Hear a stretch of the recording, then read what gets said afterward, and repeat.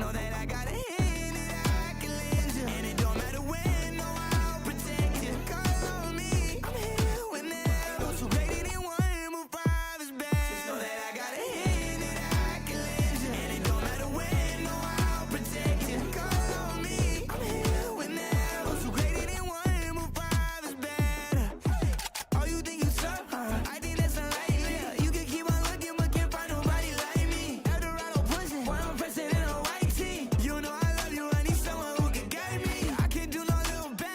I need 3 mil. Tracks coming in both directions, and like a be real. I've been eating good, to be lucky to get 3 mil. First place, run it up, care about what you feel. I have you, give you everything, anything. I have you, you're my everything, and just know that I got a hand that I can lend you, and it don't matter when, no, I'll protect you. Call on me, I'm here whenever. Those who greater than one, move five is better. Just know that I got a hand that I can lend you, and it don't matter when, no, I'll protect you. Call on me, I'm here whenever. Those who greater than one, move five is better.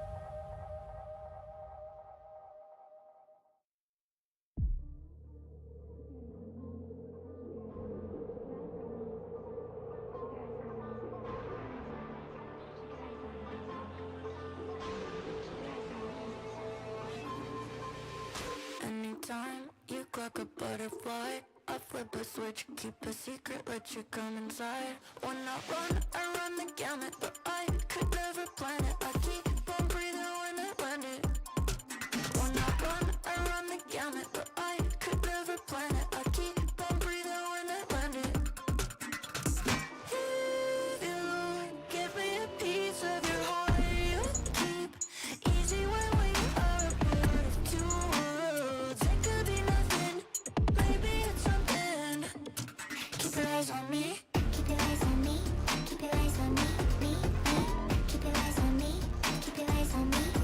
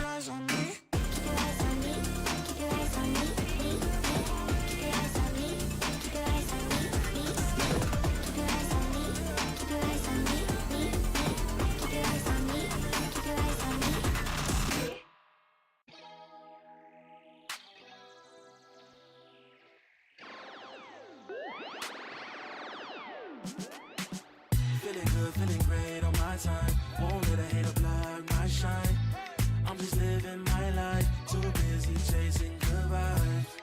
Chasing good vibes, chasing good vibes, chasing good vibes. Too busy chasing good vibes. I'm feeling good, feeling great now. A hater can't play with my day now. Get that negativity out of my face now. In my city, I'm the man of my state now.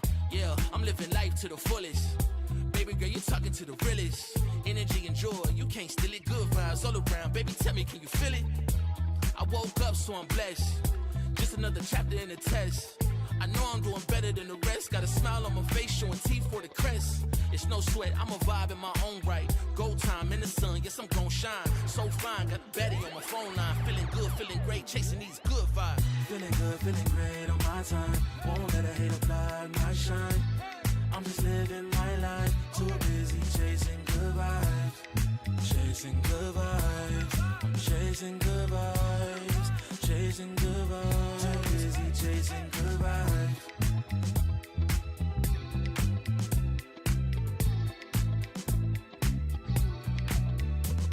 Put my soul on that beat, I'm ready to feast. Margaritas with some divas, I'm pouring the drinks. I'm living life to the fullest, the blessings in me. Don't really care what you say, whatever you think. Nah, unequivocal miracles with the lyrical. With the homies tryna pop like the cereal.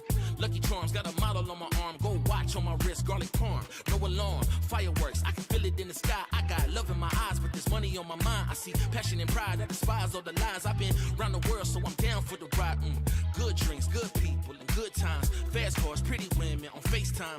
More money, more fun in my life. I'm just chasing my shots with good vibes. Feeling good, feeling great on my time. Won't let a hater blind my shine. I'm just living my life, too busy chasing good vibes. Chasing good vibes, chasing good vibes, chasing good vibes. Too busy chasing good vibes.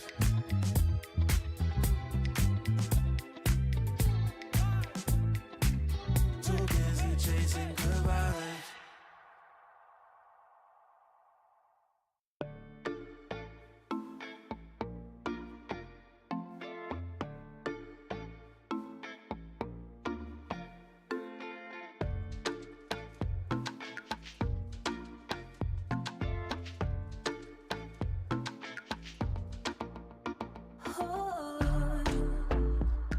It's a pity that I didn't see this coming. I guess everything I did was all for nothing. Thought this was good and we really had something. Guess I was wrong to put my trust in for nothing.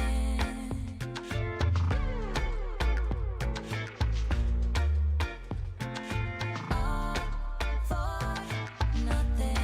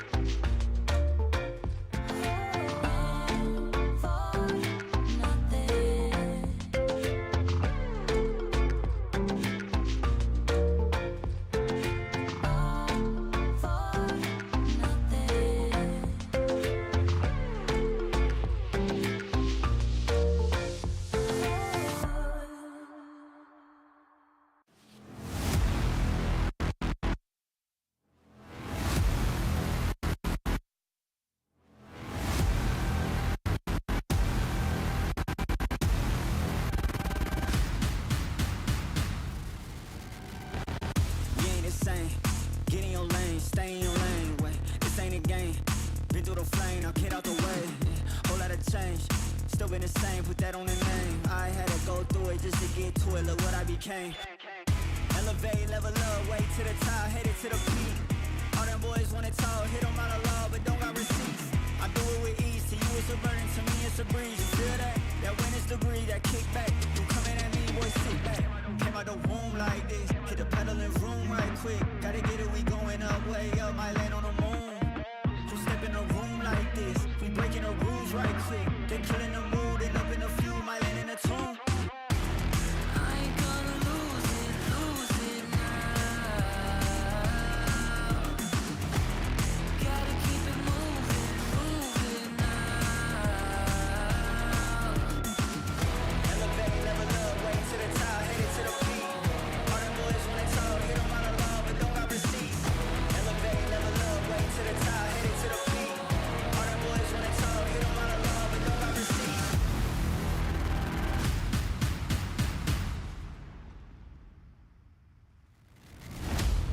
Bad with a vengeance, killing the ops and leaving no remnants. They all in attendance. Gotta go big, I aim for the fences. It's mine, I sense it. Back in the scene, I'm back to the business. Back on the front line, gotta grind. It's time, let you be the witness. At the time, turn a repeat to a 3P, yeah. Got the franchise on me, you more like G Lee, yeah. 21st century, you all the way BC, yeah. Old boy been washed up, I'm nashed up in TTA. Came out the womb like this, hit the pedal and room right quick. Gotta get it, we going up, way up, might land on the moon. You step in a room like this, we breaking the rules right quick. They killing the mood and up in a few, might land in a tune. I ain't gonna lose it now. Gotta keep it moving now. Elevate, level up, way to the top, headed to the peak. All them boys when they talk, hit them out of love, but don't got receipts. Elevate, level up, way to the top, headed to the peak. All them boys when they talk, hit them out of love, but don't got receipts.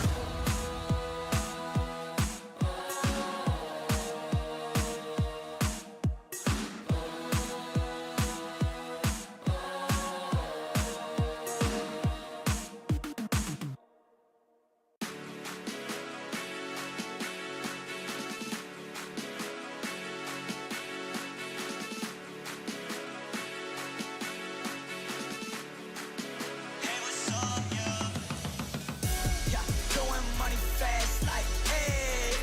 Yeah, my foot up on the gas like, hey.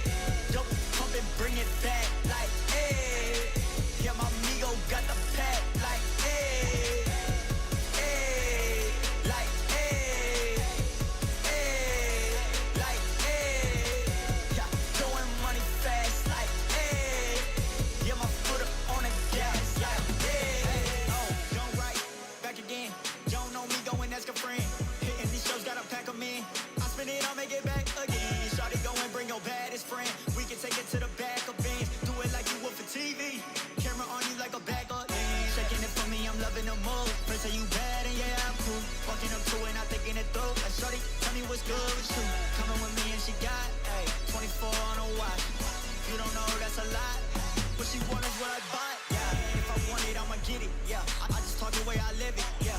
I got many, plenty women, they all wanna ride, even in the set. Yeah, but now I pull up in the Aston. For money, I'm made off the back end.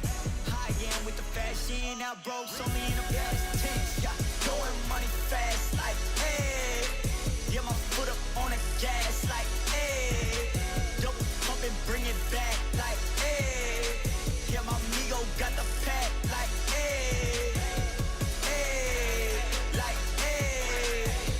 Hey, like, hey. Yeah, throwing money fast like, hey. Yeah, my foot up on the gas like, hey. Wallet in the bank, I'ma check. Whoa, VVS all on my neck. Whoa, we talking power, respect. I be blowing no gas and I'm high as a jet. Like, whoa, shorty can't breathe no air. Yeah, red bone body, long hair. Yeah, everything I do real rare. Yeah, can't buy one, need pairs. Yeah, I get paid now. I was in them streets and I ain't never do no playground. I just kept it real, stay 100 and I stayed down. Made it out that jungle, now we shopping when we touch down. We riding around, my windows down and my speakers loud. Hate my grind down, like my shine, I'm one of a kind, no stopping mine. I'm certified, can't copy me. Got the bank like Monopoly. My tie fly, that's all design. I'm dripping short, know it's hard to see, but best believe live. Yeah,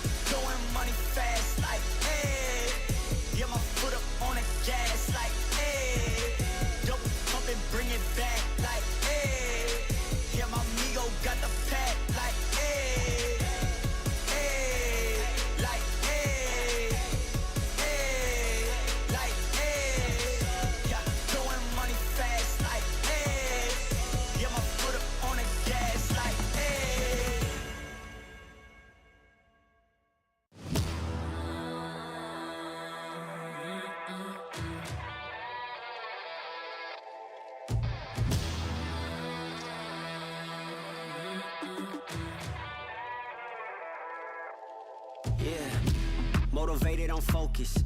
Came a long way from the lowest. Yeah, gotta get it, the mindset, gotta put it in motion. This is the moment, gotta one up my opponent. Back then they ain't noticed me, now they know it's me, I'm the chosen. It's my time, yeah, I put that on Bible. No excuses, gotta get to the final. Take all of my idols and turn them to rivals. It's all or nothing, man, the trophy is vital. Game time, bet I'm coming in clutch. No hang time, man, they can't keep up. The game's on the line, seconds on the time. Who can't fight? It's gotta be us. Better under pressure, go ahead and let it fall on me. I'm destined for it all, you better call on me. They say what doesn't kill you make you stronger. All that pain, it done made me to a monster. They say what doesn't kill you make you stronger. All that pain, it done made me to a monster. Yeah, whole lot of times they doubted I wouldn't be who I am without it. Sleepless nights, I counted. It all paid off, it's really astounding. I had to keep the faith to elevate. Hope for better days, they were coming. Now we can celebrate, knowing every day is abundant. Yeah, it's my time, yeah, I put that on Bible. No excuses, gotta get to the final. Take all of my idols and turn them to rivals. It's all or nothing, man, the trophy is vital. Game time, bet I'm coming in clutch. No hang time, man, they can't keep up. The game's on the line, seconds on the time. Who can't fight? It's gotta be us. Better under pressure, go ahead and let it fall on me. I'm destined for it all, you better call on me. They say what doesn't kill you make you stronger. All that pain, it done made me to a monster. They say what doesn't kill you make you stronger. All that pain, it done made me to a monster. All that pain, it done made me to a monster. All that pain, it done made me to a monster.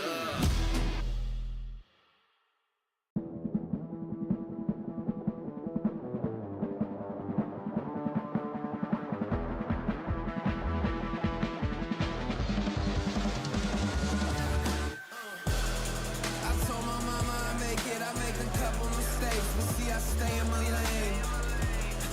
I keep my feet on the pavement, and don't you ever mistake it. No, this ain't never been a game. Tell me where the competition. Seem like they all been missing. Never made a wrong decision.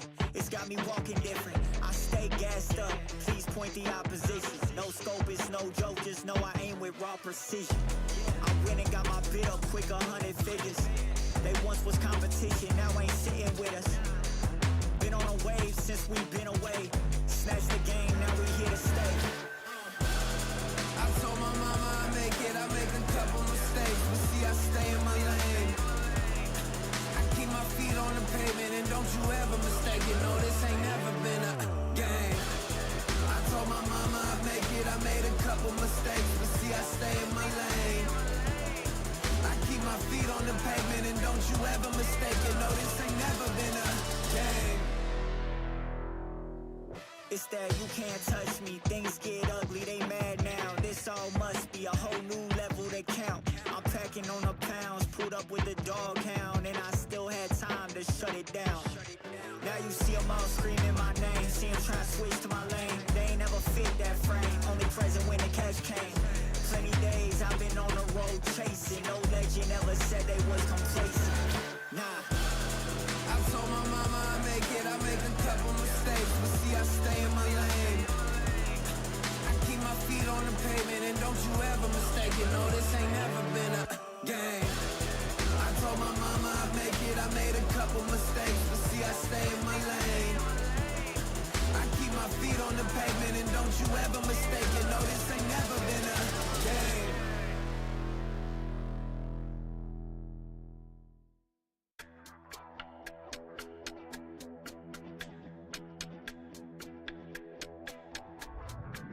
It's now or never. Now or never.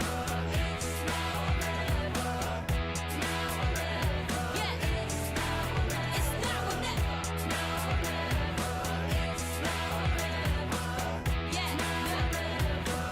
It's now or never.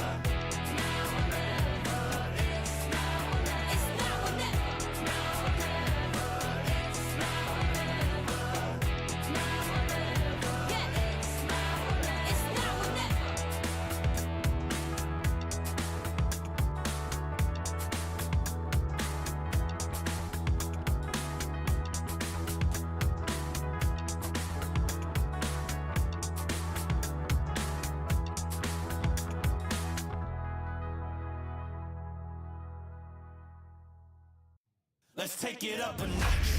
Running out the clock. I shoot my shot. I cannot be stopped. Let's take it up a notch. Let's take it up a notch. Let's take it up a notch. Running out the clock. I shoot my shot. I cannot be stopped. Let's take it up a notch. Let's take it up a notch.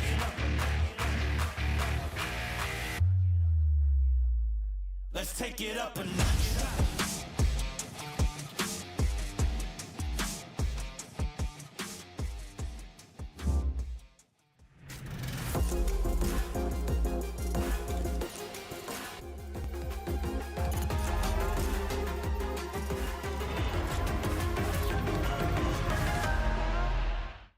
Hey! Hey, Tom. Alberto was looking for you, by the way. Really? Yeah, you better get there Okay, quick. I'll go check.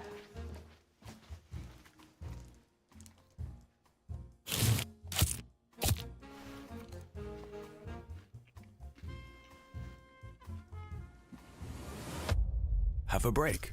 Have a Kit Kat. Tom Biz. You've had your fun. It's my turn. At Carmine Corp, we demand the best. This is what backs us up. The Razer Iskor V2 New Gen.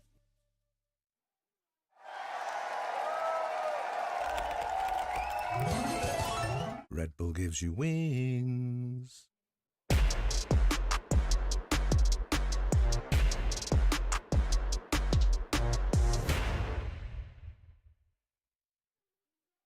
Want to find your fastest server every time? Express like a pro and optimize your connection in one tap. Express and game without ISP throttling. Express and shield yourself from DDoS attacks. Express and choose the VPN trusted by gamers everywhere. Express VPN. Experience gaming the Express way. Fast, stable, competitive. Outplay the world. It's time to Express. Unlock free cosmetics, including Lightning Kicks Buddy and more. Scan to subscribe.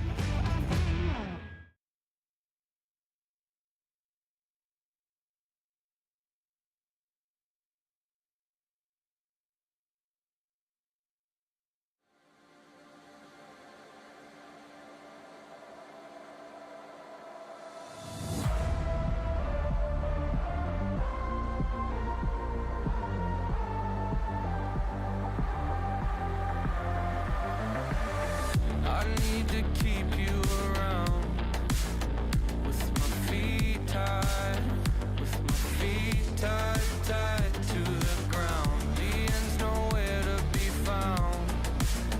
I don't know why you don't leave me to drown. Oh, don't know where to go unless you say.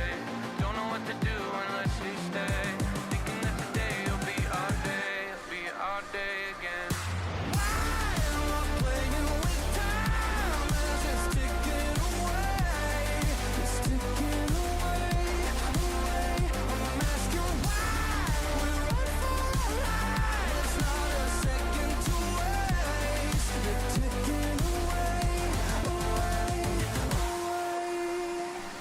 Let's get it. Winning, losing, either way I'm there. Got an attitude, I'm off the roof, up in the air. Let's run, I make it count, yeah, I'm talking right now. Feel like the comeback kid, got no time to spare. Double up score, 22-4. You know I win a lot, gotta win one more. On a hot street, never gets old. Sorta with the ace and my team went gold. Why am I playing with time as it's ticking away? It's ticking away. I'm asking why we're all for life. It's not a second to waste. They're ticking away.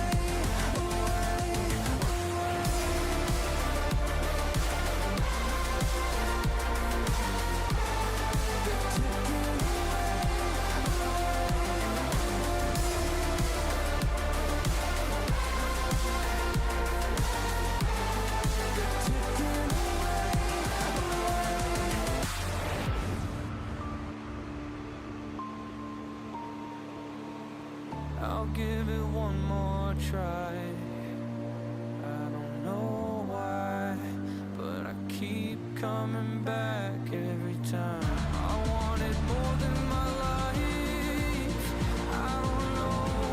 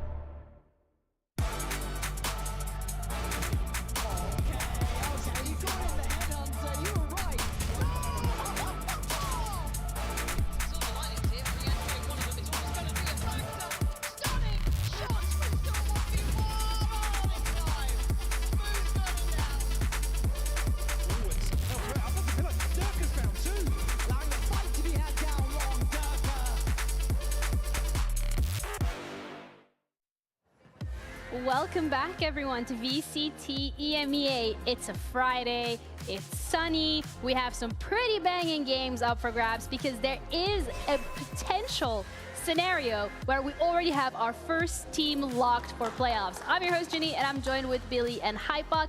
Today's an exciting match, Billy. Yeah, I mean, the fact that Foot can lock playoffs today is Wild. pretty exciting. Wild? Yeah, I mean, it's wild. In comparison to kickoff, yes. But Yeah, I think roster changes and everything that Oh, yeah, happened in between then, There not are so some wild. crucial changes to take into account, yes, but I think it's wild we're in a position here talking about a comfortable lock potentially. If you look at the next couple of weeks for Foot, they're kind of they're kind of teed up. Yeah, it's a great position for them to be in. Liquid has also been in a very good shape. And when we're looking at both of them, they are currently tied in that #1 spot because they are yet to lose a game in their group. So for either one of them, this is going to ruin that undefeated streak. And then the only one in Group Omega who has the exact same luxury is Fnatic. Yeah, which we will also see later on today going up against Pacific, which is exciting. I think that group that they're in at the moment, speaking about Fnatic here, is getting very tight when we look at the results. Yeah, it's getting weird, very weird, which I think, to be fair, is kind of what we expected, is fair to say. Yes and no. I think there's probably some front runners in there, but I think again across the region we're just seeing some weird outcomes. Weird. Isn't that just a classic though? That's what. It wouldn't be EMEA without a bit of a mess going exactly. into playoffs. So you gotta enjoy And the then we'll chaos. get it again in Just playoffs. call us the Turkish region at this point. Okay, I mean, the Turkish team is playing, and they are playing for that playoff, so the permutation here is really important to put into perspective. If they win this game against Liquid, they will lock playoffs, but Liquid can also go clear top of the group, and they'll be 3-0, which wouldn't lock them just yet. Crazy, but still. I mean, for Foot, this is, I don't want to say this is do or die, but this is so impressive if they can actually continue this winning streak, lock it for that momentum, that confidence, huge. And I think it would be a huge validation to actually come out today and beat Liquid, of all teams, right? You look at some of the matchups, and again, Liquid coming out of Santiago, there were questions again following a global stage, and a little bit of a miss in my eyes, but they've hit the ground running coming back into stage 1. So I think, actually, all things considered, if Foot can continue here today, that's a huge statement to make. Mitch called it. Mitch literally called it before we even started this stage. And I think, yeah, when we consider the roster changes that they had between kickoff and stage 1, this was a team that we could get excited about again, I feel. Because, of course, Foot had a pretty sad year last year when we look at global events especially. A team that we always expected to go to those global events. And now we have a Foot that are going on a flawless run throughout this regular season. Yeah. And now, like, as we're mentioning, could quite literally lock playoffs today, which is exciting. It quite literally is the new era of Foot. Yeah, I'm looking forward to it and how they're going to be able to pull that one off. But first things first, a little interview standing by with Sociable and our translator, Yaman. Sociable, welcome to the interviewing spot. You have a game going up today against Liquid, a pretty important one. But before we head into that, you've joined this roster as the IGL. You guys have been doing very well. Benji last night also has singing your praise, saying you're doing really well as an IGL. Could you give us some insights as to what it is that has allowed you to be so great at this role when it comes to having it integrated with Foot? Ya geçen hafta da zaten buna benzer bir şey cevaplamıştım. Zaten IGL'dim. IGL olarak devam etmek istiyordum ama dil bariyeri olduğu için bırakmak zorunda kaldım. Benji'nin konuşmasını duymadım ama sağ olsun. Yani şu an iyi gidiyor. 2-0 ilerliyoruz. Bugünkü maçımız insanların gözünde grubun liderlik maçı ama biz playoff'a kalmayı garantileme maçımız olarak düşünüyoruz maçı. Diğer maçlarda da aynı şekilde hafta hafta bakıyoruz. Ya IGL olmak da güzel yani, en azından bir şeylere kendin etki edebilme imkanın daha yüksek oluyor. O yüzden için rahat oluyor yani, kaybetsen de my bad deyip hatalarını düzeltmeye çalışıyorsun. Ya onun dışında çok kontrolün olmadı. Ya ben kontrolüm olmadığı zaman çok fazla bir şeylerde rahatsız olan bir insanım yani. As I mentioned last week, I was in IGL. I was always in IGL, but because of the language barrier, I stopped being in IGL. Now I found myself in IGL position. I like to be in control, and I really feel more confident when I play as an IGL. I didn't listen to Benji from yesterday, but I really appreciate that he mentioned my name. Today game is really important. Today, some people see this game as a normal game, but how we see is locking the playoffs. That will be the most important part. And when it comes to the being IGL in the team right now, I think everything is getting set, and I'm feeling much more comfortable. So we will just keep doing it as it is right now because it works.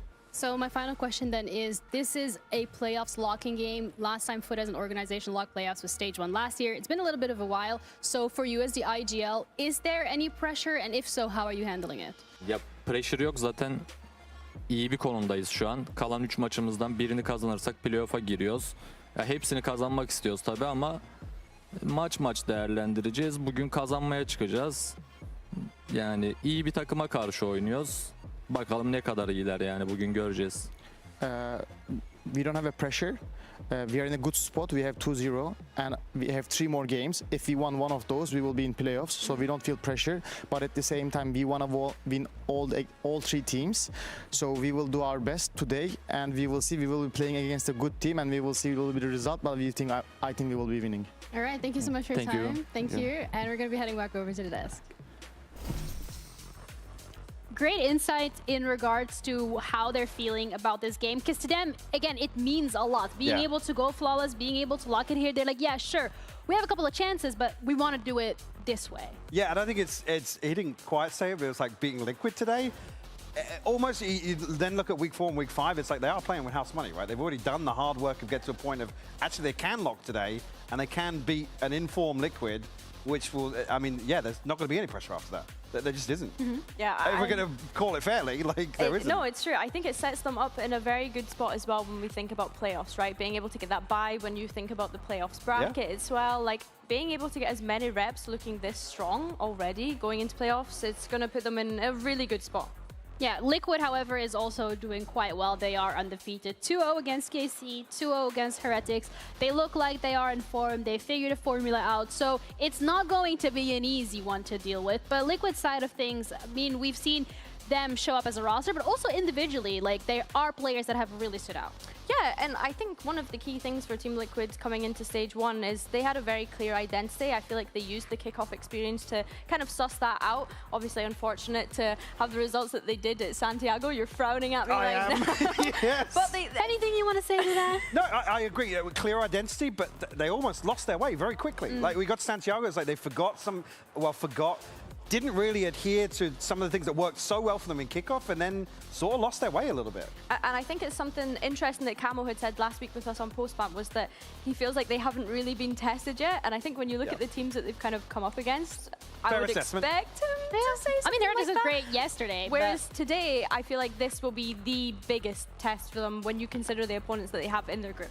Yeah, it's also important to highlight that when we're looking at Liquid's performance, going back to the identity, also it feels like it has allowed individual players to really shine and just get comfortable. Purpo being one of them, where we're seeing his performance being very consistent. Yeah, Purpo's been insane. Like when we're looking at initiators in our league, he is up there. Look at the KD, #1. It's the first death per round that is insane to me, Mike, because he's not giving away the first death at all, really. No, and again, one of the things I've been mentioning a number of times casting this guy is just how comfortable he looks being self-sufficient. Yes, he's playing a more supportive role for sure, but where Camo and Miniboo are kind of just running rampant, he's actually still just delivering rounds single-handedly.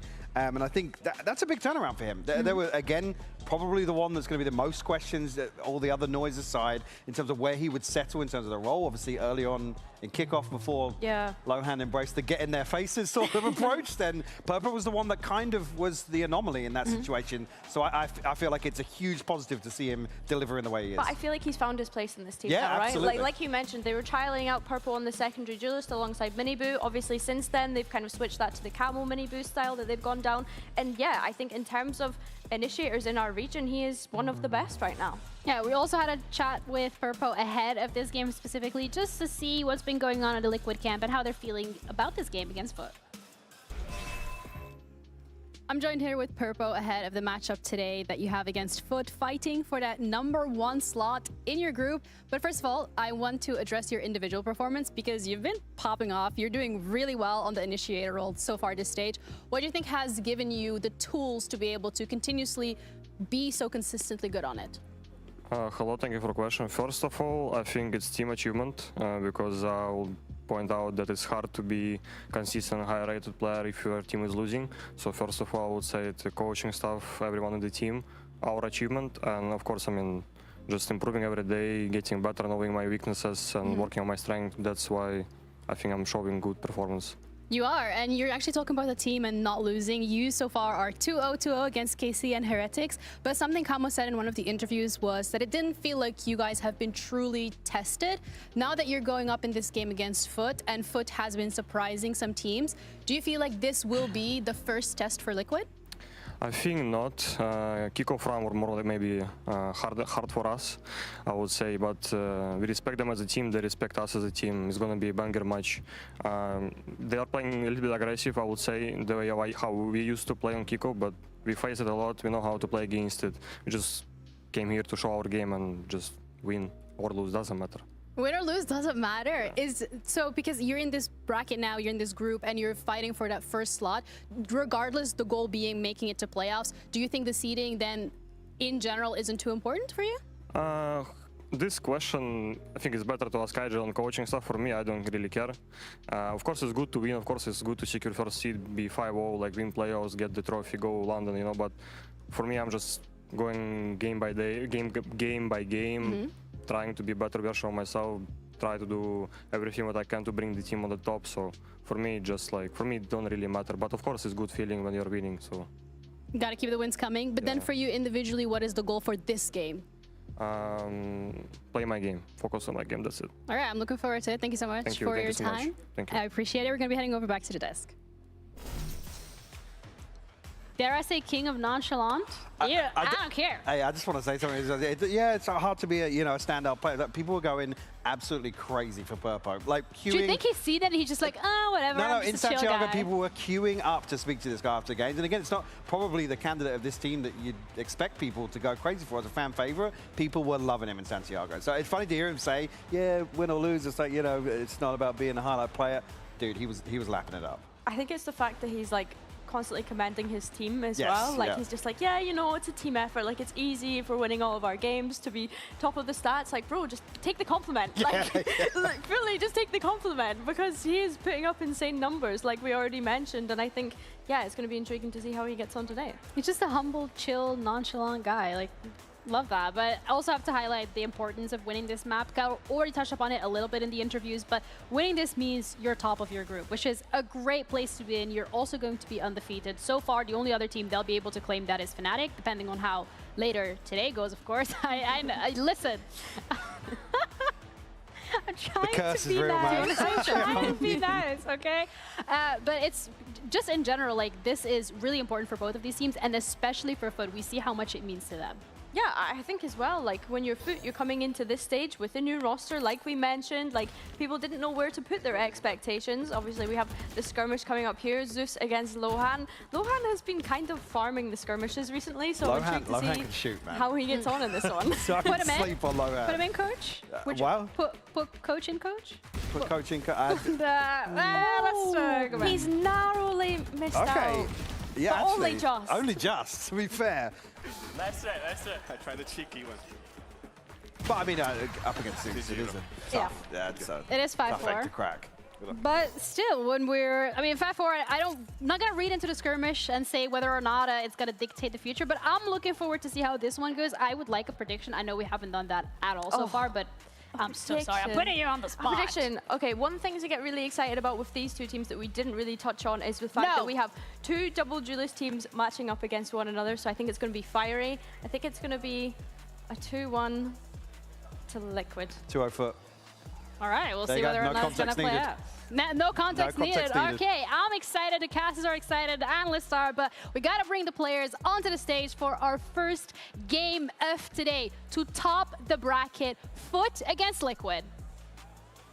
Smoke on my vision so hazy. Shots in the dark, you made me fall. Decisions in the past were made. All these eyes on me, can't breathe. Gotta keep from falling. Esports.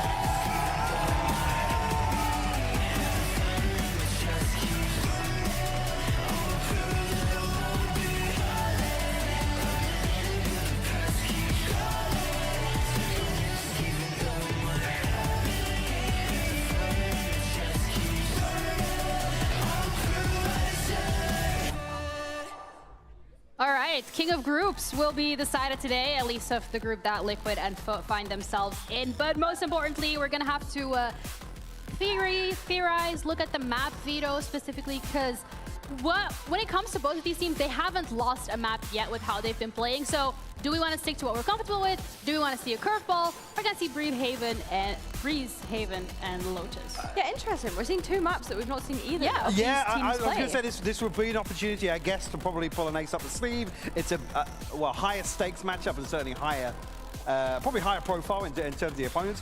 I'm not necessarily surprised to see this, but I am intrigued to see how both teams approach this, considering the overall ethos and approach the Liquid have adopted, and actually FUT's level of respect in regards to that, because I don't think there's going to be a lot of respect on their side.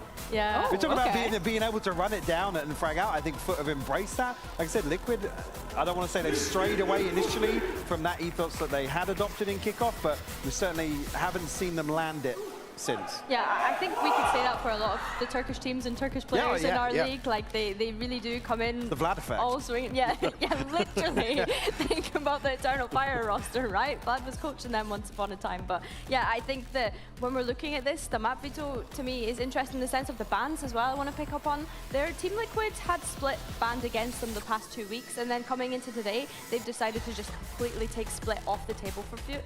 Curious to, wonder why that was, if that maybe was something that they might have as a weakness in their map build. Yeah, teams are also chilling in the Razor chairs, but to further go on to this, I want to start off with Breeze a little bit more, because Haven and Lotus we haven't seen. I think we'll have some time to dissect that later today, but Breeze we've seen at least from the side of Liquid. So are we expecting them to stick to the winning formula? Because when we've seen it, it was Santiago, it was the Yoru with the Neon still. Yeah. I mean, it would be kind of crazy to see them stick to this, but I'm not sure exactly where Camo's going to land. Now, looking at the composition, I think obviously he's already demonstrated to be very versatile. Whether or not there's any switch up alongside him and Miniboo is what I'm curious to see. I don't expect any other changes around that, to be honest with you. Yeah, and just to really hammer it home, FUT winning this means they lock playoffs. So it is their game to lose, so to say, Billy. Yeah, I mean, if they win today, I think that's also a statement, right? We mentioned that Team Liquid had already said they don't feel like they've had any tests in their group so far. I do think that FUT will be the biggest test for them in this group. And I think that if they can come out and win that and secure playoffs so early on into their regular season, it gives them so much more time and flexibility to, just get some reps in over these next couple of weeks. So it's a really exciting time for FUT, especially when we consider the results that they had last year, right? With that playoffs in Stage 1 and then not even making it to playoffs in Stage 2. Underwhelming. Yeah, exactly. Albeit, obviously, complete roster shuffle this time around, but it's definitely an exciting time to be a FUT fan. For sure. And for Liquid side of things, it's also, it's for the Breeze side of things from both Liquid and FUT, actually, it is quite exciting to see what they'll be bringing out. I know both of these organizations love going for the double duelist setup, so I'm not expecting any changes there. We do get Camo on the KO, though. Yeah, I probably didn't see that one coming. Maybe just a reversion back to what we saw them kind of toy with us straight away from at kickoff. Yeah, little bizarre to see, but maybe a return to a former comfort role for him. Again, maybe just where they built around Phoenix and whatnot, they want to keep the flashes on the board. Yeah, a little bit curious of that. Obviously for FUT, you've got Sop on the Neon, Zeus on the Jet. I think that is just the epitome of comfort for them. Yeah. No surprises to see them adopt that and have that same approach to Breeze.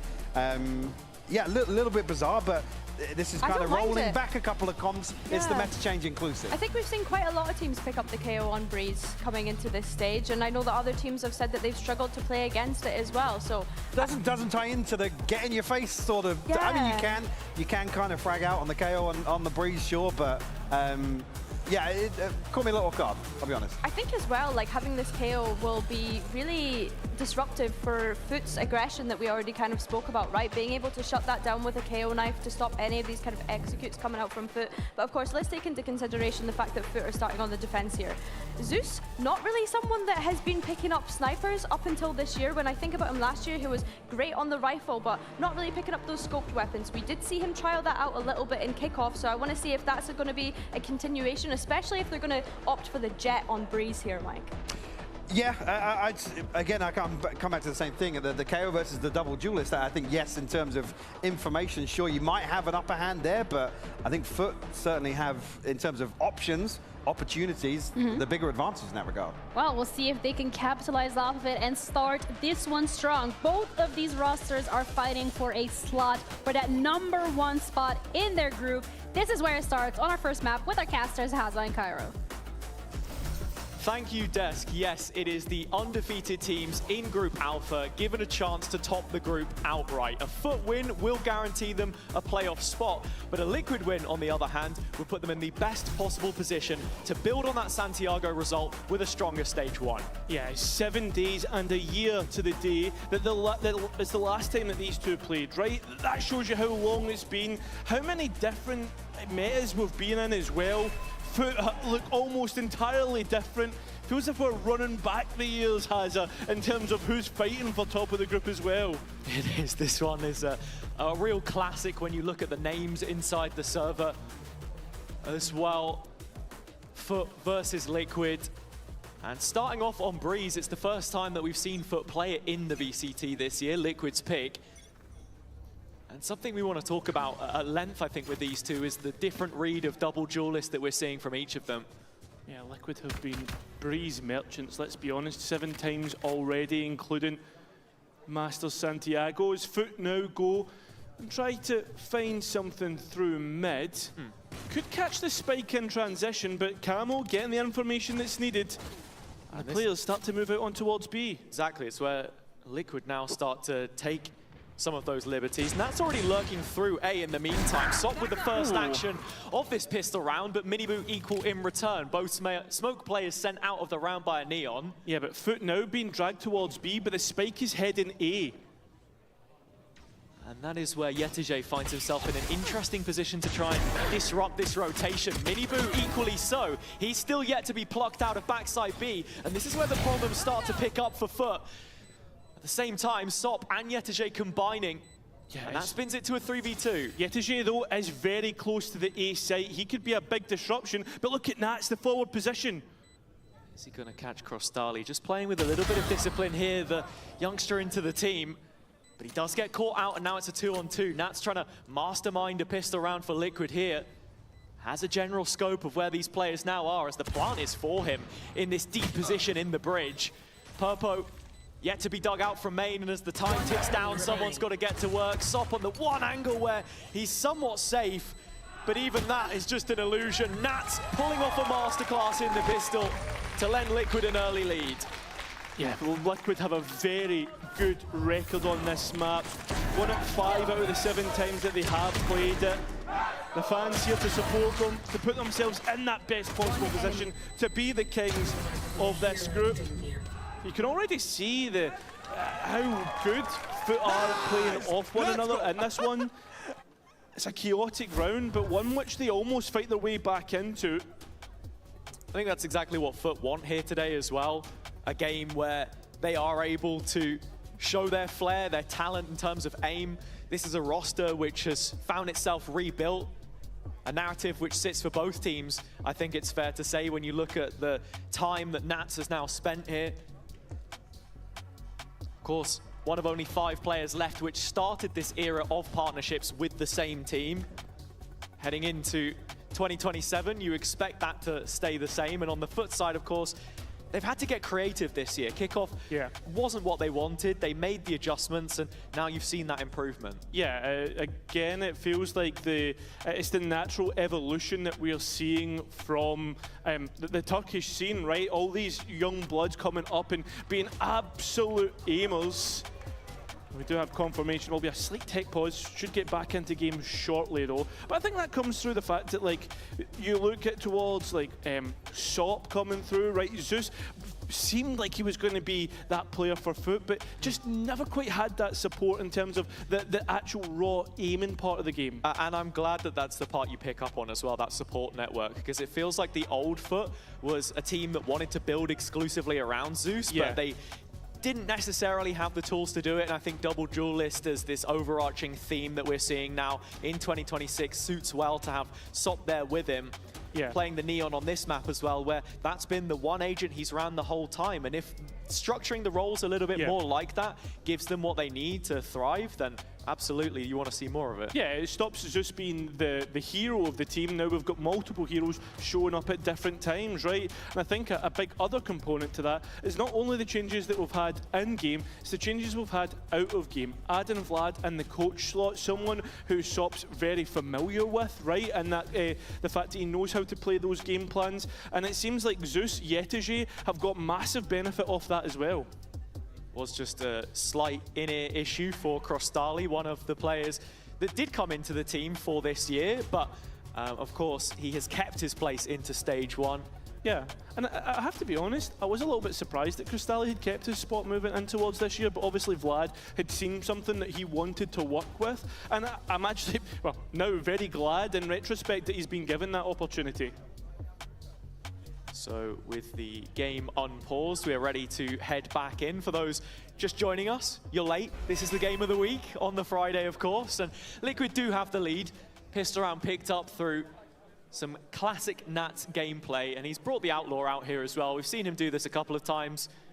The Fnatic fans in the venue waiting for their match against Pacific later will know that all too well from the Abyss Overtime 2K. Yeah. But yeah, he's out for punishment on this round. Just the Bandit on SOP for foot. Really depends on where Team Liquid go here, because as you can see, a storm brewing towards one side of the map. So Team Liquid's wait for Foot to come and push them, give them a decision to make, one which often than not, Nats makes the right one. And that's the thing, if we're looking at Liquid this stage as well, we've got to be calling them for what they are in this situation, where they're actually the ones probably defining the current meta rather than being influenced by it. I think back to them being some of the earliest Waylay adopters that we had seen in the region. Now they've moved away from it. And speaking of moves, they are starting to head towards this Foot stack of players, all 5 players on the A site. Yeah. Team Liquid need to be careful and make sure to check every nook and crevice under the floorboards and maybe even in the roofs. As we can see, Foot are hiding in every corner, and Team Liquid are deep within the site. The trap not being activated, but already one of the players being found. Round the corner they go. It seems like this is going to be fairly easy for Team Liquid in the end. Only one remaining. That's the captain Sociable, and he'll go. Nicely done by Team Liquid. Yeah, very diligently cleared. The A site on Breeze, of course. It's seen its changes with the map coming back into the pool after an extended absence, one of the longest departures that we've seen. I think that's something I want to see from this Liquid team as well as we head into the first gun round. What's the decision making like if they get into that situation where Foot do have weapons? Are you taking the extra backside control? What do you give up? What do you keep? Looking like 5 players strong at the barriers yet again. Zeus is here, but no scoped weapon, just the rifle in his hands. Plenty of targets as well. Does have the Sova behind him. Oh, drone will clear out. It's going to be Crostali to hold, but Zeus yet to be cleared. It will be Miniboo to do it. Nice entries and still alive on 5 HP. Now, looking at the setup here, yeah, Foot here. Setting up for a retake. I mean, Yetege is still on the other side of the map. It's a long rotation for him, and with Sociable dead, should maybe be thinking about a save here now. And yeah, Yetege 1v5, that is likely to be the case. Strong bonus round for Liquid. Very, very strong. Nicely done as well. The fact that they come in straight away, a nice way to like try and take that main, right? But the problem is though, you see Crostali just standing in the middle and you're waiting for Zeus to activate, but he activates far too late. Yeah, I guess so. I think at the end of the day, Crostali is baiting there to break the drone so I get that. Zeus has the fair fight. The difference then is just the entry work on the Liquid side. When you've got a Neon sliding at you, you have to be able to handle that. And with it being an in-zone flawless, it only gets better from here for Liquid. Yeah, that's the thing. Something that we've not necessarily seen from Foot just yet is that iconic aggressiveness, especially on the defense, especially on Breeze, right? Sometimes you really have to be pushing to take control of that space on this map. make sure you have, or like eat into that information deficit it sometimes feels like. And once again, you can see this is Team Liquid's game plan. They're expecting something like this, so they stop, they wait for that aggression, and right now, Foot aren't playing into their hands. Interesting to see such passivity from a team which defined themselves so far in the stage through that raw aggression that you were talking about. I understand that this isn't a round where you have the weapons to really enable it, but that was the big talking point from the desk a week ago. You know, that their key to victory would be cementing what that identity is, and I think we need to see that follow up in the big games. You know, Liquid are naturally the next biggest test that they will get, and the same can be said the opposite way around. So if you change up your play going against them, Scanning ahead. it might not just work for you. And you can already see here, it's another A site taken by Liquid. Easy enough entry, and Foot, another retake. Yeah, all four ready for Foot to come back in towards the site, but realistically, you're not expecting too much here. I thought they'd be waiting for the spike to explode. And even then, advanced positions stop Liquid from encroaching. Wayne interested though, and look at this, little set piece, nice pop of the flash, and just like that, Minibu gets his hands dirty. Zeus at the double, makes it interesting, and he even walks away with a third. So, look, damage on the board for Foot, but it's a drop in the puddle when you look at the amount of money that Liquid have already racked up. Yeah, not only that, it's starting to rack up the ultimates. That's the big game there in terms of sending players forward, because then they start to get even more important pieces for later on in this half when it gets to important rounds like the next one we have coming up, because Foot are on a bad eco cycle. For every round you win, the next round will be an eco. So this is where you invest your ultimates if you're Team Liquid. SOP does have the operator. And we're yet to see this deviation of having the Viper towards A since the early rounds, so should be an easy way in here for Liquid as they're looking to hit the site 5 strong yet again. Minibu barreling through. Foot off the back of it, do trade out. Sociable with the double from the corner, but Camo just relaying that information back to where the captain stands. Speaking of, Nats will try and put him back on his feet, but it's short-lived. Yeah, 1 versus 2, operator now on the A site. That spike's going to be hard to pick up. Nats with a wall and an orb, though. There are tools at his disposal to play around the site here. My ultimate isn't ready. Quick delay on the spike plant. Just searching out any kind of a push from Foot, but absolutely no reason to give him what he wants.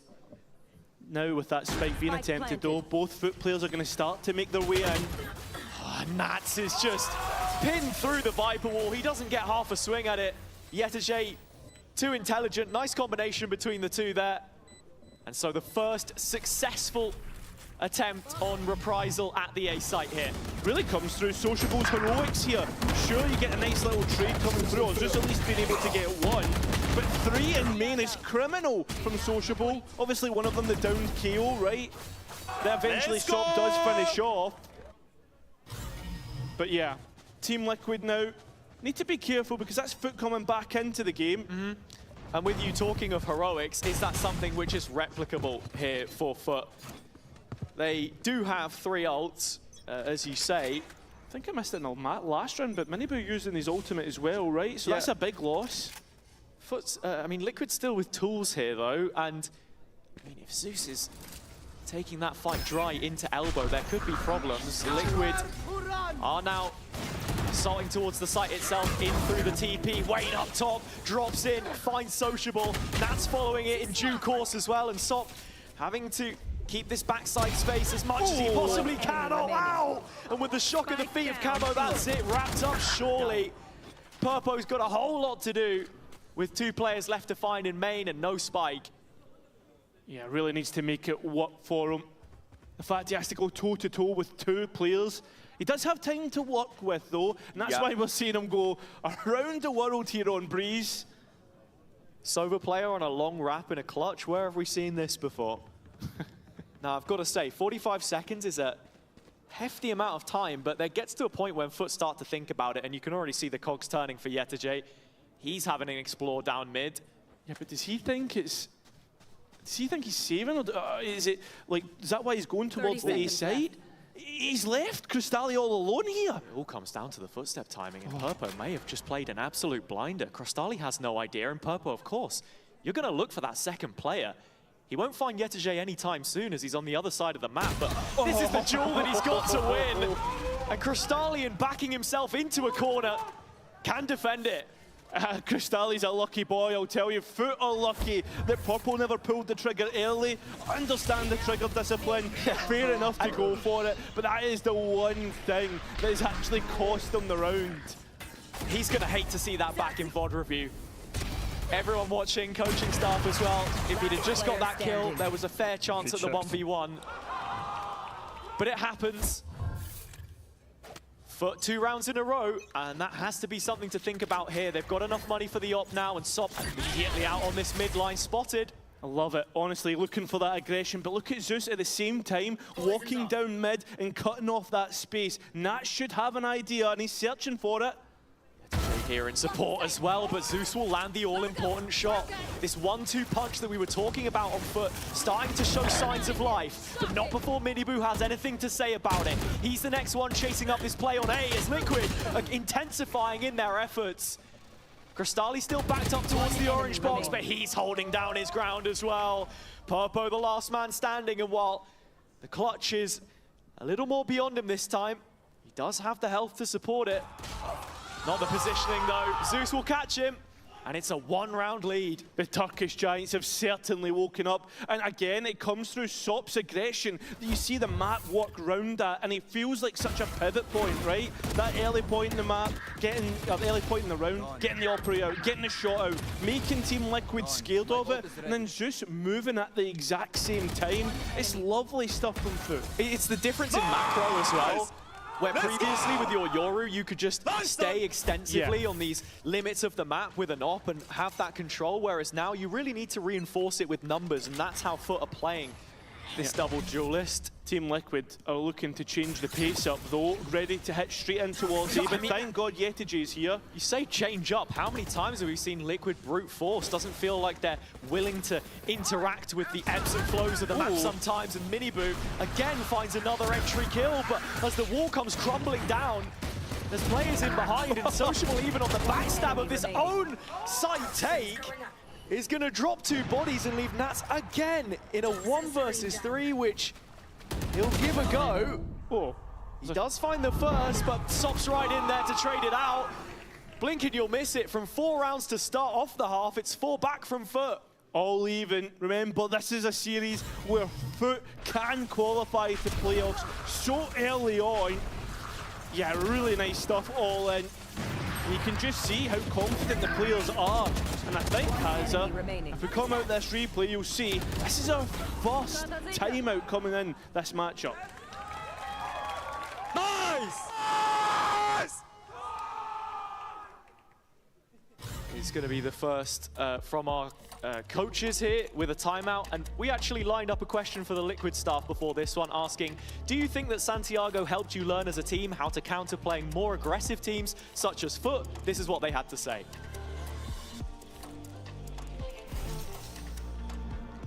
I don't think it helped us playing against aggressive teams. I think the other way around, we were the aggressive team in Santiago. I think we learned from that. We know what it takes to counter that type of play style, and I think for today we'll be ready to face them. We're ready for anything, to be honest. So that's it. Thank you, Ayas. And it's a valid point that he makes there, because when you look at their opponents, T1 to start things off, heading into Gentlemates and the final game as well. I mean, they only played against 1 Neon out of those 3 different teams. So it's very different to what we've seen in kickoff here now, where the meta has really shifted around what transpired at that event. Yeah, exactly. But I think as well, it's not just Foot's aggression, it's how dynamic they are in doing it as well, using different points. I mean, even just being anchors and playing off of one another. Once again, Liquid want to go back towards in. You can see Sociable trying to walk out, but he does give the first entry. Team Liquid taking that space. Crystalli coming in and at least getting a double. Liquid immediately able to punish some of that foot aggression. That's hanging around in middle, but Zeus catches it. Oh, and Sop finds the follow-up as well. So with Spike dropped at the mouth of A main, Miniboo the one this time left to try and do it. Would need an ace clutch. Yeah, but it's against Zeus and Yetaji. 2 highlights from last year. Where's Miniboo going? He's going looking. Spike's still on the ground, and Foot will have control of that in a minute. He's following the footsteps of where these players would have been. The thing is, Foot are a step ahead in that regard. They've already re-cleared out through middle into main and sit behind where the spike is right now. Miniboo doesn't really leave himself much of an opportunity to make this workable. He still has full fuel on the high gear, but 30 seconds for that reposition. 30 seconds Trying to wrap around, thinking that someone could be backside, but as we already know and you can see on the map, still has that relay bolt, the concuss on the neon, and with both players being close, you could get high value. Has to land it though, and just doesn't anticipate the position, doesn't leave himself long enough. A bit of a misread there in the 1v2, but Foot playing that fantastically. Advantage taken. Can they convert that into an advantage into the next half? This is lovely from Crystalli, catching Team Liquid off guard when they tried to take a moment to pause. And that's the thing too, it's what Lohan was talking about in the response there, that Liquid were the ones heating up sometimes. And when you're against these cerebral teams like NRG, like Mates, that want to really bring the pace down sometimes, you don't want to get sucked into those fights where possible. Next gun round, it's an early pit on the B side of the map, but Liquid's still just defaulting around this. Information from the knife as well, there was the Jet and the Omen seen through those double doors. But you can see Team Liquid are exploring a different part of the map now, all the way up elbow. And it's going to have to be Sop to hold down the back part of that pit.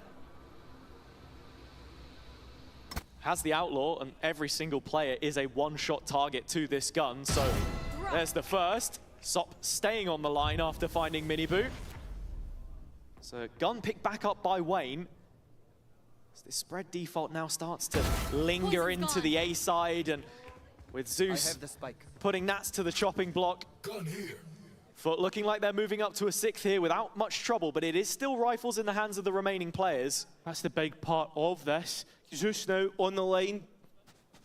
He's just waiting for that first player in, and the next will follow it up. Camo throws his hat into the ring. A whole shot through it.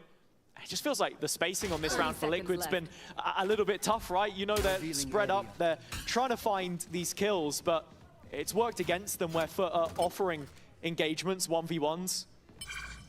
Yeah, Purple just wondering if there was going to be, that Audible was going to have a swing head his way, but with time so low, and the players still with rifles in their hand, it will be Foot up towards 6, a massive point in this first half, considering the first 4 rounds went Team Liquid's way. Oh, look at Sop. He's straight into spawn. He spotted both targets. He'll find only one of them. Purple will be lucky to live after time, and he will. Okay, keeps that rifle in towards the next one. Something that could be a saving grace for Team Liquid's economy. But the biggest part here, they've got ultimates. That's the big thing, right? Miniboo has the overdrive, overdrive back. So we've got to be looking at that. He's a real highlight so far. His entry work, excellent. Oh, kill him. Last round of the half, and with Foot finding 6 in a row, Liquid have really slowed down the momentum here.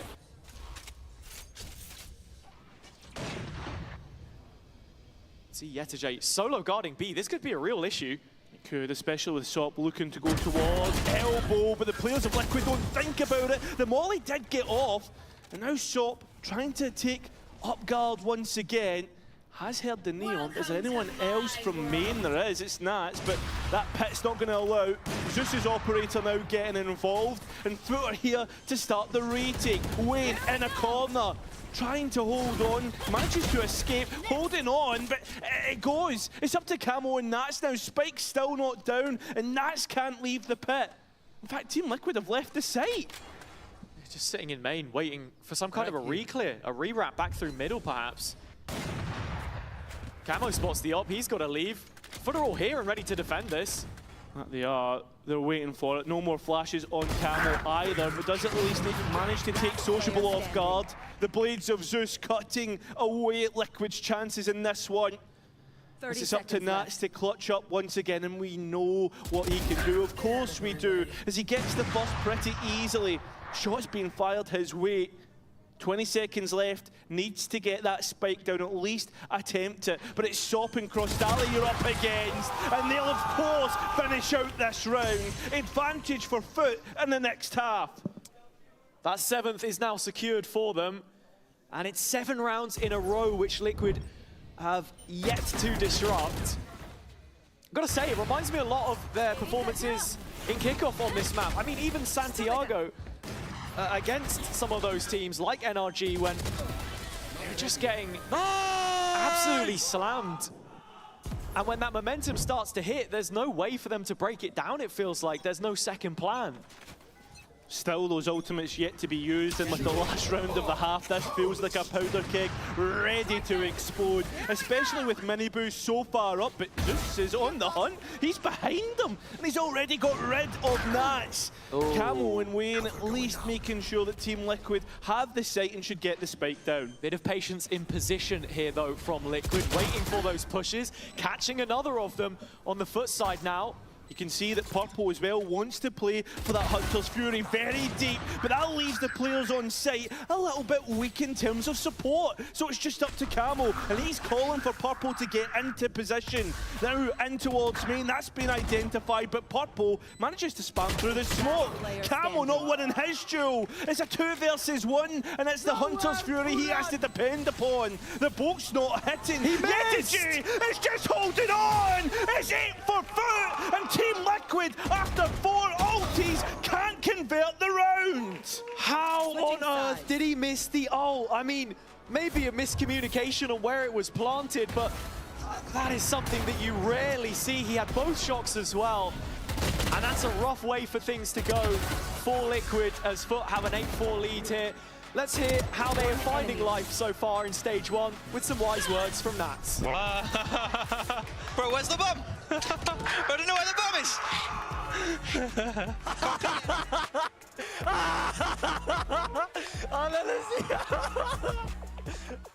I think that's the biggest thing we're dealing right now. We're finding the middle ground of playing very aggressive and not very aggressive, and I think that's what the teams in Master Santiago did very well, and we didn't manage to show it there. And now for stage 1, we're trying to find that ground of sending it and not sending it, and I think we're on the right path right now. Let's see in the first match. I think this year players is like somehow naturally are getting along faster, and I mean more natural, I would say. I think there is less team issues happening this year, so I think there is opportunities for the good and bright future for this year, but as I said before, I think time will show everything, and the more we are together, the more we play together, the more chemistry will be built.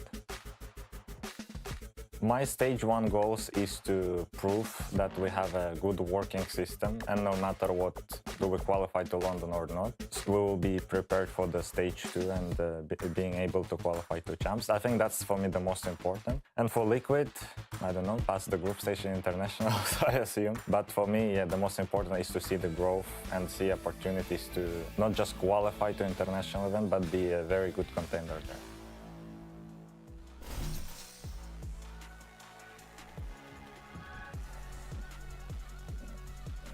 So we are back out of the half-time and hearing from what Nats wants from this team. You know, he asks a lot of these players. You saw that in Santiago as well. You know, the famous now team talk in that final game where he was sort of saying, you know, we don't want to be just back on that flight home, fight like you actually want to, you know, play here. And that's what we're building towards. If they do make it to London, is there going to be an improvement? First of all, you've got to be beating the top contender in your own group. Yeah, you do, right? You have to beat the form team, it has to be said. That's exactly what Foot are at the moment, and they move on towards the attack. And well, if you want to speak about the captain, he's the first one under fire, and already starting to run away. Just knowing when to give up this space, because look at the rest of Liquid. Snaking their way through spawn. Yetigy has cottoned on to this idea and repositioning inside the defender's smoke. Ooh. He does walk away with one, but that won't be enough. Well, not, but at least Foot have the information to adjust. He's just going for the fight. And that's just holding down the line. It's a luxury for him. Zeus walks straight into the crosshair, and this retaking pack of players in through middle is now starting to cut its way into the site. Sop advanced, trying to hold this aggressive line as much as possible. Good for a little bit of delay, but only 1 kill on the trade. So Foot continuing to trail in this situation. Crystali sat in the back of sight, and that's where the plant is. 4 Foot's advanced position, they get nothing from it. And Liquid with another pistol round. Yeah, I would have loved for Yetiji to drop off after they got that pick, but Team Liquid so good in their planning for these pistol rounds. You can see straight away, as soon as Nats feels the pressure, there's the response from that B side of the map. And I think as well, when it comes to that site fight, you can just feel Foot a little bit panicked in a way, and everybody taking individual duels, which just favours Team Liquid. Confidence. Why even this round, it feels that we won it without the confidence. So Nat's asking for confidence in his own players to go and take those duels. And that's what it's all about, right? It's exactly what I was talking about as we came out of the halftime. Need to find a little bit of inspiration here because they are heavily on the back foot, but we've seen them recover these kinds of situations before. On the defender's side, it's a lot more difficult. Burpo just shouldering mid, and as you can see, Foot have already congregated in this position. Minibu does catch information that they've progressed as far as elbow by now. You can see a smoke just being dropped there, but Foot are already far by it. So mid completely in their control, and you can see Team Liquid trying to reinforce that B site, but it's all a ruse. Just huddling outside of the doors, and Purpo's got a lot of targets to hit. The burst fire on the Bulldog here. It potentially could struggle if there's multiple targets running right down at him at once. We'll see how much he can possibly get. First couple shots not going to land. Drops off with a recon dart available. Yeah, and with the wall up now, you can see that spike perhaps going down. Big information though. Huge and great chip damage from those shot darts as well. That's right in behind this. And with Foot put through the tenderizer, you would think they'd get dropped, but it's down to the 2-on-2, now just the 1. Sociable without a weapon, but smokes to support. Has to get this timing right. Wayne spotted him just eclipsing the edge of that smoke. And the plant out in the open is ill-advised.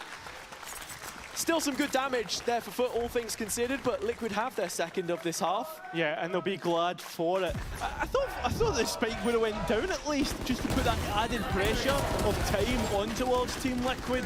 You can hear the fans have found their voice again after that round win. A bit of a tense affair.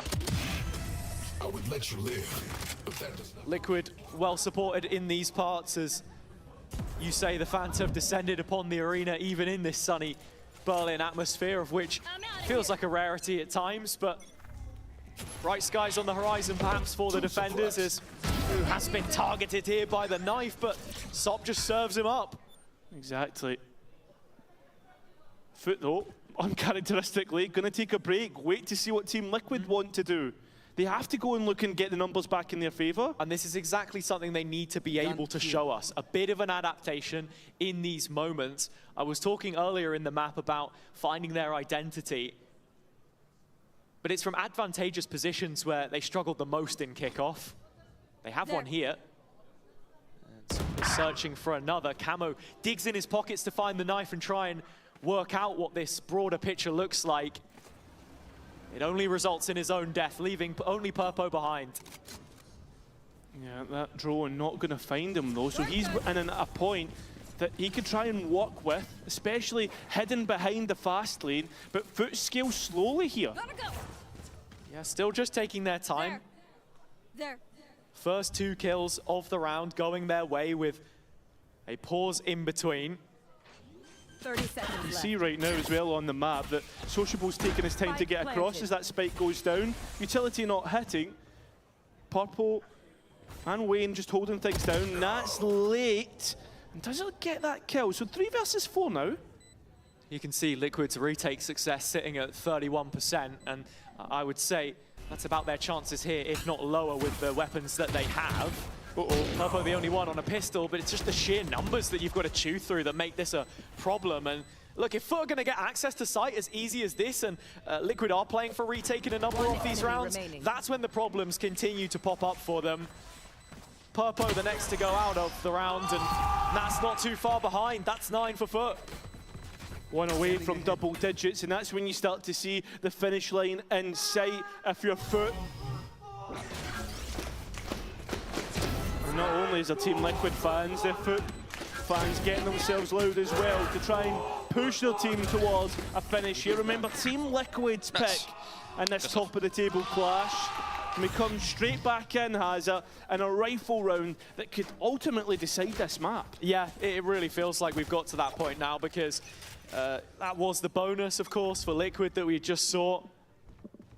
It's not worked out for them. And now Foot, again, putting this heavy price on A main control with Sop leading the line. The Outlaw tags on to Nats, 10 HP. What on earth is Liquid's in-game leader supposed to do with that? He continues to call away orders, as you can see them now re-clearing into mid. The door opening heard by Sop, who only has 20 HP himself, but will still walk away with a kill. Traded indirectly through Miniboo. Yeah, and that's also only on 10 HP, so that's at least the even in between both teams. Foot slowly making their way towards B, and that's slowly making his way over. Broadly playing a 2-2 with mid completely forfeited now. Camo has the knife queued up, just spotting the edge of the corner, but Sociable's already so far advanced. He's got to be careful not to get caught here. Does back up with the judge eventually, and as Nats arrives, his timing could not be better. Cutting off the cross, Sociable's already made it inside the site, but now something's got to happen for Foot. Reached 30 seconds and still no progress on the site itself. Sop goes down and all the rest cut out behind him. Liquid doing really well to respond from an early setback. You can feel the tension within the server, within the arena. Very big round for Team Liquid to win, especially when you've got purchases like a judge in the server. Miniboo does excellently to catch out Yetaji. Stop those, I guess, like the big part of the controller game on Breeze to go. Foot all immediately straight after that round though. Pressing the button, nice. Going for the timeout. Yeah, when you look at the composition which Foot are playing here, of course, I mentioned Double Duelist earlier in the day. This is one of the few maps where Liquid are just running Miniboo on the Neon. A key part of that is Zeus, and yeah. I wanted to bring up the stats here from his stage 1 last year when we really saw him at his best, when he was that individual solo carry. And in the time since, he's obviously had to change agents, I think, to fit around Sop as well. That was a talking point of Sop's own time on that Ulf core with Fabian, because you've got to make it work between what you've got available, and Jet, more than any other agent, is just peak comfort for him, and you can see that reflected in the kills so far. Yeah, I feel as if, like, this is going to be a crazy thing. The fact that his stats have went down is a good thing for him, because he's got so much other players coming in and picking up that mantle, right? He's not getting as many kills because other people are actually getting the kills. That's the thing. Sop is picking up the slack, and as you highlighted quite rightly there, you can see between them already how much impact they've been able to have. 17 and 16 kills. And it's that gap close that Jet then provides you with the dash as well, and one of the reasons why she is still somewhat in favor on this map. Foot keeping it straightforward out of the pause. Looks like they want to go straight for an A hit. 5 players at the gate. Sop with the ult though. Has to wait for the knife to finish before he can pop it. And Melody straight through, any towards backside though. Can't catch Nats off guard. Not like that. A triple kill now. It's Team Liquid. Look for a flawless round. Just in the middle with nowhere to go. An end zone flawless for Team Liquid. And that's exactly where the partnership we were just talking about needs to show its strength and improvement over the weeks. Because Sop comes flying in here, Zeus has dashed into the middle of the site, but as Nats paths around the corner, there is no tradability. Zeus frozen in position in the end, trying to find anyone else. But Liquid handling it beautifully. That's now 4 from 5, and with the buy broken, Foot's back is to the wall. 2 rounds ago, it seemed like Team Liquid were on the precipice of something awful happening. But now it's the other way around. Foot falling away on towards an equal buy. You've got to be looking at the fact that Nat still has the pit here as well in the follow-up round. If Foot want to go for another fast play, that can very quickly make life difficult for you.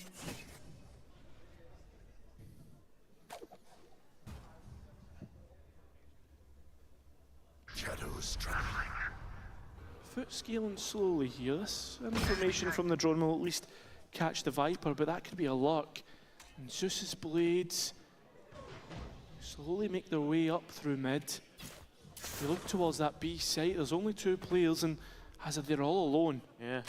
2 players coming in from main as well. What a shot from Camo. Zeus with a head taken clean off. But Foot still creeping closer and closer to B. Finally, starting to think better of it, actually. And now at this stage in the round, with this, being a half investment at best, you're looking for a way in more than anything else. 30 seconds left. There you are. Sociable's been deposited as a joker towards the late rounds as he holds on towards that portion of the map. As well, the rest of the bodies of Foot walk towards that site portion. And it's up against the main villain, as it always seems to be in VCT.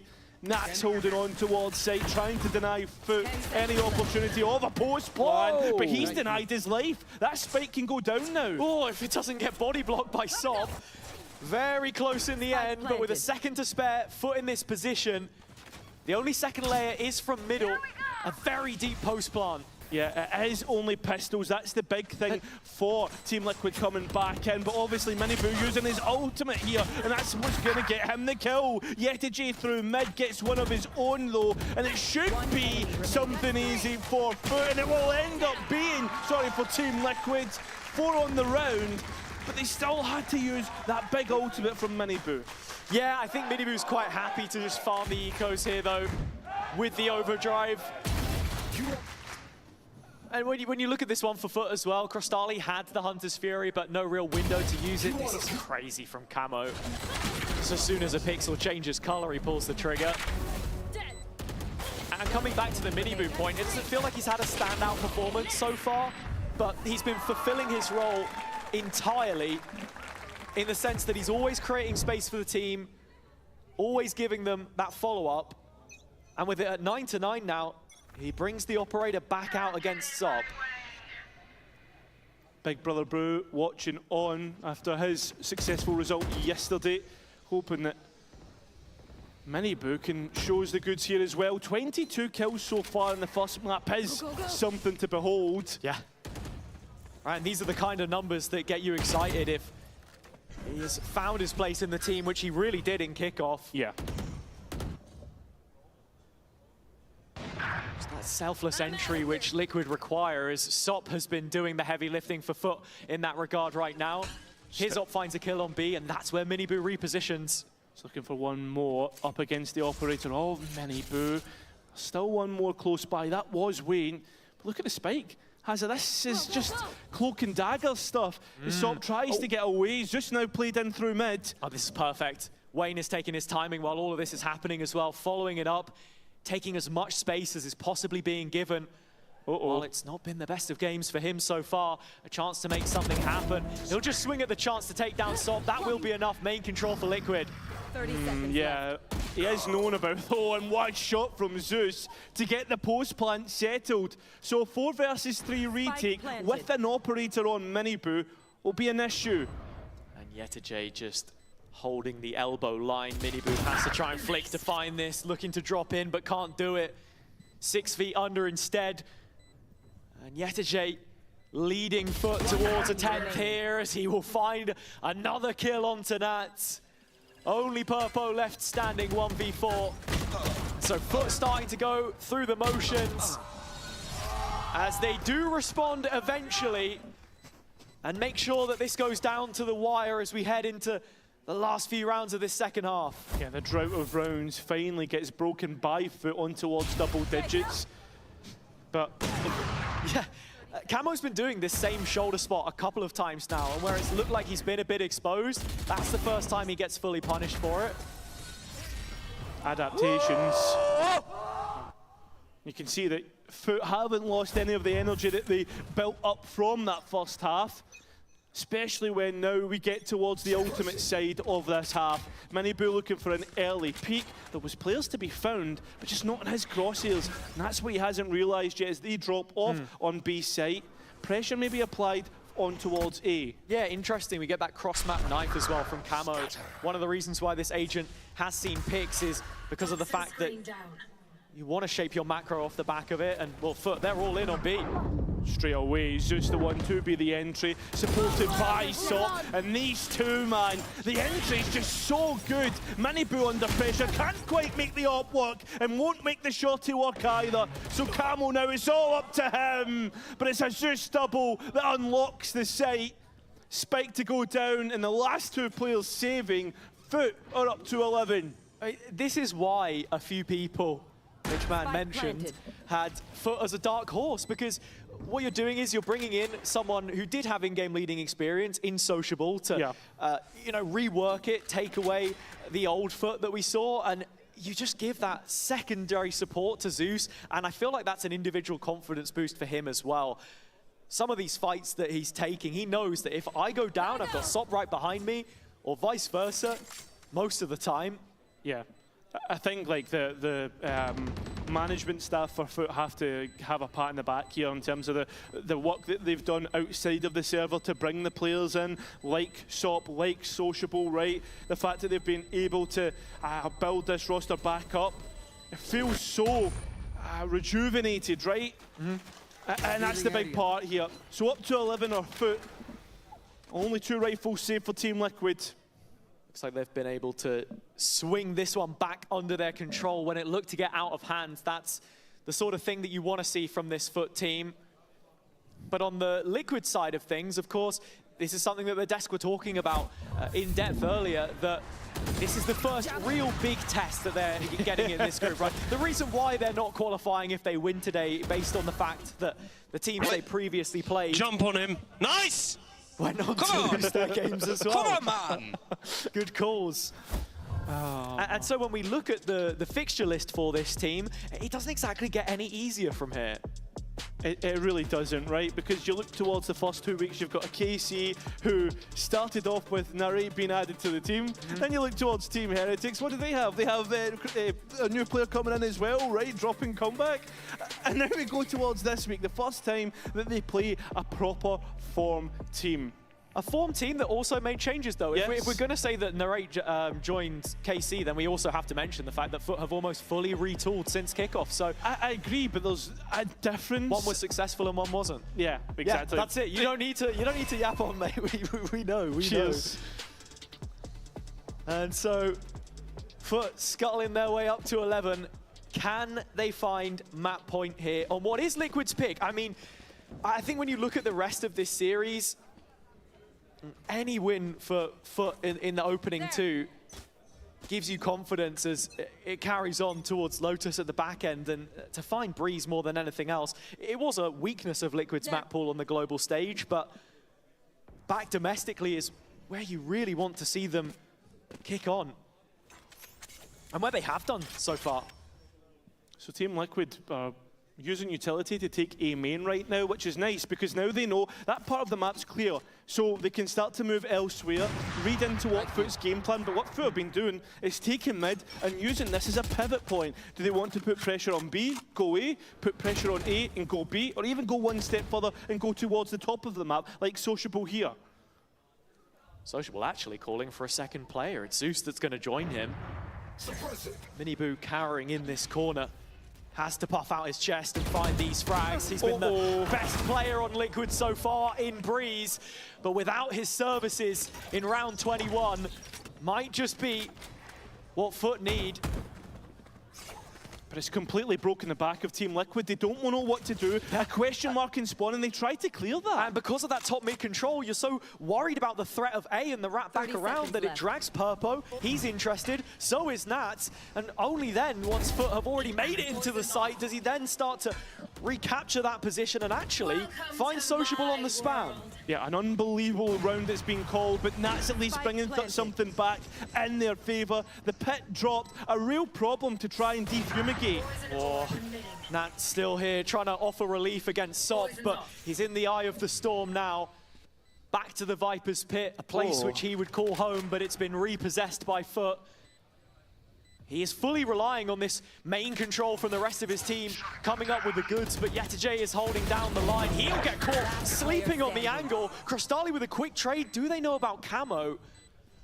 Doesn't seem to be the case just yet, but Crostali snaps onto it and will take 12. Map point on Liquid's pick. We said it coming into this. Liquid have been breeze, Merchants has a... But right now, it feels like it's completely gone awry. What should be the banker, should be the pick for Team Liquid, going Foot's way at this moment in time. We go into the next round with barely a bye. Come on! Nice! I'm still thinking about those 8 rounds at the end of the first half, but can't dwell on it for too long. Liquid are all in on A. This defender's side could very much live or die on what Camo's able to do. Walks away with a couple. Wayne also involved, but it's a 2-on-2 when the dust settles. Spike going straight down here. Purple using his ultimate early doors, but he's got nothing from it. Oh, that's repositioning to just support this push on down. Yetajay already in the corner. Drone there showing disrespect. Snaps onto Nats, and buries Purpo with him. 13-9, and Foot get it over the line. An unbelievable finish there. It comes down to 2 chaotic fights, and at the end of the day, Foot are the ones who come out on top. So, congratulations, you've just won the first map. Team Liquid's map, nonetheless. You've only been in VCT for this stage so far, and now you're 1 map away from making it to playoffs. How are you feeling? I mean, it's light work. We're trying to qualify for London, so making playoff for nothing, you know. Light work? Okay, well, apparently it's light work. We'll get to see you on the second map. Thank you very much for joining me. Don't go anywhere, though, because we're going to head to a quick break. Say what you will. In EMEA, you have to prove yourself.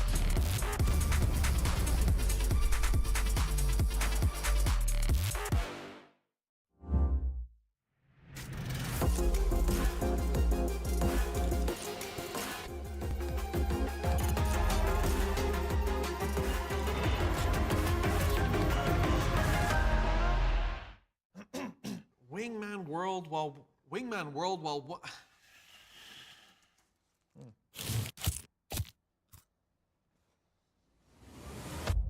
Have a break. Have a Kit Kat. Wingman World while wanting a well-won break. Let's go! At Carmine Corp, we demand the best. This is what backs us up. The Razer Iskor V2 New Gen.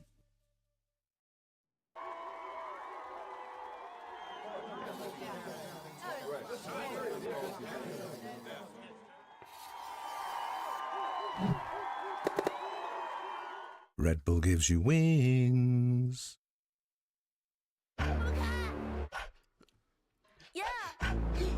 Yeah. Let me get a punch. Let me get a punch. Let you feel the punch. Let me get a punch. What a hook, don't sleep. Oh, yeah, yeah. Oh. What a hook, don't sleep. Oh, yeah, yeah. Oh. What a hook, don't sleep. Oh, yeah, yeah. Oh.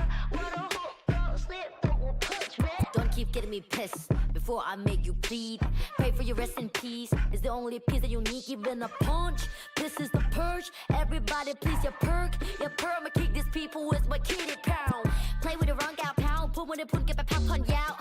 Pop on now. Yeah, but can't get my pound. Pack it out, back it out.กูสร้างมึงภาพลับ Yo, how about now, bruh? จบบ้านนี้ไม่ต้องรอถึงหูพวกกูจัดมึงจุก now. Be the pepper, pick a pack of peppers. People like me pick a pack of breaths for a week per day per minute. Rapper likes me ทำพวกมึง panic บอกกูเป็นผู้หญิงมีผลต่อ proof ไม่ควรได้ pride เข้าใจมึง lose อะไรไม่รู้พร้อมพวกขี้แพ้มาผ่านกูพูดไปก็ไร point เขาต่อยสักชุดดีกว่าว่าพวก What a hook, don't sleep. Oh, yeah, yeah. Oh. What a hook, don't sleep. Oh, yeah, yeah. Oh.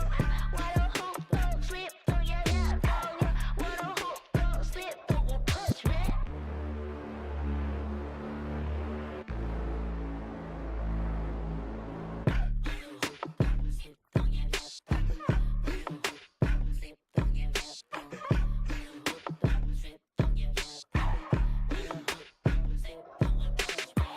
problems to prove in one punch. All battles are beat in one punch. Put you to sleep with this one punch. ไม่สะเทือนกูสักนิดกูขอสกิลด้วย one punch. ชีวิตที่กูโดนมามากกว่า one punch. วันนั้นที่กูเจอกูสักกับคนมา one punch. One day, one life, one dream, one punch. If you have one shot, better have one punch.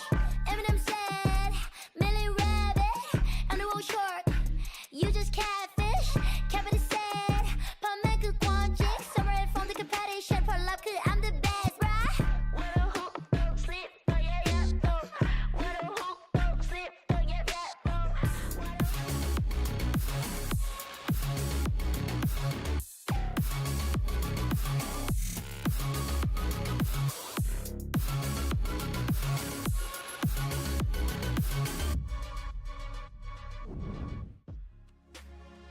What was the thinking behind the KO on Breeze? I think we just felt comfortable in practices with the agent. Macro-wise, makes the most sense. Maybe as we saw today, not so much sense because we're playing quite one-dimensional. I think quite defensive, to be honest, too defensive. We couldn't play disruptive. So yeah, let's see for the next game. Maybe we will have to make a change, but yeah, let's reset for the next game and do better. That's it. Thank you, Lohan, and welcome back, everyone, to VCT EMEA. Foot taking away Liquid's map pick. And something that you touched upon earlier when the agent select came out was that KO. Did it live up to your expectations, Hypok? No, it didn't, to be honest. And this comes back into the sort of thing we were talking about kickoff, where, you know, Lohan's in interviews saying, hey, we found this new thing that really works. Get in their faces, let's play aggressive. And then this is kind of like a vanilla comp that I wasn't expecting. And then the application of the comp was... Some people like that flavor. Sure, but it's not what looked great for Liquid early on this year, and I think they've strayed away again. What we were saying in Santiago, they kind of stepped away from that approach, and I think it was, I don't want to say it was ultimately their demise, but it was what kind of came a crop the most for them. I think if you're Liquid, you're kicking yourselves loose in that first map, right? Not only was it your map pick, you won both pistol rounds, and you just let it slip away from you in the end. And I think, yes. Well, they got outgunned. Yeah, completely. And we know this when it comes to Turkish players, Turkish rosters. We saw it with Eternal Fire earlier in the week as well. You have players on these teams that will quite literally just outgun you. KO aside, like, doesn't even matter about the KO. Yeah, exactly. Yeah. And so I think for them, like, they are going to be backstage thinking, what on earth are we going to do now? Yeah, for the other shoe on the other foot, which is for... sorry, that was so terrible. I hated that. Anyways, Sop specifically was one of the players that we wanted to highlight here because, yes, every single one of this player just popping off. Every single time. This roster is so scary to deal with when it comes to gunpowder. Mate, Sop literally just called it light work in that sideline interview. Like, he was like, yeah, playoffs is a guarantee for us. Like, we're thinking about London, which is so nice to hear, especially when we think about Sop as a player. Coming into this roster as a new addition, only just becoming eligible to compete in VCT. Yeah. And oh my goodness, has he lived up to expectations? He's gone beyond that for me. Yeah, the thing is, right, he just looks so comfortable. It's almost like he's coasted. Like, so he was like, yeah, light work. That, I think, is reflective of what you're seeing in the game. Again, him alongside Zeus, and again, Zeus is putting up numbers. So it makes it very easy to just keep kind of riding that wave, especially in this sort of comp, which suits them. And I come back to the map. Again, for Breeze, if you're going to bring this KO in for Liquid, again, the application is what matters, right? And I just don't think we saw Camo really playing the way we've seen him really dig a little deeper in some of the other agencies flexed onto. That's what's bizarre for me. It felt very reactive. Yeah. Which is strange because we're talking about Team Liquid being able to change the pace. So you heard that from Nat in the halftime interview, like being able to change up this pace. But for me, like, I need to see a bit of proactivity if you're going to be able to do aggression. And well, yeah, I mean, that's what they said themselves, but we didn't see that from this first map. And it did limit them in the sense that, I don't want to say it's a composition issue, but from what we had saw there, it was very reactive versus proactive. Yeah, let's also have a look at the coach confession before we continue looking at what's up next. So let's hear what they had to say. Heaven's up next, and Team Liquid have been playing Phoenix there. What does your team need to do to find success against it? Yeah, we did our homework thanks to Tyler. I think we pretty much know what they can do because, like, their playstyle is close to us, given the full respect to them. I think they're going to do a lot of contact walking and also with the tasking throughout the map, and we have counters for it. Yeah. Okay. All right, everything seems to be pretty dandy in the Foot camp. Something that I want to pick up on here, Billy, is them saying that their playstyle is similar to them and that they'll be expecting a lot of contact. Based off what we've seen from Breeze, do you think Liquid will be pulling that out on Haven?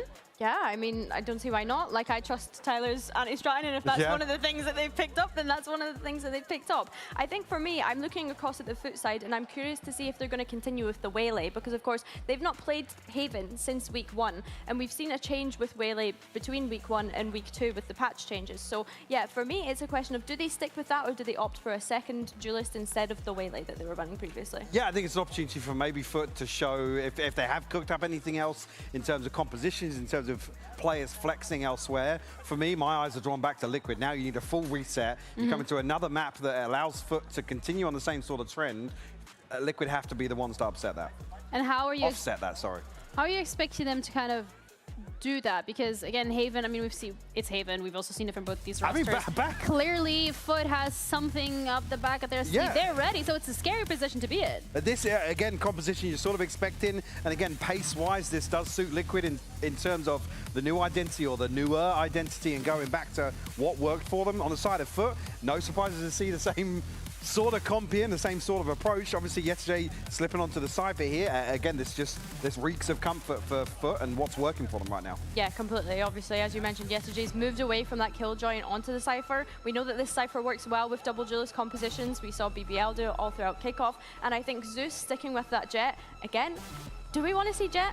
Maybe not particularly at this day and age, but if it's comfortable for him. I was going to say, if Zeus is playing like he did map 1, then cool, absolutely I'm fine with it in that case. And I think, yeah, Team Liquid, nice to see Camo jump back onto that Phoenix. I think that we were left with a lot to be desired from the KO, as we've already kind of touched on. I think Purple as well, I need to see him kind of step up in this map, because we glazed him at the start of this show we were today. gassing slow map 1, but I'm sure he can bounce back. Yeah, they gotta bounce back if they want to push this all the way to the decider and give themselves a shot at redemption. But can they do it? We'll find out on our next map, Haven, with our casters, Haza and Cairo. Yes, we certainly will find out on the precipice of one of the biggest turnarounds from stage to stage for Foot here, Haza. One more map win, and they're on their way to playoffs. I mean, that's crazy to be saying, but honestly, when you look at the way that they've played and the fact that they've now carried it on into this fixture against one of our 3 Santiago participants, it just shows you what they've been able to achieve in such a short space of time, because while this Liquid roster has stayed the same and had a chance to build off of those ideas that pre-existed, this is a brand new foundation with Sociable at the helm, already finding remarkable results, and now into their own map pick. I think this is where you can probably apply even a little bit more scrutiny, because now they are the ones probably favored to go ahead and take this series. Yeah, well, there you go. Team Liquid have only lost 1 pistol out of the last 10 that they've played, so probably looking to do more of the same here as Nats. Needs to be watching themselves here. You can already see that Foot want to get rid of him, and while the spike goes down, advantage towards Foot.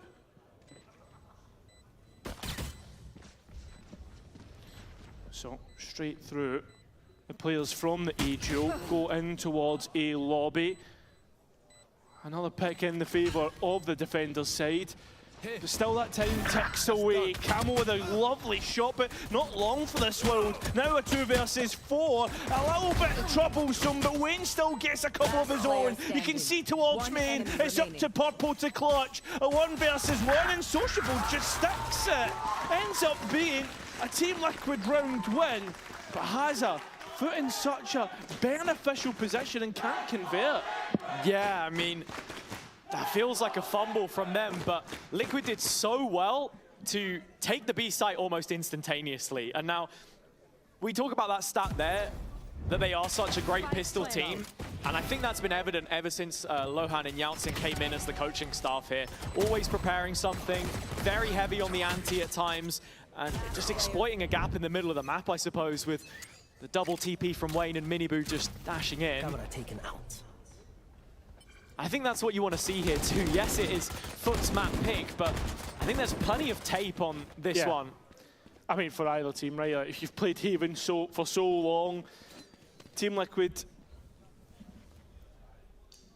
starting to move their way towards C, and Yetaji has just caught that. And that's why you're seeing Foot for a minute, start to go towards mid. It's Nats once again all alone. So I'm wondering if this is part of the game plan, looking to isolate that one duel that they know will be lagging behind the rest of the pack. Sop does get detected by the alarm bot though, so a little bit of hindrance in Foot's plans in this situation. Know about the window presence. Liquid worried that someone may have been left behind, so best just to increase the velocity at which they're taking the C site. But very quick to react, they are ready for this. And with Yetishay the first to find a kill on the way back through. Sociable following it up, there might be a problem here for Liquid. Looking at the guns, running dry. Pistol and a Bulldog left here. Purple's playing a ridiculous timing. I thought that was the teammate. But no, Wayne is the Omen player on site. And he's dead and buried along with the rest. Costali retrieves a rifle and puts right after the pistol round. I mean, this just is so indicative of how Foot want to play all together. I mean, the fact that they're only on pistols does not matter. Team Liquid completely bottle that round.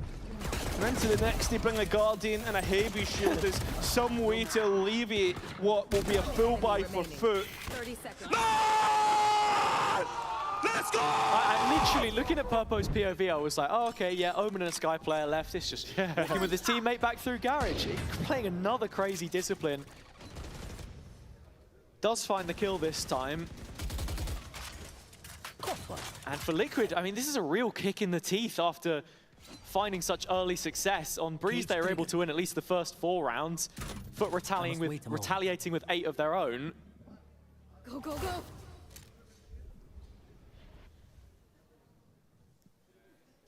Still, though, Team Liquid are scaling very slowly overall.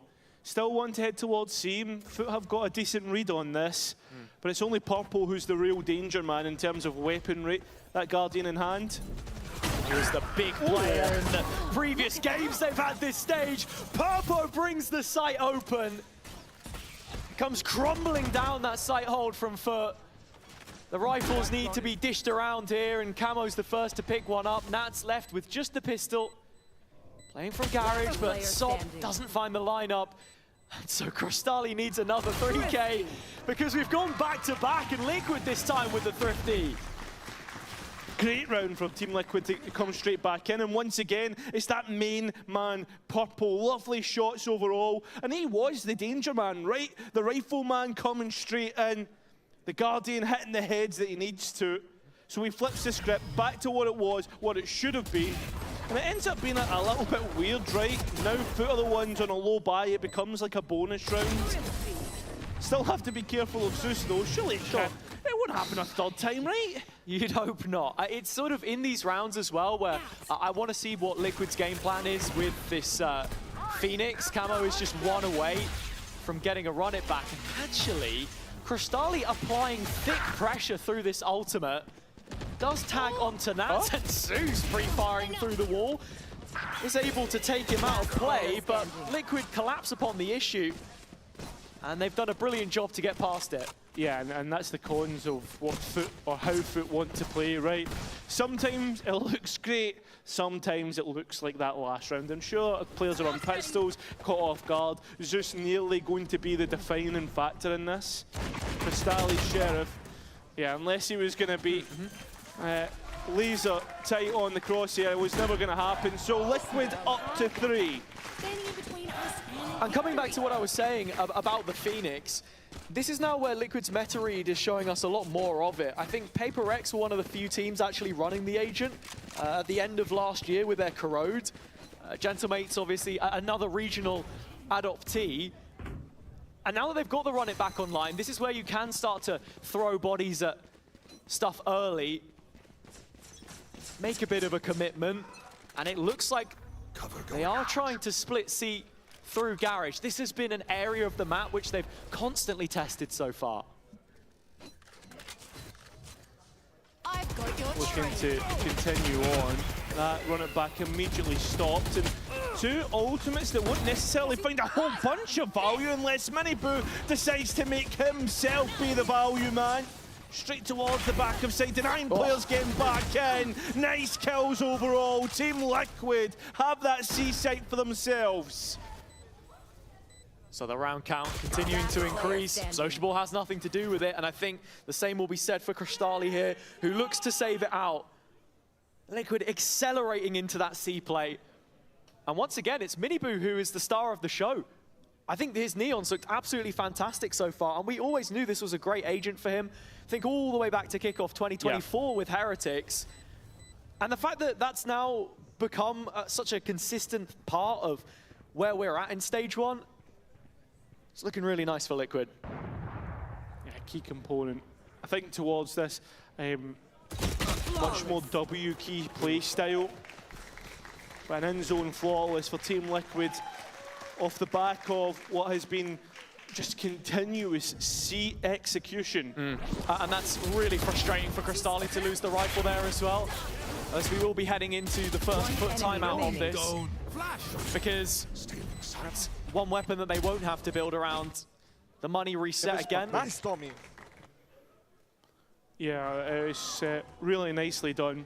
And it comes really like this run of form now, these last couple rounds, through one man himself, right? It comes through Purple. Yeah, it does. I think Purpo has certainly impressed coming into this team. I think a lot of people had question marks around him just because of the time on GX, but we've seen several players in different setups in EMEA maybe not have the best run out when they reach the league for the first time in the partnership era. And with the faith that Nats had in him to remodel that into an initiator player when he had in the past, I think I call back all the way to like Focus 2023, something like that was when we last saw him running it. He is a prolific player on the duelist, of course. But there were so many duelist players in this team. I mean, even Wayne can play it as well. It's raising those standards, though, which the coaches have made a real point of. And from a professional perspective, the work ethic has to be there, and you've seen the changes already. Well, it was Pistols to get Foot's first round. Will it be Pistols to get the second round? That's the question here. The answer is probably no, but Zeus does have his blades, and that's why we're going to see him buy up a heavy shield. And Sop supporting him in this endeavour. Yeah, one from the Foot strat book. Recon dart over the top. Use that in your rank games if you want. Cheers, mate. Don't think your Jet's going to be as good as Zeus, unfortunately. You never know. Rainer in there as well. Clove, you know how it goes. Well, it seems to be, though, that Foot are going to move their way over towards the A site, following what Team Liquid want to do. But that Spike not necessarily committed just yet. Yeah, and I like this use of the ultimate from Wayne as well. It leaves Foot second-guessing. You can see Liquid still just walking out of their own spawn. They haven't made much progress off of the barriers.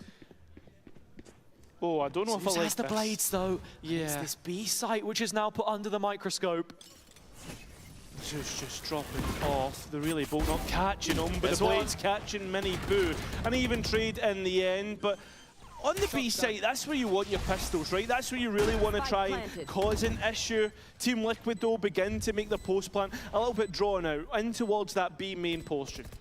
Yeah, Camo would love to farm up some of these orbs in post as well. We were talking about the Phoenix. He's only going to get one, and it's for his own bloody death. So with Sop removing him and this recon through the wall looking nasty, Wayne has to make something happen, and he will. 3 picked up. Sociable has recovered a Phantom here, and I mean, he's got his own smoke to play around, so now there's a problem. Purpo, the player we were just talking about, has to come up in the clutch against the captain. Flash straight in the face, and with tag damage around the corner, time is dwindling. Sociable needs this kill now, and he can't cut it out of the corner. So Liquid carry on, and it's through Purpo again.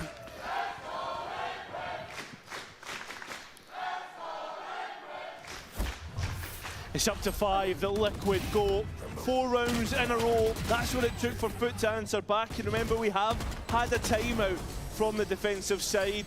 Will this now be where we see the response? Good job! Operator out for Sop, and that also felt like a defining moment on Breeze when we saw that on the defense. I mean, and on the attack, to be honest. This guy is looking like he's putting up the best performances right now with a sniper in his hands and already a lobby under that threat exactly. Look at the space he's got. Plenty of it. And with Crystali just dropping info in behind here, the reclear is slow, the shoulder of Minibu spotted, Sop gets away, and it's just a rolling retreat. Not allowing Liquid to take an inch. And they're respecting that. So now Foot have information to try and decide the rest of the setup. Team Liquid decide that they're going to try and work towards C once again. And when you look at this double duelist as well, Zeus never really felt like that op player, so just having this second dimension to it on some of these rounds is nice, but here is the Vandal in his hands. Top side of C, and that's Wayne taken out early. Sociable on a nasty little off angle here, watching the walk up through Garage, and he's got 2 targets to face up against. Purpo is the easy collection. Nat's a little more gnarly. Twice the players to stand against them, but it is only Zeus with boots on the ground for C right now. He's having no trouble, like a hot knife through butter. No blades this time, but the Vandal does the talking. Yeah, I think that's just Zeus in a nutshell. With such a defensive side duelist last year, it was always the other half that we demanded more of him, and that's where Sopper's really helping out. But you can see here, the C site is his domain, and no one is entering into it. Sop's now got the ult up as well, and that's when it switches again, and Sop is the tip of the spear going in. So we'll have to see what happens. 4-1 setup here from Foot on the defender's side. As you can see, they'll be looking to overload A lobby as much as possible, stop this Liquid progression again. It's denial through Zeus this time, not through the operator. Huge catch. And it's a second prong to the approaches. Now Team Liquid take on B, and it's just Minibu alone, but look at the spike, nowhere near this site. Crystali is just tracking the situation, as it's only Minibu that's managed to get across so far. He's a bit of an insert, and Foot will have to clear this. They've droned him out, in fact. Oh, Yetaji has caught a glimpse as Minibu escapes just in towards grass, and the rest of Team Liquid make movement, but that ultimate right there from Yetaji could decide the round. I mean, he's not wasting any time to go check off the back of it, is he? No, he's certainly not. And now the operator on the line through CT. Sop working his way in. Zeus in from Garage. Team Liquid, where do you go? What poison do you choose? Because it's a real problem at this moment in time. Wayne at least manages to get Yetaji, but Zeus and Crystali in at the right time. Up to Minibu. Can he find any more? No, he can't. And take Foot up to 3. Foot really feeling that fire now in a week which has shown the Turkish teams change the status in that hierarchy. Eternal Fire on the rise, of course, and Foot, the premier institution from years gone by, and for international appearances, no one comes close. This new set of faces, led by Sociable, though, are starting to grow into the game, and it's at this point, really, where you want to see Liquid find a way to shut that down. Is it through a timeout? Do talks have to be held? Because right now, in and amongst the chaos, Foot are thriving. This time, the A-lobby fight given up, and Sociable has just escaped the turrets with managing to move down mid, and Team Liquid know nothing about it. Yeah, Sociable is playing as the contact really here. Zeus, or should I say, is ready the other way round. 3-pronged approach in mid, and actually the Jet player does give it up, but it's exactly on this timing when moves are being made elsewhere. Minibu, maybe a bit of a fake towards A. No, the spike now committed. It's a big point to hold down the site. Zeus managing to keep himself alive, but it's Crystali instead. Flashed up and caught. Now Sop's shorty, he can't get much more.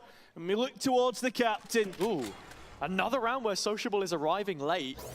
And you can already see Liquid are catering the post plant to it. Very quick collection of information. Nicely done. So what can Sociable give us in this point in time? Had a good year last year with BBL. Switched allegiances now on towards Foot.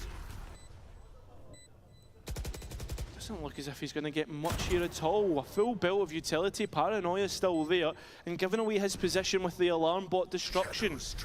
Still taking his time on the pickup, but time is now starting to be his enemy. He doesn't have any more left, and that's going to give Team Liquid their 6th.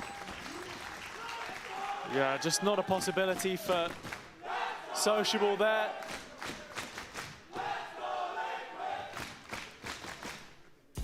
Liquid carrying on. And this was, you know, a good round from the duelists, really. Their own take on the meta, as I've said. Miniboo and Camo both finding kills, and in this all-out brawl, finally there is some calm in the chaos. Oh. I like the reactions in those moments, and yeah, it's a lot of umming and ahhing on the foot side. That one goes through the language barrier, I imagine. Yeah, definitely. But other than the fact Vlad speaks English, but if you... And Bambino is from Sheffield, like, Yeah. come on! Well, anyway, there's going to be a lockdown dropped as Team Liquid once again want to hold on towards that middle portion, but it's elsewhere that Foot make inroads. Yeah, so leading this pack in behind. Nats is going to catch the first of them. The first to expect such a position, but he does fall after his initial involvement. And once again, I speak of those protocols on the Liquid side. Just making their way up. Sop, the leading line once again. Has that really bought? Has a slide. But Liquid have adjusted to their position. A-Link is where they're holding from, but Sop does find the extra. Crystali follows it up, and actually, there's no one here to defend the plant. Miniboo trying his best, but he will not succeed this time around. And so Foot have fought, and just when I was saying that Liquid looked like they had what it took in that situation, they were set up on the wrong side of the site. And I want to talk to you about this map right now, because Foot up to 4, Haven always typically that attacker-sided, what we expected. What do you think's enough for Foot? Do you think 4, 5, 6? It's hard to say, because I think historically Foot have always been a fantastic defensive team. Big component of that, Yetege, and he is struggling so far in terms of performance compared to the rest. Yeah, win this. Nice! Come on! Nice! A lot more conclusive this time around. Yeah, I think one more round here would probably do them justice. Especially trying to get through, mitigate, run it back. The Seekers, even Miniboo's overdrive, right? The Neon ultimate. Key components that Team Liquid could tip the odds in their favour towards the end of this first half.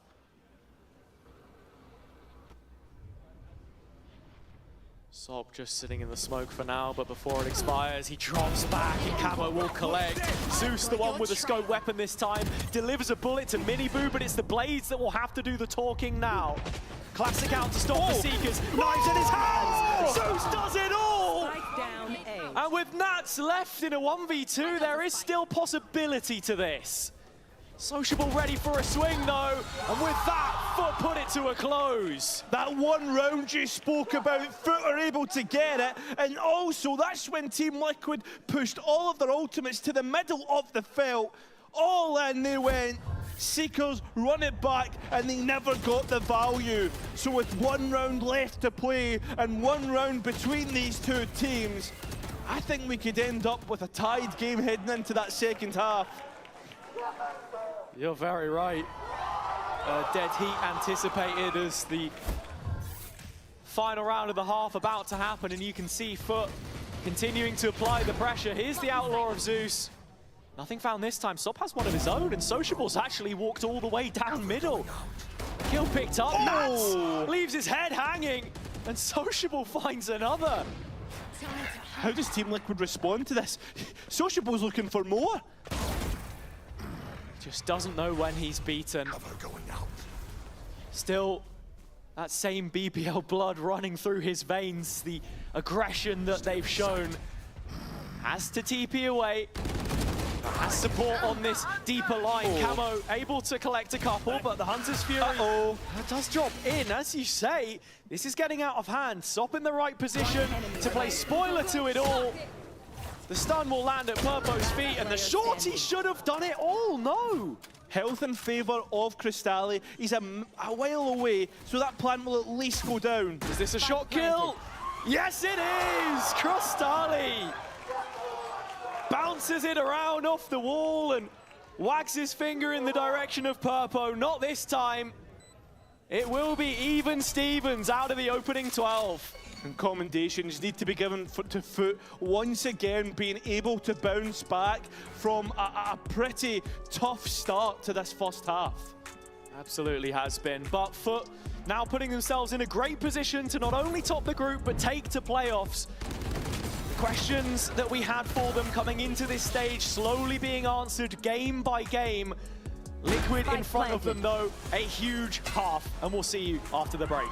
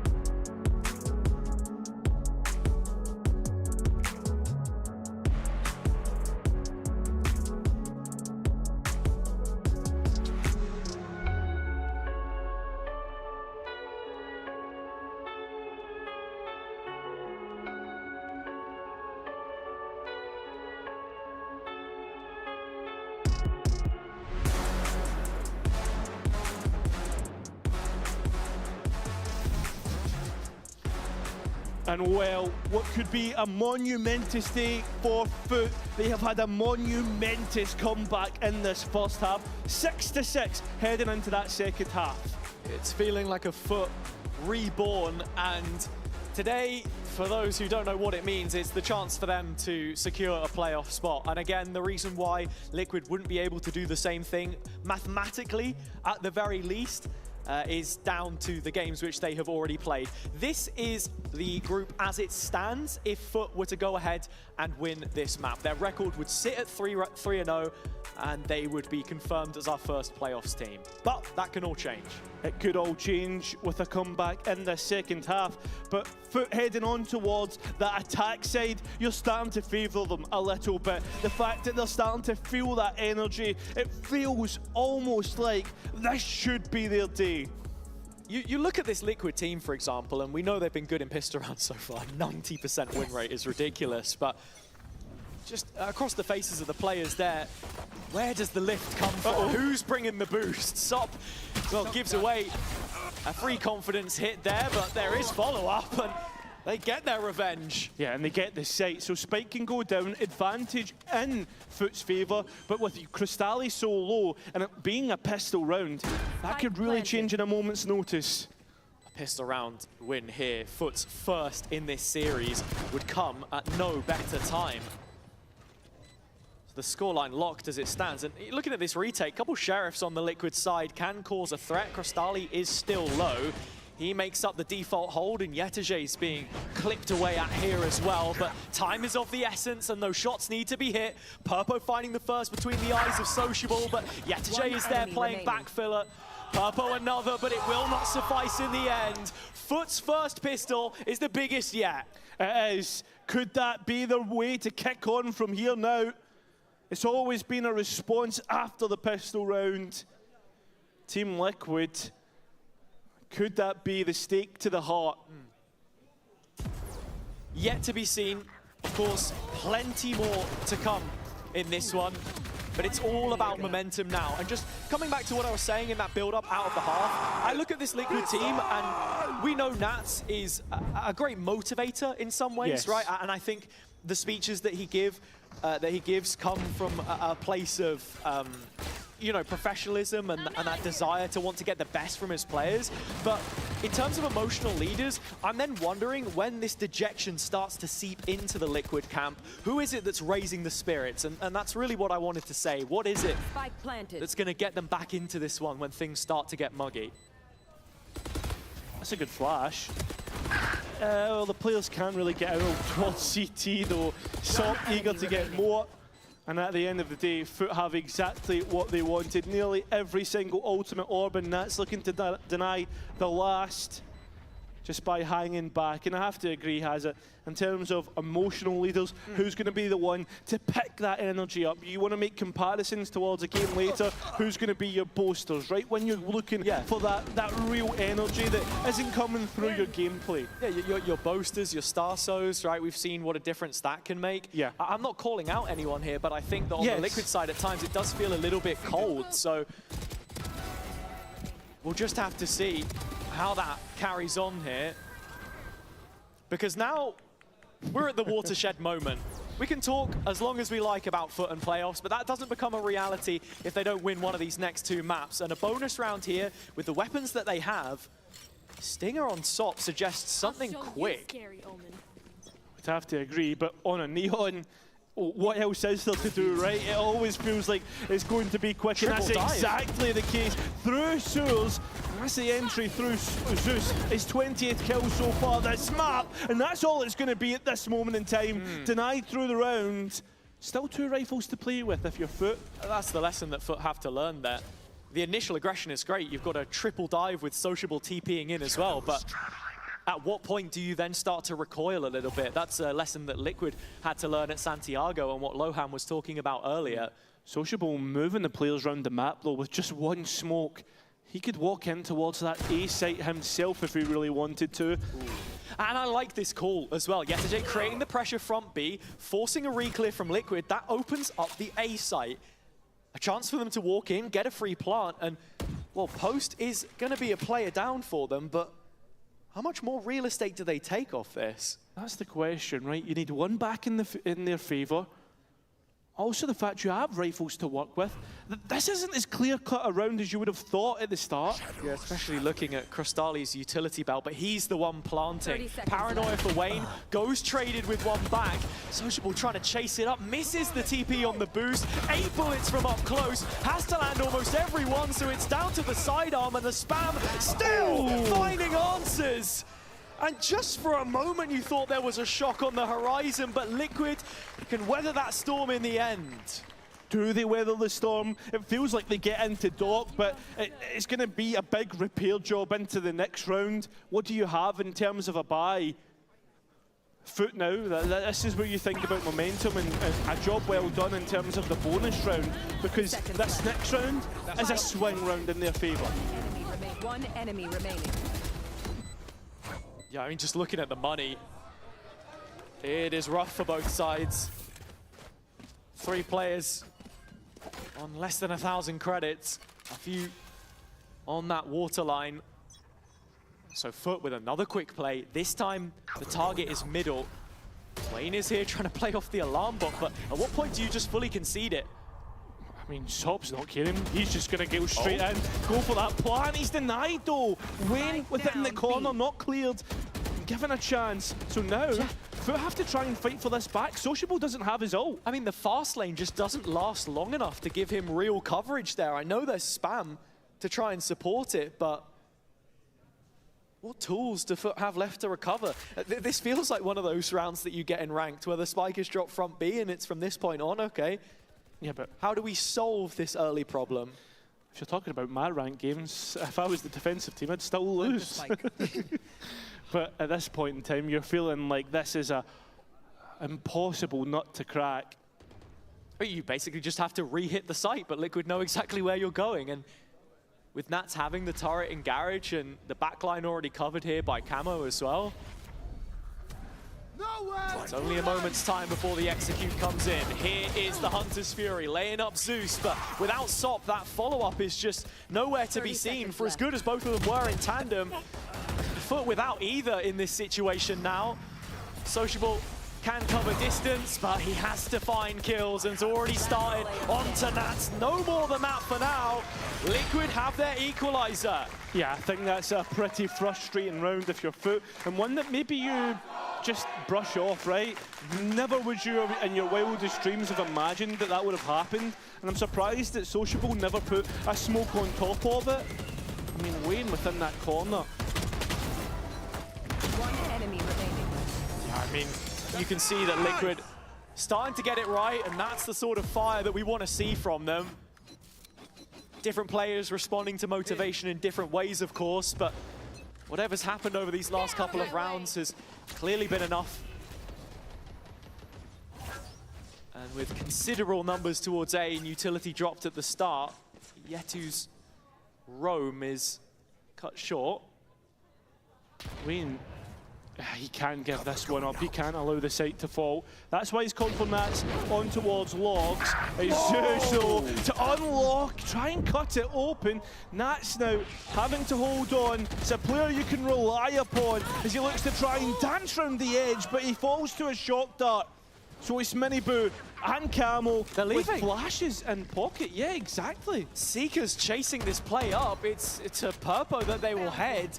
Sociable with a risky TP. It's not gone his way. Still Camo chasing this. Do they want to go A? It feels like Liquid should already know, and they do. Yeah, Foot playing exactly into Liquid's hands. And from heaven, Miniboo gets the next kill. That could be the deciding one.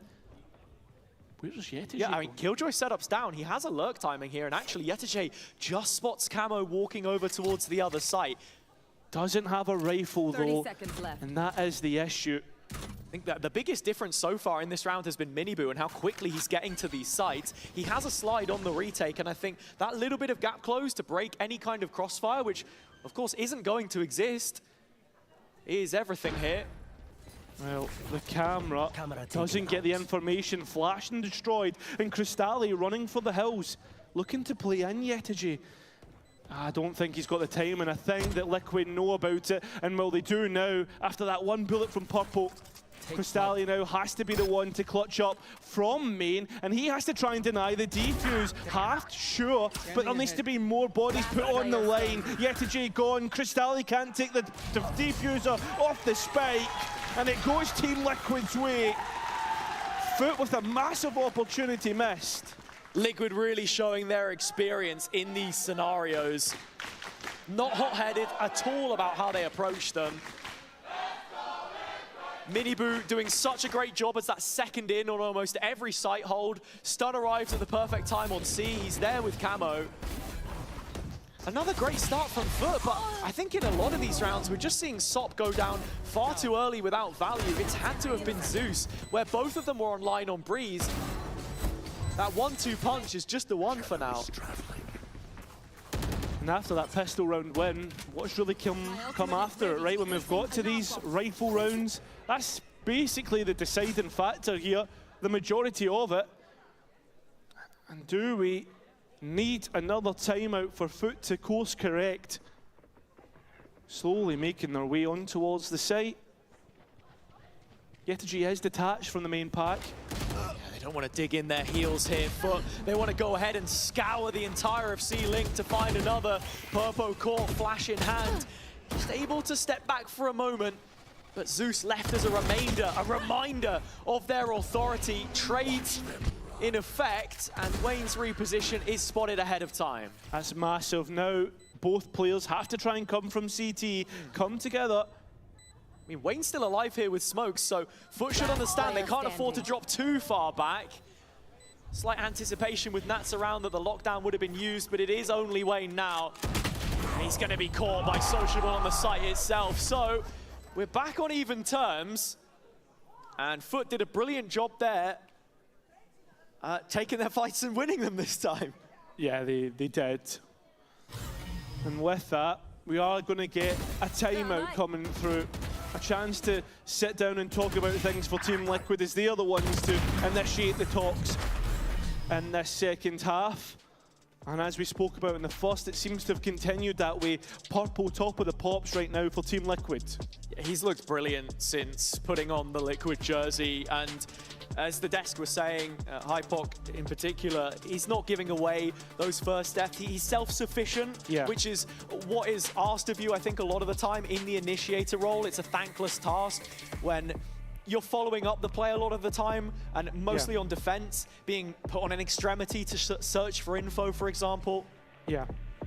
I mean, that's the thing, right? They also showed it on the desk that Purple's highest in KD, highest in cast, highest in rating, but one thing as well that you need to consider coming into this matchup, you've got Sociable in there as well, who's second in rating and not far away in KD either at 4th. So that shows you how tightly matched these two teams actually are when it comes to individuals, when it comes to, well, just the record that these two teams have at the moment. Yeah, I mean, you say of tightly matched, maybe that counts in the stats that we've seen so far in the stage, but in this map in particular, we do need to see improvements made towards the lower end 4 foot. It does feel very top heavy through Zeus, and that's looking back at what some of the issues were for them at the latter end of last year. It seems that SOP is going to be picking up the scope weaponry that was so successful on the attack on Breeze. One of the reasons why Liquid call the timeout is that this is their eco. Gun round coming up in just a little bit. They need plans if they want to stop Foot from snowballing this, and already that highlighted player Purpo has been removed. That is a first death that he won't be happy to receive. No, he will not. And Wayne once again at the back of Plat. He's played here before and it was just to rid him of his position, but it's Miniboot out with an ultimate. And this is a little bit interesting because there's perhaps a rifle to pick up on that default spot. Yeah.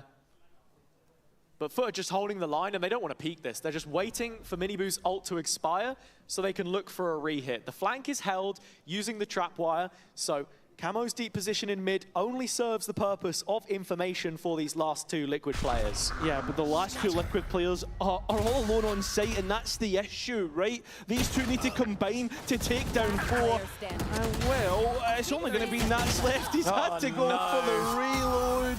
The worst circumstances possible, but the best circumstances for Foot.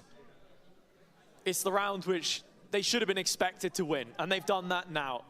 There was trouble in the way, but they have managed to handle it well. Liquid posing multiple threats in this follow-up round, though. Op out for Miniboo, couple of ults to play around. We haven't really seen the value from Nats and this lockdown so far. He's been holding on to it for a while. Can't even really recall seeing it all too much on the attack half either. I know it's a lot of orbs, but other than being able to hold down multiple lanes, it's that kit which is important. On an A retake, most likely. In fairness, we've not seen one. Yeah, it's the retake that's going to be most potent for Liquid on this next one. Nats has put himself in a position, though. You can see that Camo was supporting this, and he's still within the corner, calling for Camo to get back. That smoke going to stop everything. You can see trying to run for the hills. Sop still gets a kill and the second, and on towards the C site. Miniboot, operator in hand, can't quite get his opposite number, so Foot into post. Quite a lot of damage taken on board by Foot here, though. Multiple players under 50 HP. Yeah, and you look towards that retake, it's not as potent as what we once thought. Those ultimates offline.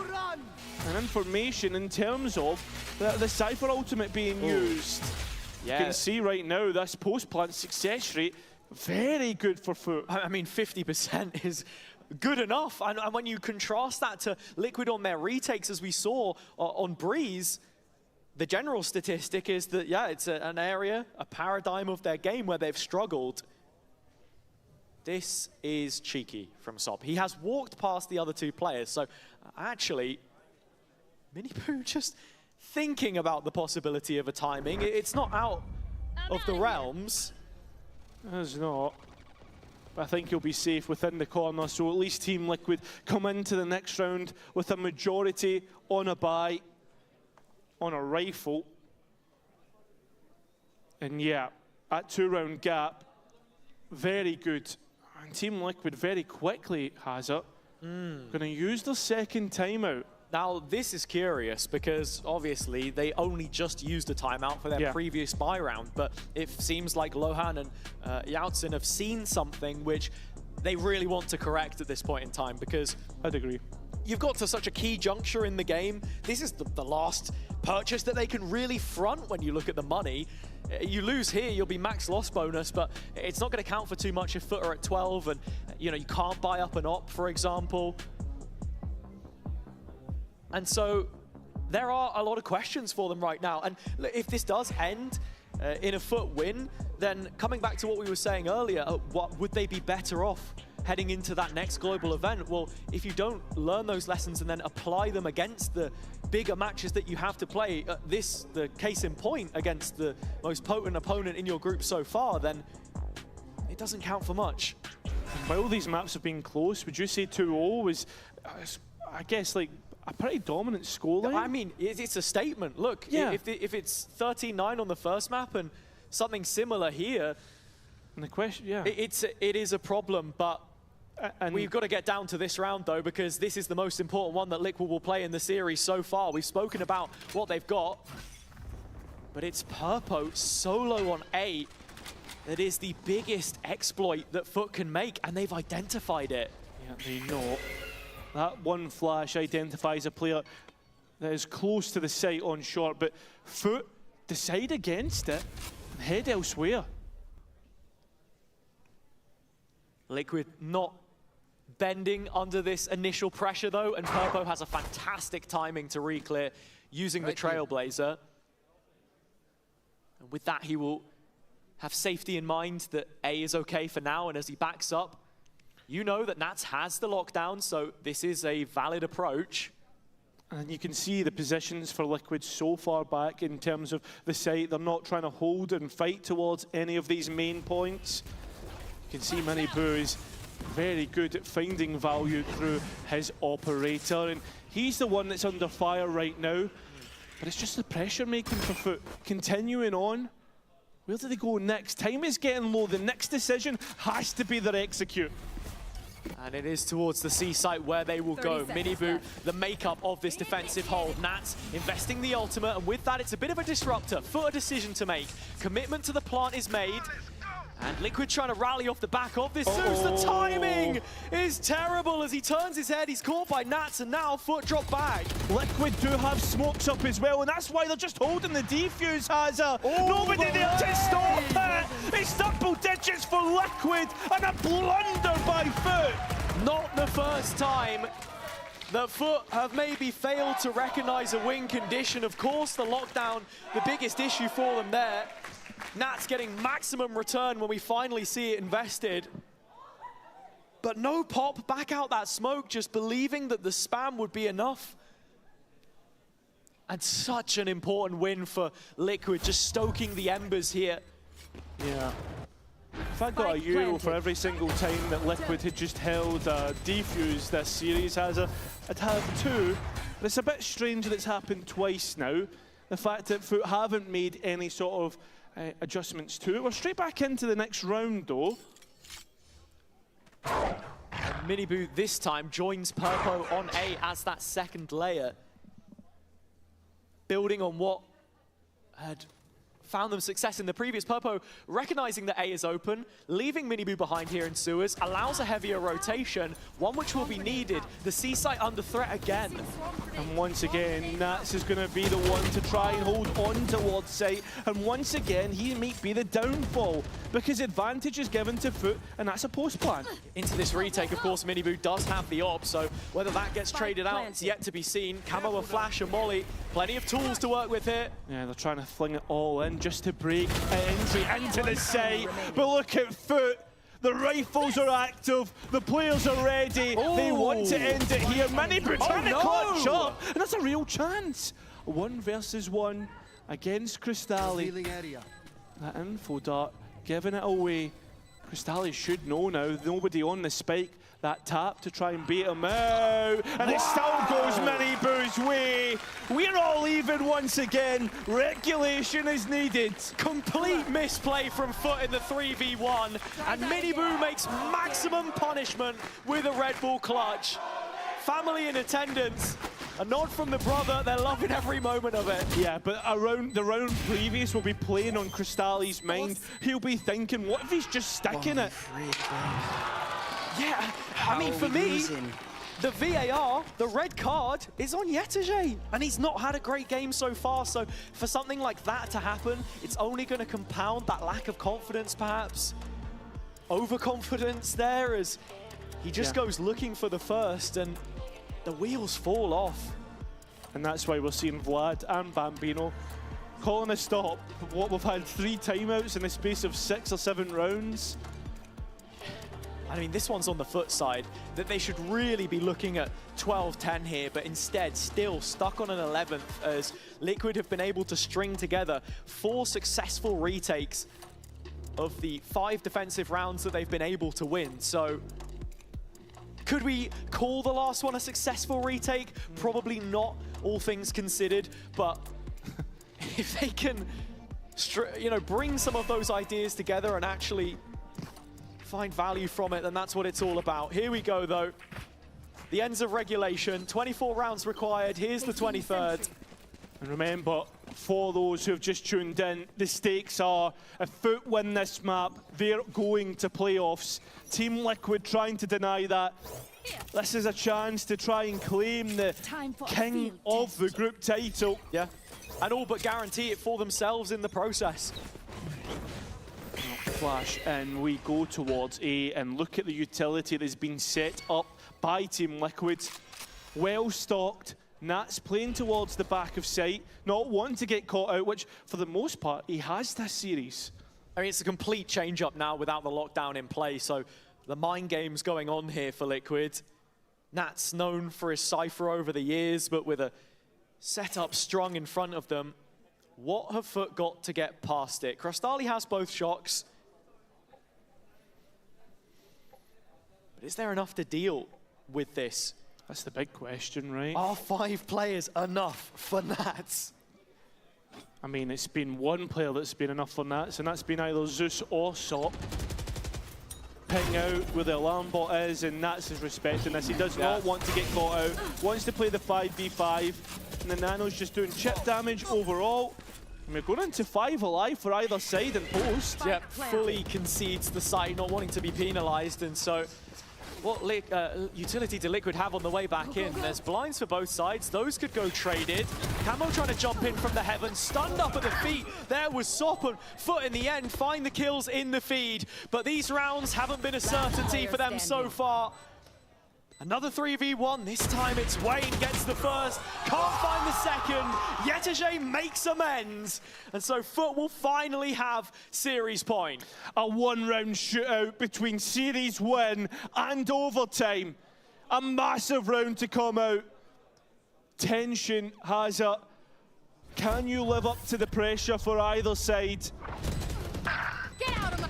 I mean, I love the molly line up there from Camo, but Foot are so well prepared for this push out. The jump from heaven from Purpo, it's difficult to find value from. The Neon, of course, can slide across default. And here's another quick piece from Foot. Oh, actually missed the cancel there, did Purpo, but does find the all-important shot onto Sop, who has materialized in front of him. All bodies on Liquid here, and the side defense is concrete. Spike on Mini Boo. Sociable the one to try and clear it, does so successfully. Wait. Yeah, just re-engages and finds it cleanly. Camo is low, no tools to heal himself. And with Purpo out of the picture, 5 HP is all he's got to work with. Yeah, Sociable wishing he never used the ultimate early in the round. Would be the one way to get the spike back, so instead they've got to go the long way round. Yetege doesn't have a cage. Sociable's waiting for his own cover to come up. But the longer this takes, the more Liquid start to think about the possibility that this could be somewhere else. Fortunately for Nats, he has the tools to deal with it. Yeah, exactly. Stuck his turret and his alarm bot to watch his back, watch towards that link position. But it's still a reposition for Foot. 30 seconds left. Now retaking through the same avenue. Smoke used, and Camo just sneaks through it. Bit of an awkward timing. Yetege wants to re-clear this, but both kills light up on the Liquid side. And overtime is asked of them now. They've done very well to battle back into this, but with the odds that Foot had, you feel as if they should have been home and dry. Yes, I agree, Hazard, but I think overtime is compliments to both teams on this map so far. They've played excellently. But it's who comes out on top, and really, who breaks that defensive round first. That's where my mind goes. Relief on the faces of Team Liquid's fans. into the fan zone now. What? Just gonna say, Boo's a fan now. Oh, I was just kidding. Okay. Into the first round of overtime. And looking at here, I mean, there's an opt-out for SOP again. This was a huge win condition from them before. Once again, no, they're baiting for Zeus. Not cleared in the corner. Do Team Liquid consider it? Seems Wayne's first up, and he can't live up to it. Zeus is out, an advantage taken. Huge from Foot, and Liquid are trying to follow this up. Purpo goes down, and now there are serious issues. Well, we put importance on this defensive round win, and Foot seemed to have cracked it straight away, the operator being the big component. We'd only seen Liquid go for this fast A-take a couple of times, and obviously you're trying to build that synergy between your duelists. It's really Purpo that is flashing for Miniboo more than anyone else, just based on the amount of ground that he's able to cover. So a re-hit back in here still requires aggression, and Sociable has to be tempered in his approach. Molly's missed. So while he's tempered in his approach, he's still able to hold on towards his line. Camo taking a late approach as the spike goes down. That's playing on the front foot. This is exactly what Liquid need to turn this one on its head, and you can see Foot still thinking about it. Yeah, Yetiji, the one marked to try and guard the back line as they come out of CT. Miniboo now gives himself away on the rifle. SOP to grab him. 2 versus 5. This would be the biggest of tasks. In fact, it has to be all on Camo. A flash out. The player's not going to try and grab him, but the defuse's coming through. It ends up being a double for Camo, but it's still a round for Foot in the end. Just trading off the play there. One of the biggest improvements we've seen to Foot is the improvement on the micro and just trading these situations out. If it's SOP fighting first or Zeus in behind, anyone else can have their moment. And you can also see here as well that really there have been improvements now. Yetij's finding a couple of kills, SOP as well, and once more, need I remind you, if Foot win this round, they are the first team in EMEA playoffs. It's a massive part. A massive round. The weight being felt by the players of either side, right? That's the big thing here. As Team Liquid walk up into A lobby, about to face each other. Miniboo win! Team Liquid have their chance. As SOP comes into the smoke, trying to fight back. And leaves Yetiji all alone to try and fight for that spike. Has a cage, but that's about it. And the fans showing their appreciation for keeping themselves alive. Yetiji waiting for the smoke to go for his chance to take the next fight. As time ticks away.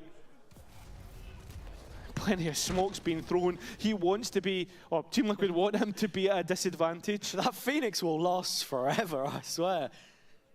That's the issue. With the smoke replenished and the alarm bot heard by Yetiji, he knows he's unlikely to win this. Well, he wins the first. And wants to try and get rid of that alarm bot to take the next fight, and he's done so successfully, clearing out what 2 players to find, and he can't get them. So Team Liquid even things out. We go another round of overtime. It's 2 rounds in a row now where we've seen it all come down to this A main fight and how both teams are approaching the situation. Up close and personal in the smoke. Wayne finds a double, and just looking at it here, it's a second kill on the same spray intended for Sociable. 1 enemy remaining. Crostali catches a stray. Nice, oh my god. And it's relief more than anything else. Just shows you what overtime can do, especially for Team Liquid being in this position. You know, the fact that they're the ones with the kickoff results.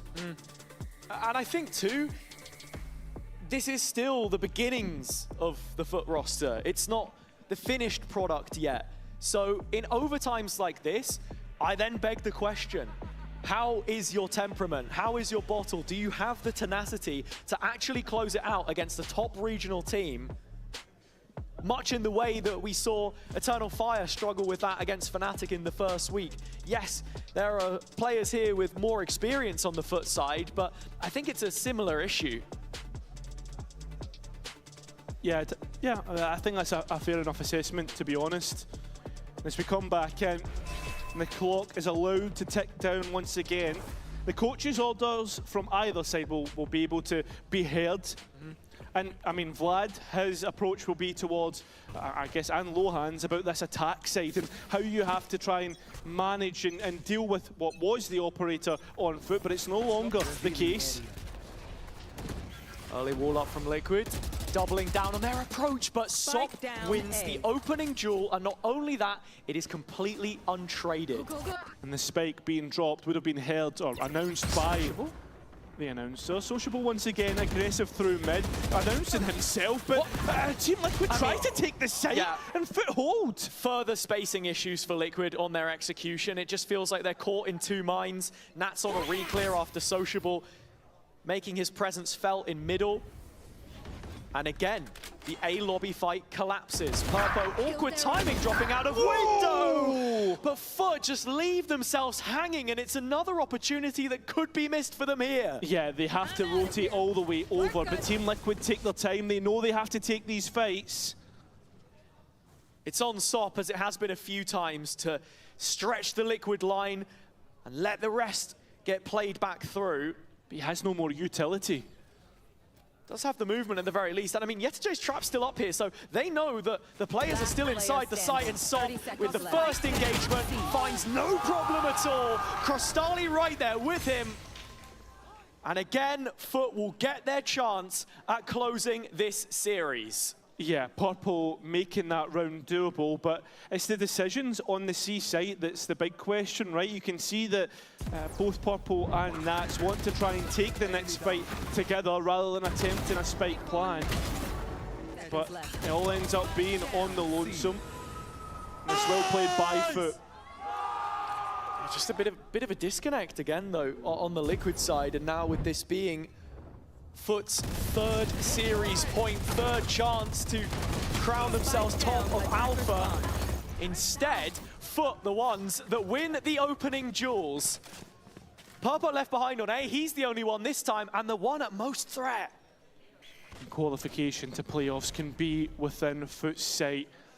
Purple, again, as you said, the only man on A. The flashes have missed, but as he takes steps forward, that means he can clear more of the map. And that's why Team Liquid at this moment in time keep two players towards the C site. Nats has got a bit of a setup here as well with those nanos. Odin in his hands. We've seen this gun brought out on a couple of occasions in the region. Even Wayne playing off the shoulder with Paranoia. If they want to go for it, are Liquid all in on this site hold? Looks like it. Wayne the one to fire off first. Foot need the follow-up. Oh, and Sop is so dangerously low, but still, they get away with it, and the payload coming in, the plant will survive. Purple has a full belt to get them back into sight, but how do you retake with an Odin? 5 seconds on that second flash. One might just do the trick, but Nats has to be quick on these kills because Sop has his... Oh, how no, he's going to punish it. Just like that. Liquid get another one back in, and well, for Foot, it's been a brilliant road up until this point, but another opportunity to close cannot go wasted. Zeus will make no mistake. Yetijay's there to sign on the dotted line. Your first team in EMEA playoffs is Foot. A fantastic result against what has been a formidable opponent. What a bounce back after kickoff. The fact that they were down has it felt as if they wouldn't be a component to this year, but straight away, the first team to playoffs, and what a result. The lowest rated team in a triple elimination format, making changes and blitzing past a Santiago participant in only their third game together, official as a group. A result to be proud of for all of the different names here, from Izmir to Istanbul, changing allegiances, from the black and gold to the black and white. Sociable at the helm, and they can all be proud of what they've done today. Yeah, it has to be said. The fact that the addition of SOP, the change of coaching as well with Vlad coming in, I mean, the change of IGL with Sociable on top of that, it can't be understated. It is definitely a fantastic job that the FUT management have done here, and they deserve as much of the plaudits as the players do. They'll be looking towards London now they've made it to playoffs, and I'm excited to see them play against some of those other names in the group opposite them. It definitely feels like Group Alpha maybe the slightly weaker of the two on paper, but FUT have shown you exactly why you have to pay respects to every team in this division, in this league. Because at any moment, they can wake up and realize who they are. This, a roster, an organization which had been to internationals in the past and doesn't want to wait a moment longer to go to a global again. Still young blood running through this team and plenty to be done before they look like the real deal. A few opportunities missed along the way, but they will take the series. That they will, and you know what, in a 2-0 fashion, well, it went to overtime on that second map, and right now, we could have been in a third map. But listen, that's all in the past. We don't need to consider that. Let's send it all over to a post-match interview with Jenny. Well, it's not going to be with Jenny nearly. because it's Billy. Nearly. Almost got them there. Congratulations, guys, on winning that out in such a clean fashion, by the way. Mike? 2-0. I called the Credits to 2-0. you. Thank God you closed that out, by the way. Thank you. Thank you. I mean, what does this mean for you guys to obviously be the first to secure here? Is that like a big sigh of relief for you guys, or was this kind of like, you know, with the performance you were kind of expecting to have this result? Obviously, Liquid being the, I guess, the bigger name in terms of form as well. What does that mean today to beat them and secure playoffs? I mean, to begin with, first of all, I'd like to offer my condolences in the recent school shootings in Turkey that happened. We're really saddened by as a whole country. That's why we were feeling super bad in terms of speaking. But other than that, we're feeling confident as a team, of course, with the addition of SOP and Sociable as well. We're feeling a much confident team. And when I came in this team, I mean, considering Yetu and everyone else, I saw them losing their confidence a lot.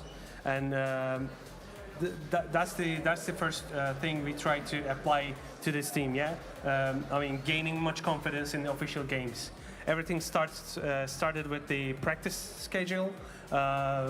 He was kind of afraid to peak something, and then he started, oh, I'm able to peak these things now. He was feeling more confident and confident each day. Yes, Ajay, I want to ask you about your teammate, Crostale. Yeah. I believe we actually have a clutch to show as well whilst I ask you about this. I think it was something ridiculous with the shock dart. How has it been playing with him? Because I feel like he's obviously also one of the kind of new additions that was here for kickoff in stage 1. How is he as a character? Do you get along well with him? Actually, I always want a little brother, and Crostale is little brother for me, because he always helps me about my life, about my game, and about everything. I am so happy to playing with him. Like when we go in the clutch 2 versus 2 or something, we know we're gonna win because he trusts me so well. I trust him so well. Also, we love each other. Oh, I love to hear that. And I also want to ask about the coach chemistry that seems to be going on. For you, Yetajay, how has it been having Vlad come into the roster for stage 1? And then also, Vlad, I want you to tell me about the chemistry that you and Bambino have built up so quickly. I think we have some reaction packs to show you as well, because it just seems like bros hanging out. It's so good to see you both vibing, Yeah. like so happy again in the coach booth. Yeah, I mean, in the first year of the, the partnership era, I was with BBL, yeah? And the guy I was considering to be with me was Bambino. Oh, wow, okay. Yeah. I was gonna reunited then. Yeah, I was gonna pick him up, and we kept in touch, of course, as well as FUT has been offered me this position. I was so eager to work with him because, like, I know the way he works, and He's like an emotional guy, just like me. He expresses emotions as well as I do. And we just just switched on, you know, like together. He feels happy, I feel happy. We're taking advantage of brainstorming and like utilizing our ideas at the same time.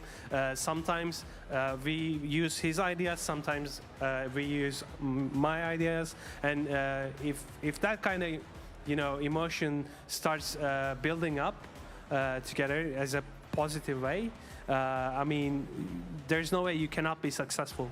Do you feel that energy in the team as well, Yatej? Yeah, of course. Like when Vlad came to team, we were like you said, we weren't that much good, and we can't adapt the game, adapt the meta every time. But when he comes in the first day, he always tried to fix the problems, and he's the best fixer, I guess.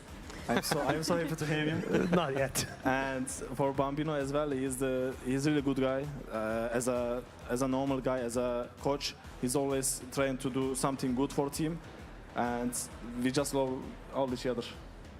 I guess bigger picture-wise, so coming out of Ascension and the start of 2026, obviously has been kind of a resurgence, in terms of Turkish teams and Turkish Valorant. How do you guys kind of rank yourselves? Because obviously there's some questions now coming out of Santiago in terms of overall. Where do you guys put yourself now in terms of like the Turkish ecosystem? I don't like to talk big. Okay. I think we are in good team, but I'm not gonna say we are the best. But we always trying to be best. That's all. I think we're the better team right now in terms of Turkish teams. More modest. Yeah, hello. In terms of adapting to the meta, and because like we could still go for Yoru in the Yoru meta, and there was this Vele meta, you know. And right now we're utilizing Jet Neon, maybe something else in the other maps. We didn't show, fortunately, because like today's map pool was like a bit unexpected, which favored. I think it favored our map pool. For sure, like we were kind of building. Of course, I mean, just before our official. 2 weeks ago, our build, we just built our roster like 2 weeks ago before the official game, first official game, because that means we didn't have much time to prep, you know? Yeah. And to coming back to your question, I think we're the better team right now, but BBL having a bit problem considering they have been one of the best teams in the Yoru meta, right? Yes. Because I mean, they have to be finding their own comfort zone. And Eternal Fire, I give them respect because like they're doing something really incredible so far. Absolutely. Yeah, I have to agree. What's next on the cards for you guys then? Because you've guaranteed playoffs now. You kind of have a bit of time to be able to experiment with different compositions. Because I was surprised to see you guys lean into the Jet so much. I get it in terms of like, Zeus looked great on it, 100%. Is there other avenues that you want to be able to explore now that you've guaranteed playoffs? I mean, I cannot say everything right Obviously, now, yeah? you can't say everything. I mean, but there are still things which we didn't show so far. Okay. I mean, we're trying to adapt to the meta. We're trying to. It was one of the first things I said when I come here. I want to be the. I mean, I want us to be followed by other teams as considering meta, right? Yeah. Without telling me a composition then, Yetej, is there a map that you're particularly excited to show us? I can't understand, sorry, what? Is there a map that you're excited to show us eventually? He's looking at Vlad like... Do I have permission? I think Essence. When Essence comes back. You can't say that. It's not in the pool. I will show my Sentinel skills. Okay. You know what? I'll let you have it. Well, thank you so much for joining us. Thank you. It's been a pleasure, and congratulations again on being Thanks. able to make it to playoffs already so quickly. Yeah, we're going to go to a quick break. Don't go anywhere. We'll be back with the second series after this. Say what you will. In the EMEA, you have to prove yourself.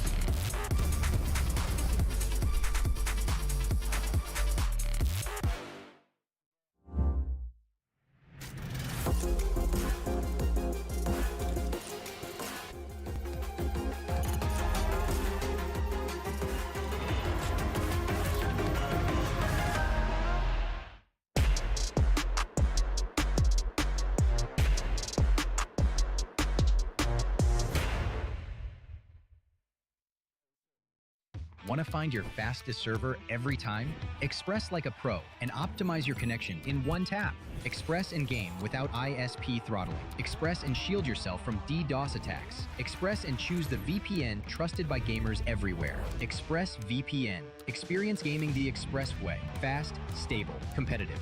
Outplay the world. It's time to Express. Unlock free cosmetics, including Lightning Kicks Buddy and more. Scan to subscribe.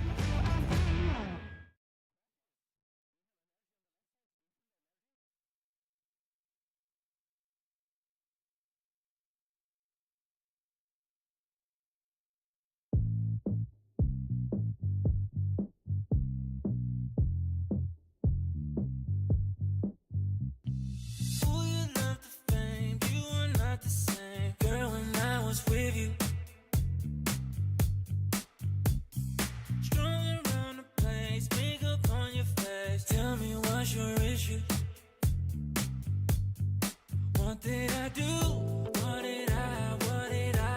I try to make you happy. Thought that I proved, thought that I. You told me that you love me.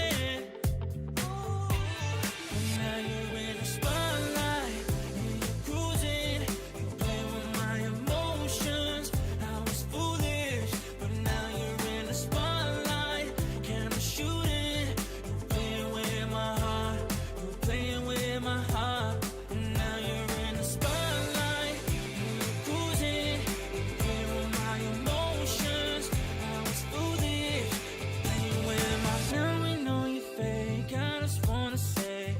Tunnel vision. Enjoy with your maze, cause I'm on my way. You've made my decision. What did I do? What did I? Try to make you happy. Thought that I proved, thought that I. You told me that you love me. But now you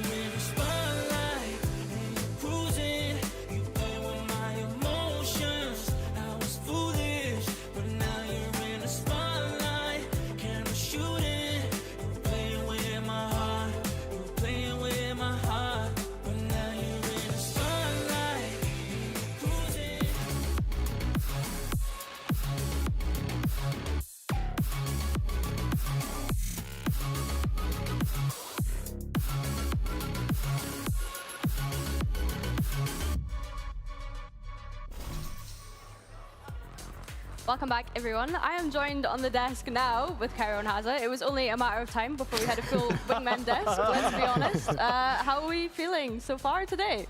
I mean, it started off okay because I had to work with Haza, but now I get to work with you, so my day's getting better. Yeah, do you know what? I think the Scottish bias might start taking over, Cairo. How do you feel about that, Haza? Yeah, I don't know. Are there any Scottish players in the server in the next game? Oh, okay. Come on. Okay. You have to do that to us. You know what? I'll let you have it. But yeah, obviously we have to speak about the next game because it's a bit of a fun one. We have Pacific going up against Fnatic, and when we think about Pacific, right?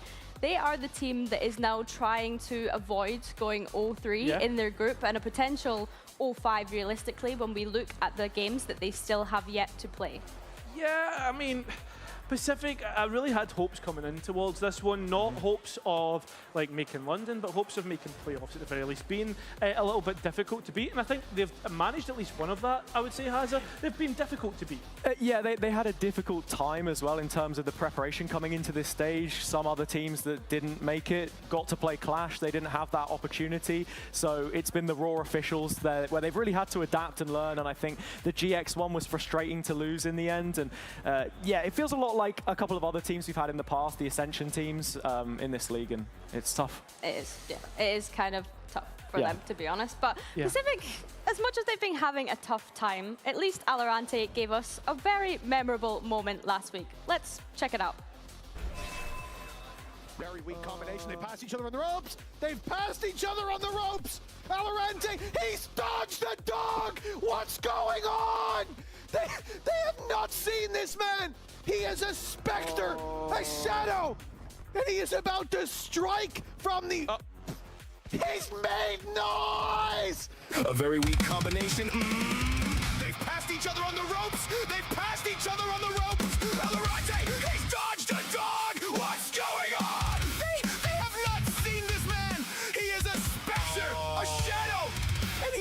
to strike from the... He's made noise! He's made noise! He's made noise!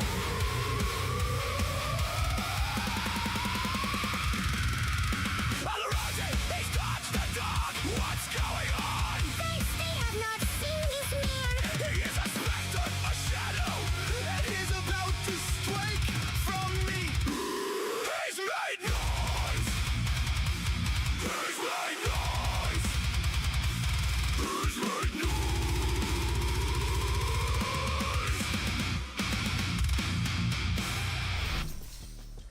Big up Rem from Unity Research on Reddit for providing us with that and allowing us to play it. Do you have any initial reactions to that remix that we had of Mitch? we got Metalcore and EMEA before we got an EMEA International Trophy, so I think that says it all.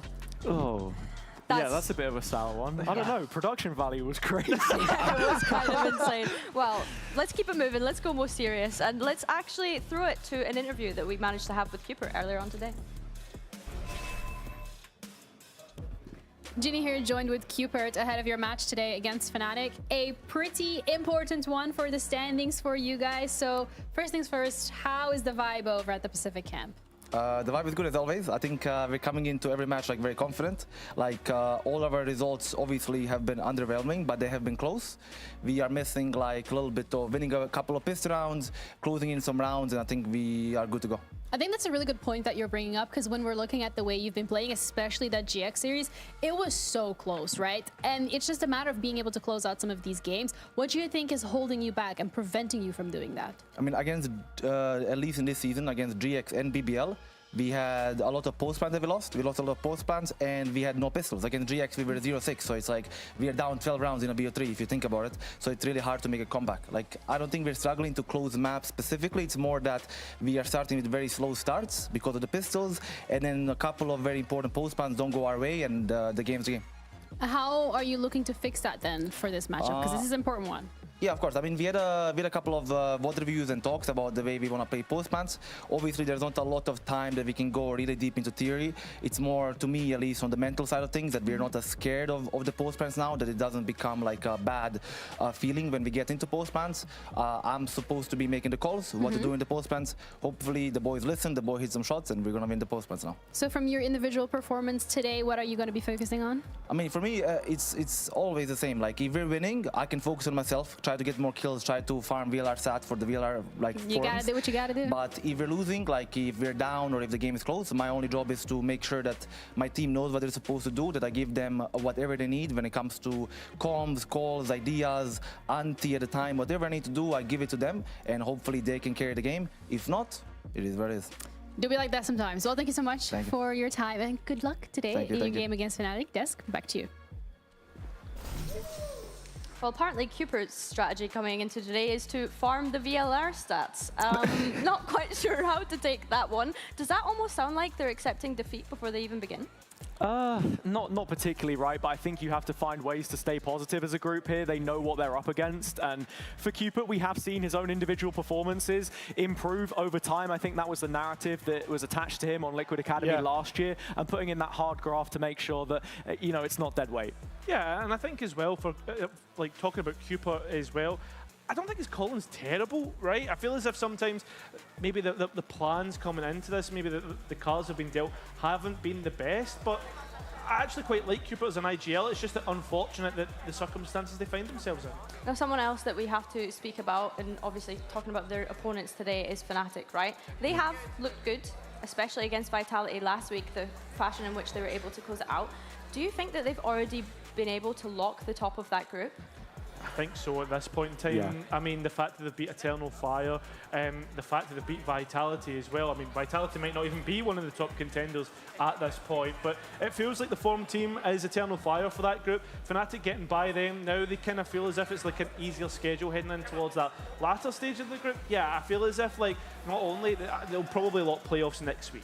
Do you think that they've silenced all doubts then, Haza? No, absolutely. I mean, look, it's Fnatic in Stage 1. It's a classic narrative that we've mentioned many times over the years. Yeah. And that's because they've taken the lessons from kickoff and it feels like they've applied them, whereas maybe some of the other teams in groups now are struggling a little bit more to adapt. And speaking about their playoffs run, which they're hoping to get to, they will of course have to beat Pacific today and beat Giant X next week. So it is looking pretty promising for them. Yeah, I would agree. I don't think there's anything else. So the fact that BBL comes so late, I mean, at that point in time, they could be out of the running as well. So towards this latter end of the group, yeah, it looks pretty decent for Fnatic. And I think by that point, like week to week, you'll be able to get like the strats that you want down for playoffs down nice and early. I think that's fair enough. I think that these IGL head-to-heads as well is something that I'm potentially keeping an eye on, which we actually have a battle of the IGLs. It will be Cooper taking on Boaster in our skirmish. All my training for this day. I normally go mix. He looks like me, a little bit. Yeah, he does. And a little bit something. Peek. Oh, I'm fast, baby. I'll be 30.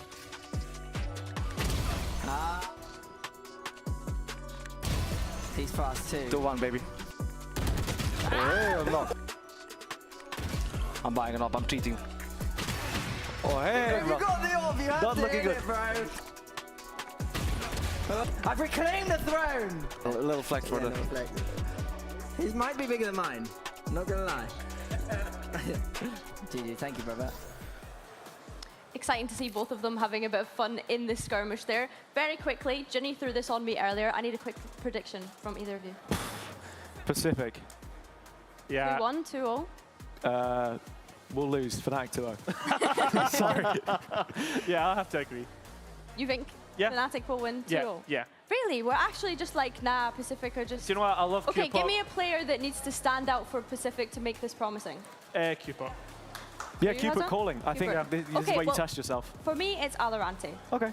That's the player that I'm going with. But enough from us. We've chatted enough. Let's actually bring all of the players from each team out onto the stage. We have Pacific going up against Fnatic. Smoke on my vision so hazy. Shots in the dark, you made me fall. Decisions in the past were made. All these eyes on me, can't breathe. Gotta keep from falling. Pacific Esports. Keep falling.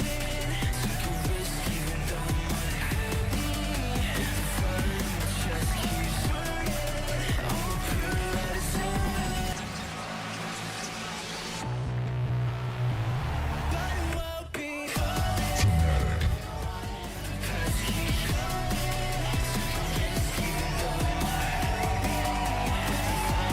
chest keeps burning. I'ma prove that it won't be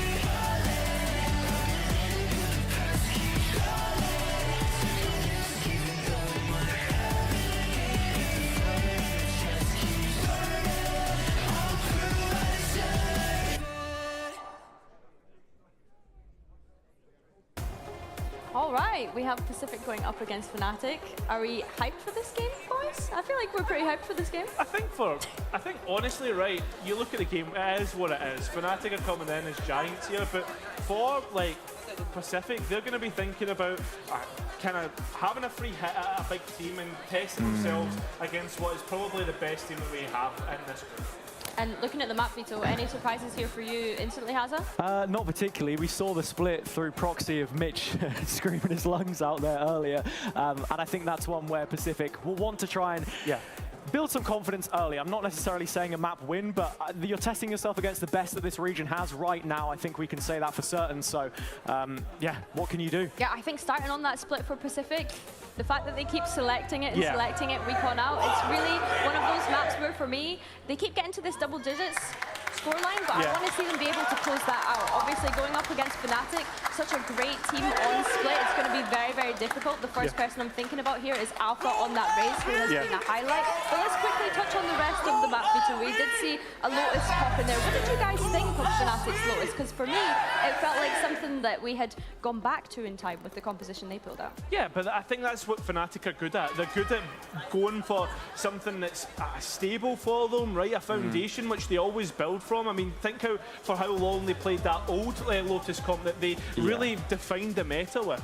Yeah, I mean, that worked for them. Obviously, there's been changes since then, and I think with the Waylay patch coming in, that'll be something to think about in the future. But starting off on Split, this has also been a map which Fnatic have been very comfortable on in the past. I mean, you look at their historic map pool, and this is one of those as well. And Haven, if we do get to that point, I mean, it's a Fnatic map pool. Let's be real. It is. Although in saying that, Fnatic, they've not played at this stage. It was a 0% win rate in kickoff. Granted, they did only play it the 2 times, but I think for us it'll be intriguing to see what they come out with if we do get to that point. But let's think about this split, because that is of course the first map that we're going to here.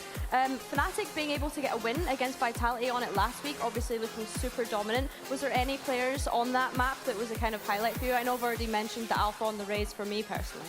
Yeah, I would have to agree. I mean, I think that's the thing. Like, when you've got such a dependable duelist player like Alpha, especially, like now the way that it feels like we're going back when it comes to the duelist meta, I think that's a big one to highlight. Yeah, I'd also probably say Vekaj, the man on your screens right now. I was really impressed with his stability overall. That being a big game as well, Vitality, and him stepping up to the occasion. So it's this one against Pacific where they're trying to be that plucky underdog, and we'll have to see if that continues. Yeah, I think if you're Pacific, you're probably coming into this one thinking like, okay, let's just get as many reps as we can. You know, we kind of have already set the stakes of this is looking pretty bleak for them when you realistically, like when you're being realistic, right? It is kind of bleak because now we're looking at a position where Pacific could not win a match in their group, which is unfortunate to say, but it is the harsh reality that we're in right now. And that's how you've got to call it, right? You're looking at 2 people who were backing Apex for the whole of last year. It's a similar situation, right? Where you've built that roster out of players that have come from Tier 2, obviously.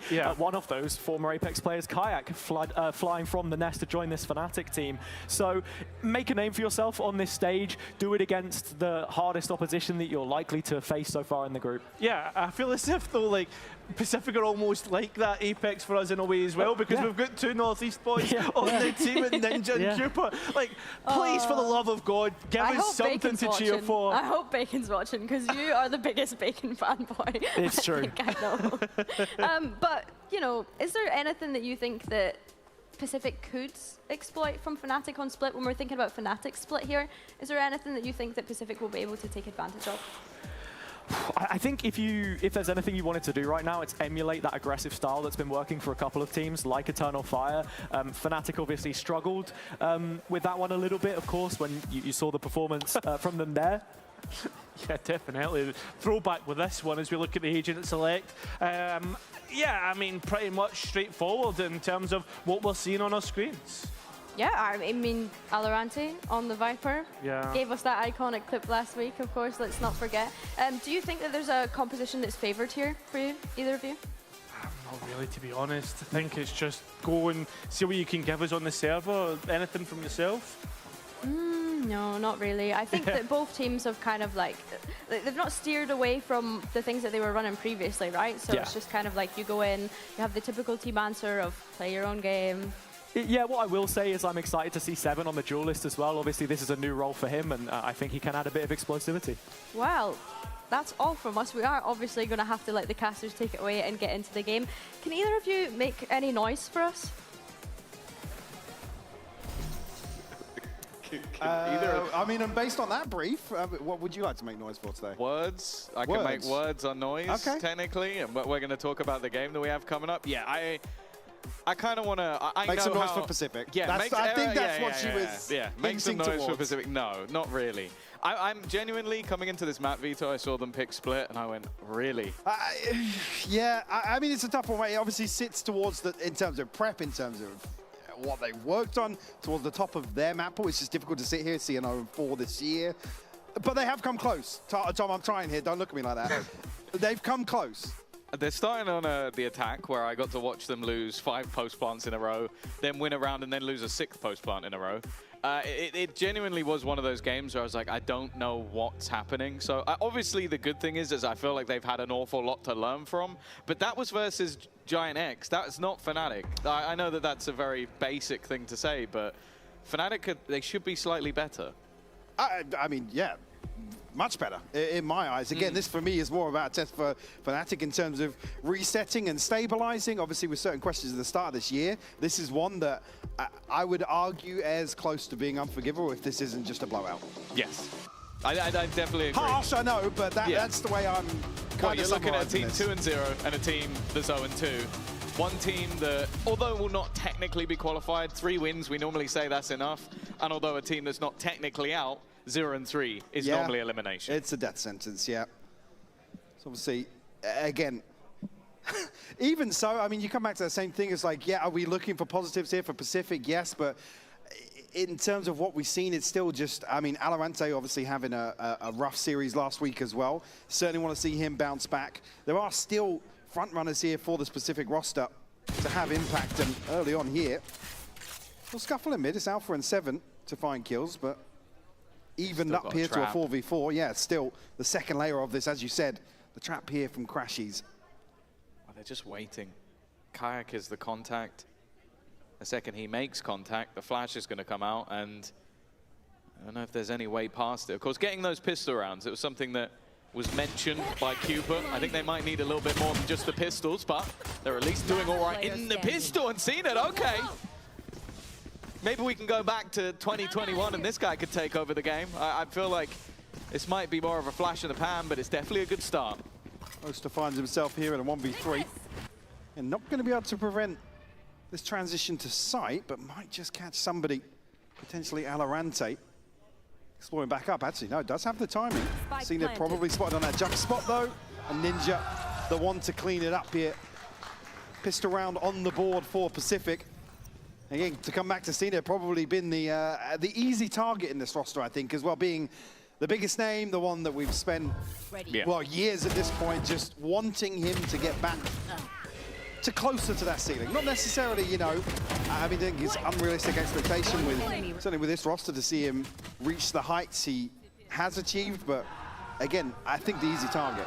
Yeah, I think especially with the amount of teams that he's gone through, that you kind of go like, okay, that Na'Vi team looked pretty decent. Foot looked pretty decent with the players that they had, and then the team afterwards ended up looking quite good as well. So this is kind of it almost feels like a bit of a last chance. Obviously, a lot changing next year. Yeah, I think so.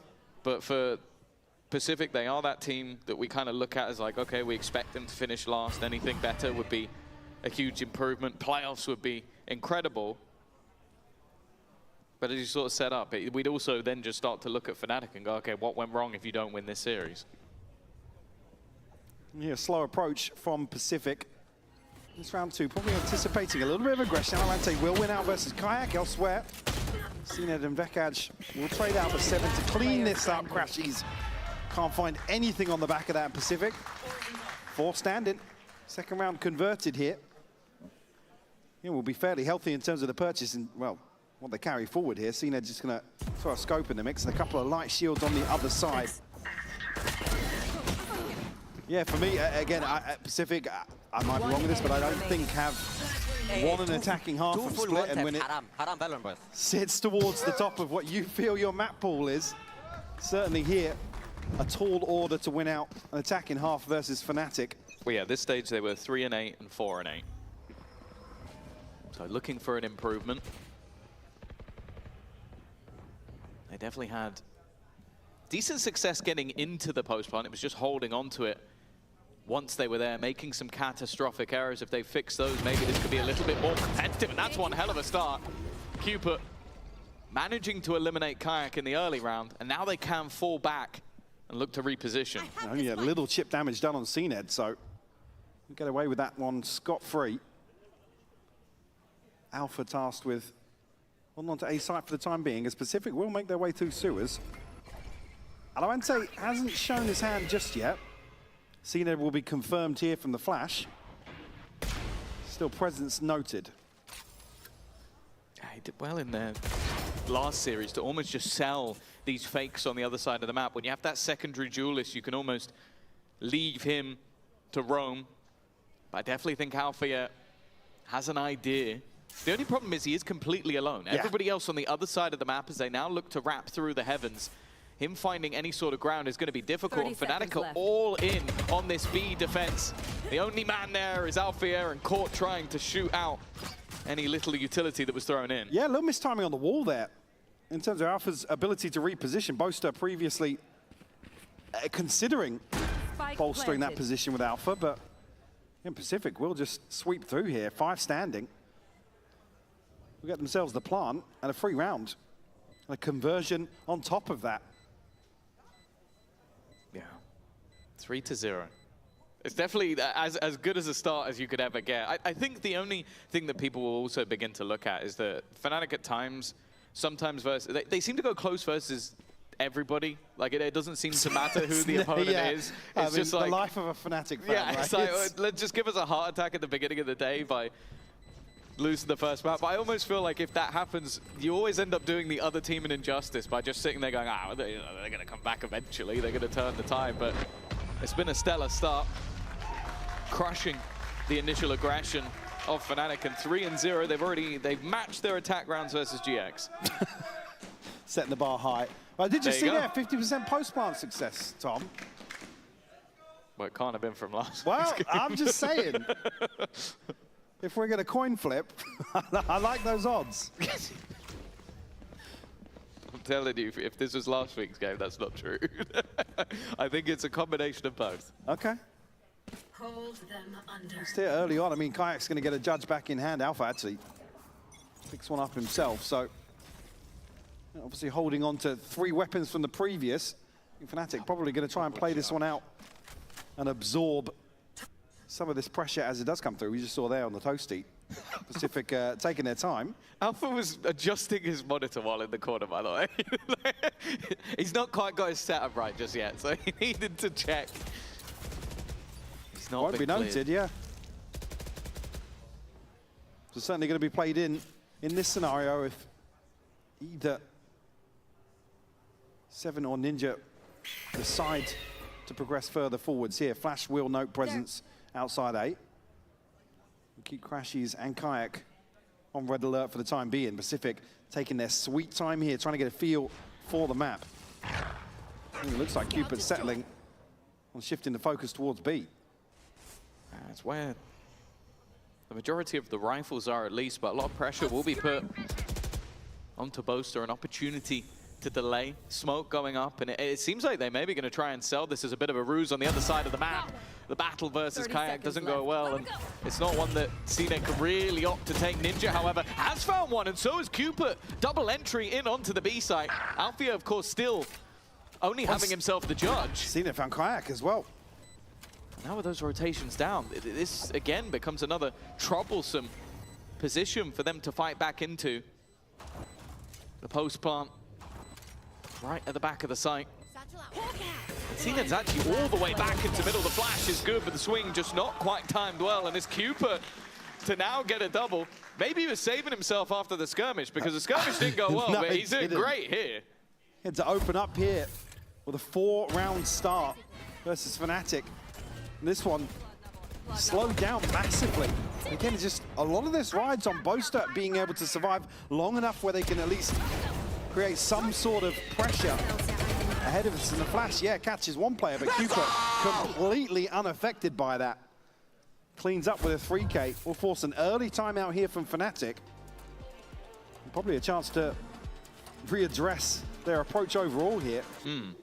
But that's the thing. You might come into today and like you've watched the DS, you've watched us, and you're going to sit there and go, well, these guys are being pretty negative in the way that they're talking about Pacific. But this is the current record for Speaking how many of negative. Yeah, how many wins each side has had in VCT EMEA. And this is why this is such a one-sided discussion, is that we have never seen Pacific win a game. And obviously Fnatic, I assume, have the most of anyone.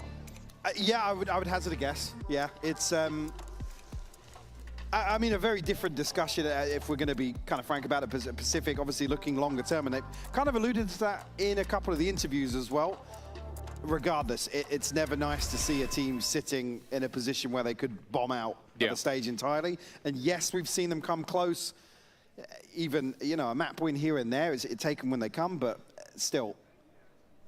To then come up against Fnatic and be in a 4-0 lead here, where Fnatic have been fairly timid in some of these rounds. And now, I mean, ultimately in a position where you're going to concede a 5th based on the inventory. It's a Sheriffs and a Ghost for Crashies. Another chance, actually, for CNED to make use of this scope. But Kayak's going to find the first. Valorant will pull. Good stun. The follow-up's going to land here. You get the gun. Pain Shell's good. Yeah, and he got the gun. And the orb. They've come out of that one smelling like roses to get the upgrade so early on. A little bit of more aggression as well. The team synergy to take out VALORANT, that hard lurk over on the A site. But they are recommitting back to the angle. Alpha's still here. 2 more will find a showstopper, something to potentially offset a lesser purchase like this. Boaster's going to be able to feed across that information with no wall to cut sight lines, but can't find this first one. That's it, catches the satchel and the reset. That's just nasty. Eventually cleared, and the swing from Kayak caught as well. That old Liquid Academy duo managing to hold the line. CNED just taking spaces. There's nobody left on this side, and also the gun has gone as well. That's more of a problem. A wonderful shot from CNED, but Boaster already back into the site. Flash coming in from Crashies. CNED is just taken over once again, 7-1 already. And leaving it onto Crashies. Rifle retrieved, given a chance, but not much of one. And with the overdrive popped, he's going to have to be that little bit more careful. Needs to be quick on the trigger, and he isn't fast enough. A little bit more dangerous. But Pacific are now 5-0. But Pacific about to win an attack in half. I mean, their ability to slow things down here really causing issues. Obviously a lesser purchase here, but with a big win at the start of the round, CNED just continues to take liberties in terms of this space. Sitting at 8-1 right now. Rifles back in hand for Fnatic now, an operator for Kayak. Ultimate starting to come online as well. You'd hope this be the turning point in the half for Fnatic. There's not much in the form of positives for them. Again, with how tight things are. Actually, seen it just looking to get up close and personal once more. Yeah, almost had to be a little bit panicky from Vekaj, the operator, forced onto the angle, but it's something that Cupid seems well aware of. As they now look back in towards Alpha, but this is where things can get a little bit more scary. Ninja still wins that fight, though. The drop down clears him, leaves the A site again with a singular defender. They're looking to battle into the spawn. 2 players here. On the other side, the swinging, only a trade. Spike down A. Not really bringing the scenario back, in a long rotation coming through on the flank from Kayak as well. We'll box them in. They're difficult to dig themselves out of this spot now. Have to try and get the plant ahead of the reinforcements arriving. You see Cupid now. We'll stick that in the corner. Difficult to hold on to here, though, because they're both going to be boxed into sight. And with Kayak picking up this angle on A main, rely on a couple of awkward angles here for Pacific. Yeah, they've sent a flash through above just to make sure there's nobody there. Has his overdrive available as well, so ult can come through if needed. Instead, though, he's looking to clear on the back line, and 2 very quick kills. It's taken some time, but Fnatic are finally onto the board. Just the one. Have to start chipping away at this cushion now that's obviously in effect for Pacific. Only going to be the divide available for them here, but 7 just past halfway on the showstopper. Vekaj does so well to just find this one again, because if they get ahead of that rotation, he's effectively boxed out. That's the start. Well, I would have said the same for Ninja as well, though. Yeah, the yeah. drop down into the vent to insta headshot. I mean, yeah, because Alpha spacing-wise, like, you rely on the first 2, but Ninja still finding that kill is massive. He definitely looks on today. And that's been one of my main issues with Pacific, is genuinely they have some very good individuals. They're never on at the same time. No, I mean, like, you either have the 7 show, see Edge behind the curve, and it's yeah, I'd say that's probably one of the more frustrating things watching them, where we know the ceiling of some of these players. But for me, I mean, Ninja has impressed me. Yeah, in a number of series, which isn't the one you'd go to typically looking at these names. Oh yeah, especially you got an import, you got VALORANT who's been sort of waiting to get into the league for a while. Alpha over the top. Nothing. Doesn't get anything. Luckily, there is a second layer, and that is Kayak already finding a couple. Okay, that was aggressive, incredibly aggressive. It leaves VALORANT stuck in a corner.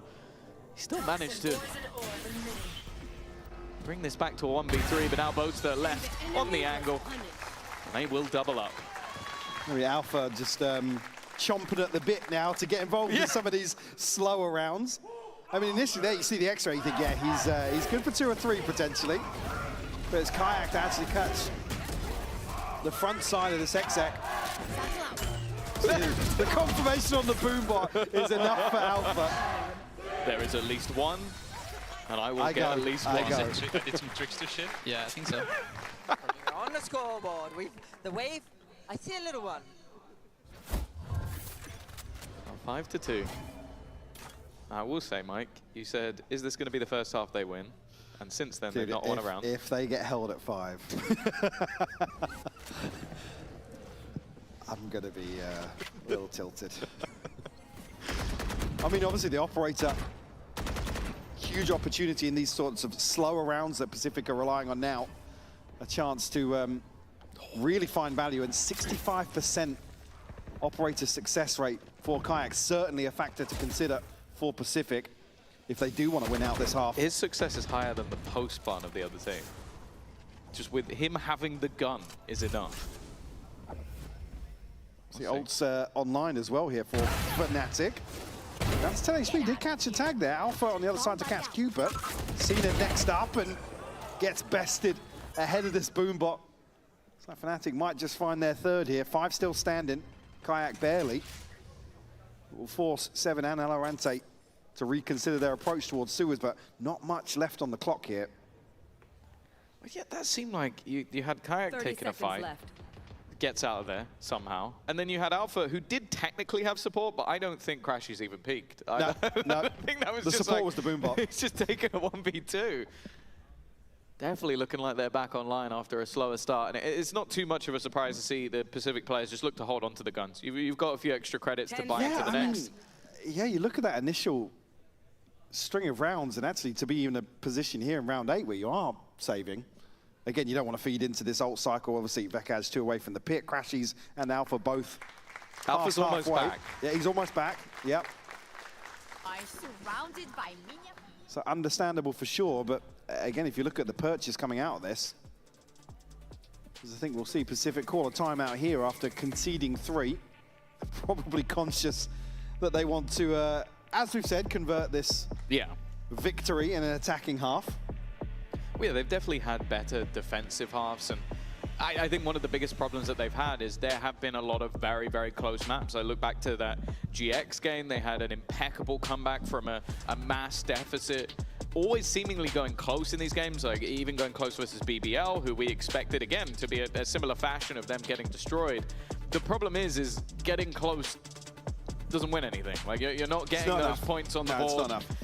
I think particularly week 1 when you come out and you go, oh, okay.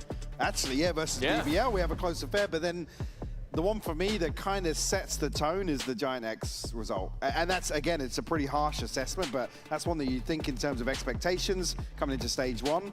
If you're going to make a push, you got to beat a team like Giant X. Wait, it's funny as well, because for Giant X, that was the moment, because then they're going to beat BBL. I think the second you get that first win, I think it just lifts at least a little bit of pressure.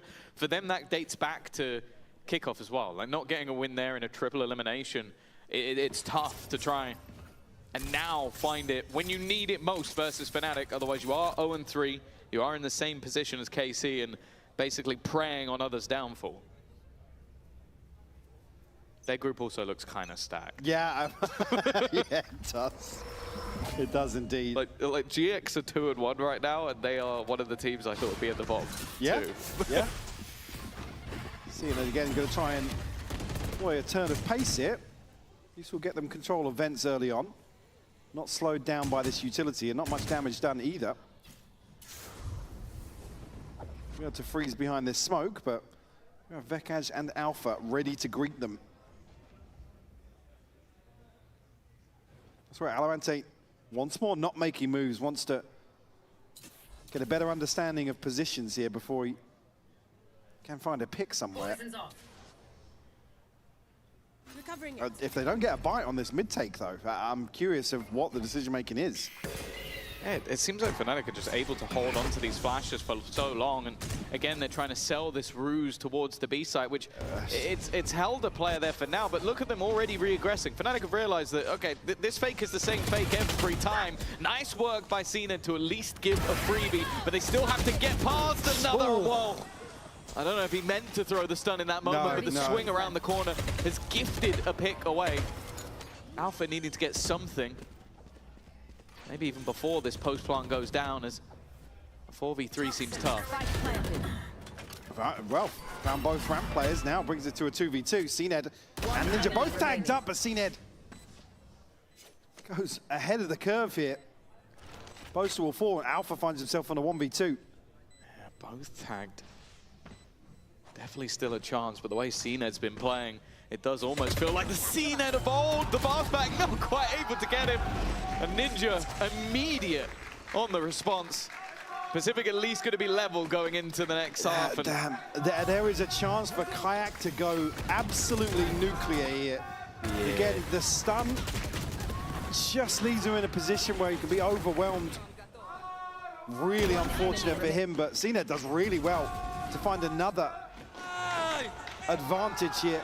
Catching Boaster, totally unexpected. Vamos. And seal the deal on number 6. As you said, at least we'll go in even here. Having both CNED and Ninja on at the same time is making this team look dangerous.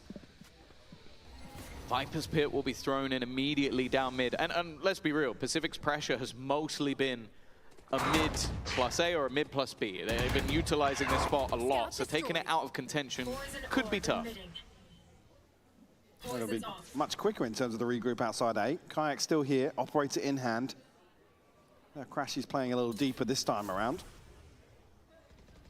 Kayak doesn't want to reveal the operator just yet. Seven's going to pop the showstopper. Pressure's coming through, whether you like it or not. Oh, he's been eliminated immediately. Shut down, leaving Crashies at the back of the site. Had a rougher start to this game so far. Needs to get something, and he gets both. Even has some support from above. And now Crashies just holding the line. We've been waiting for his moment, and well, his first 3 kills on the board are a complete shutdown. And it's absolutely what Fnatic need. You see the gap in rotation, and even so, there's a smoke popped just behind Heaven. Crashies has to find minimum 2 in this situation. The third is the cherry on top.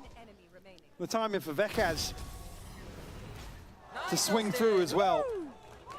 Big, big win for Crashies.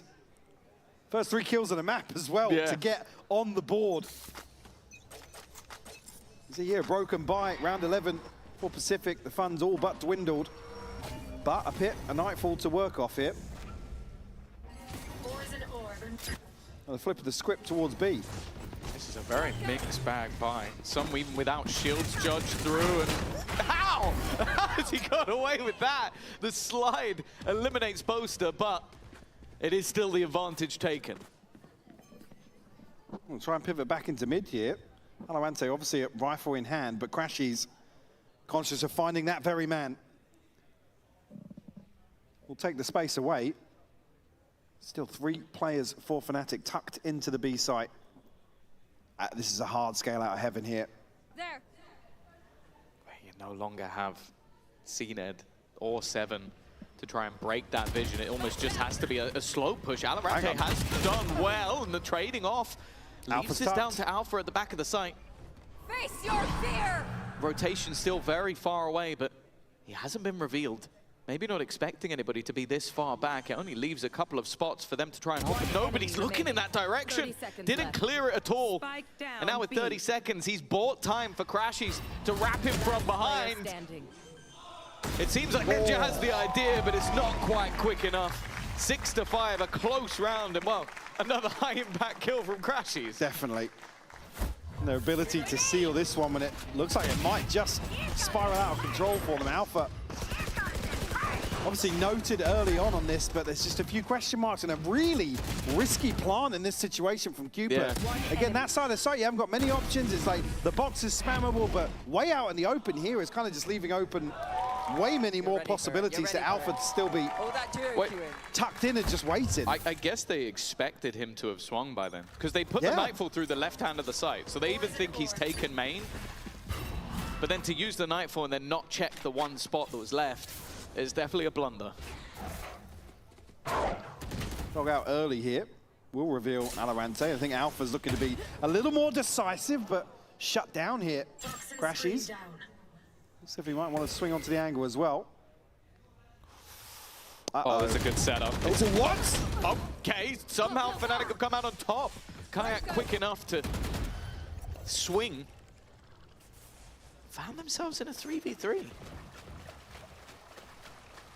Repivot back into sewers again. Valorant obviously noted early on. Crashy's now going to be relaying that information. Kayak still over towards the B site. Valorant has to win this, and he does. You are divided. Ooh, the spam not quite dealing as much as they'd hope. Oh, I love this though. Getting on the other side of the divide here. Vekaj, unfortunately, though, playing ahead of it, will have a good understanding. Swings onto it though. Valorant good for a third. Kayak now in a 1v3. They are going towards him, Oh my God. This is the one place that they don't want to go. It actually gives him an opportunity, but they are good enough with the triple peak, ready and aware. And well, it was one of those. They've won an attacking half. They have won an attacking half. Still a lot to come as we will go to a break. An orb emitting.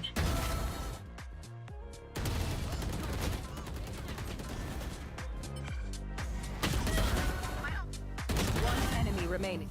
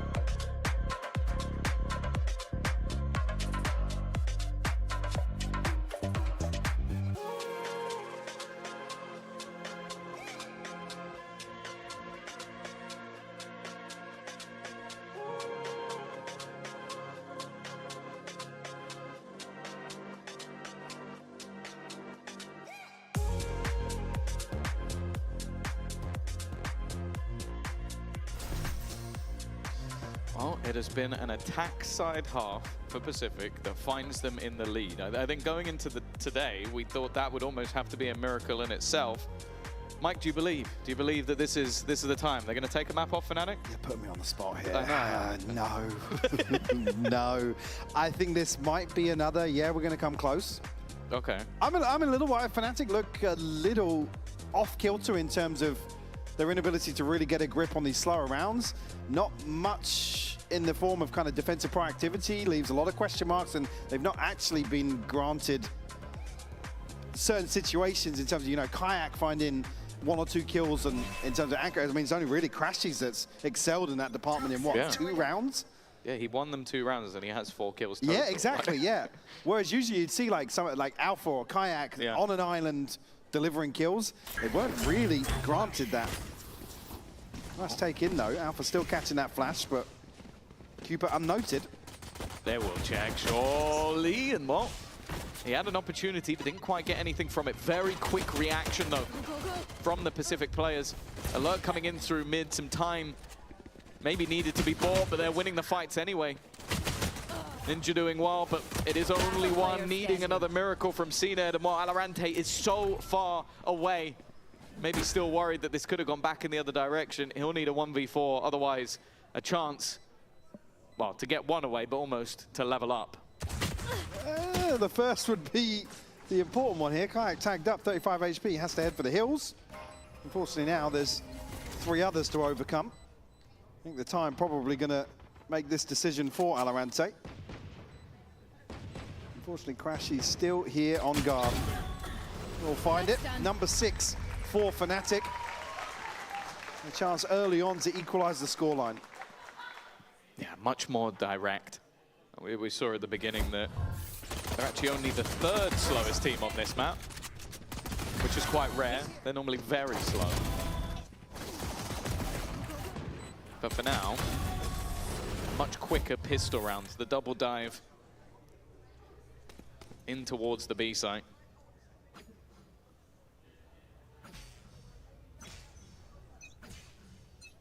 And obviously here, if they can do any damage, prevent an early snowball, it's going to be crucial. Obviously, Pacific set the bar pretty high in terms of that string of rounds in the first half, but certainly Fnatic no slouches here. They can assert a little dominance, set the tone for the second half. It's going to be the biggest issue for Pacific to overcome. I quite like the idea here, but we had this, I think it was last week, where they left CNED alone on the B site, and his job is basically to just break any utility, fake the idea that there's somebody close, and try and bait them into rotating into the other side of the map, which is the stack, when nobody else is holding. Unfortunately, Fnatic do tend to watch demos. I think Milan does watch a few of those. Yeah, yeah. And so I think they might have seen that one, have decided to go B anyway. No surprises there. Fnatic still waiting for a swing out here. Again, it is just classics on the way back in. If Pacific decide to feed into this. And again, conscious of that early snowball, it's Alpha and Crashies to have the lion's share in terms of 30 seconds old left. progress. Well, let's be real. First cycle. Alpha has a pistol. Alpha is going to push 100%. Unless he's completely, I don't know, scared from the first half. I don't think that's ever going to. We saw him diving with a shorty. Yeah, so I mean, yeah. It's never going to happen. That doesn't track. No, that doesn't no. track. I don't think he's ever been scared. Maybe annoyed. No But here we catch go. on the flash.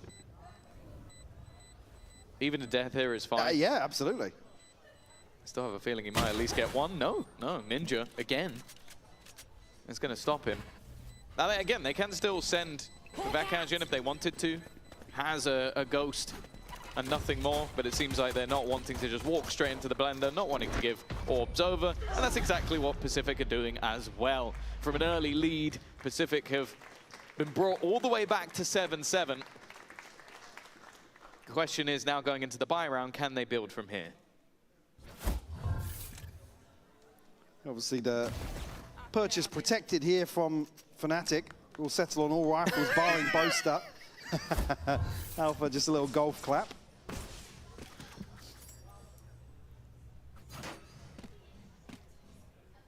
They're going for it again. Maybe still just trying to get that B orb, but it seems like Fnatic's idea is just to continuously put pressure on this side of the map. They're yet to really even go anywhere near the other side, but no, it is the same. Early flash straight in, 3 players already rotating from the side of Pacific, and CNED off to a flying start. In fact, he's got 7 alongside him, looking much better versus the bonus, but the bonus that had a fair few weapons alongside it.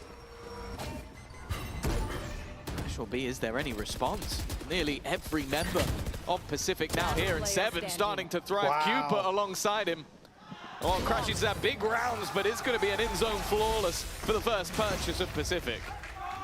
What a way to answer back. Squash any hopes of Fnatic riding that early wave. Keep the finances in check, and ultimately prevent them from really getting towards Alpha's ultimate for this first hold cycle. Would have been crucial. For me, at least, for Pacific to keep Fnatic honest here.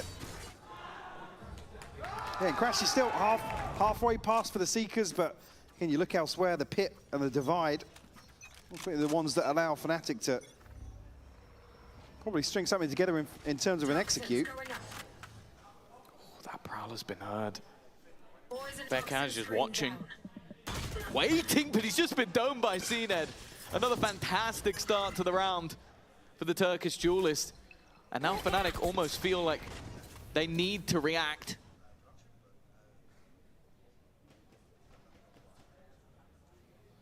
Patiently waiting, just in case there is any aggression. But they are now doubling back down on gaining the A control that they lost, and the patience of Alpha does get him one, but again, Pacific very quick to keep that advantage. And still, an ability to slow some of these rounds down for Pacific. The key, ultimately, to this defensive side for me, but Kayak finds 7 here off the ropes. Ninja forced further forward by this stun, might be isolated here. They're just creating a distraction. Yeah. It's so difficult to hit those neons while they fly. And while CNED would love to have the support, but right now he's waiting for that rotation, almost trying to bait for his teammate, but his teammate's caught swinging. It's left all onto CNED. And what was a very short-lived build into this defensive half, Fnatic a back level once again. And actually, still Pacific missing a couple of players in terms of progress towards this first ult cycle here, but again, what's key for me is this might be the approach for Pacific now. The ability to slow down, and obviously Fnatic probably having a good read on that situation. Again, just isolating some of these site anchors with utility.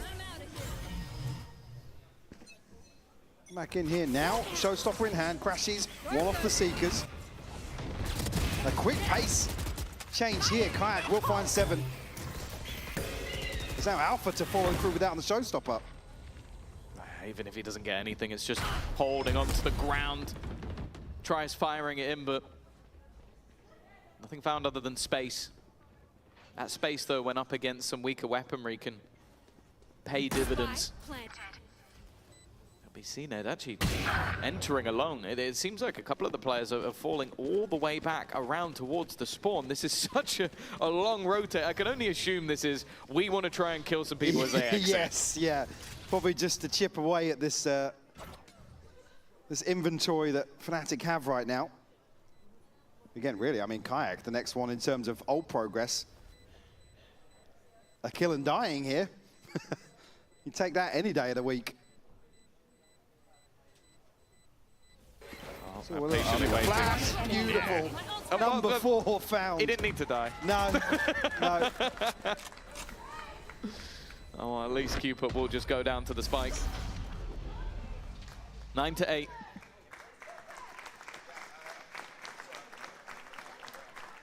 Fnatic, after what was a pretty hefty deficit, 5-0 down in the first half.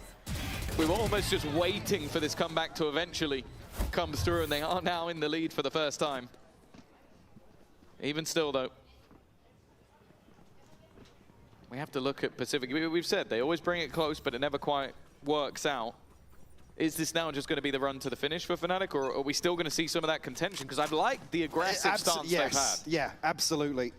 I think here, especially on a rifle round for Pacific, if you're going to make a go of things, yeah, while it's a positive sure to slow things down, you want to see them be decisive here in some of these.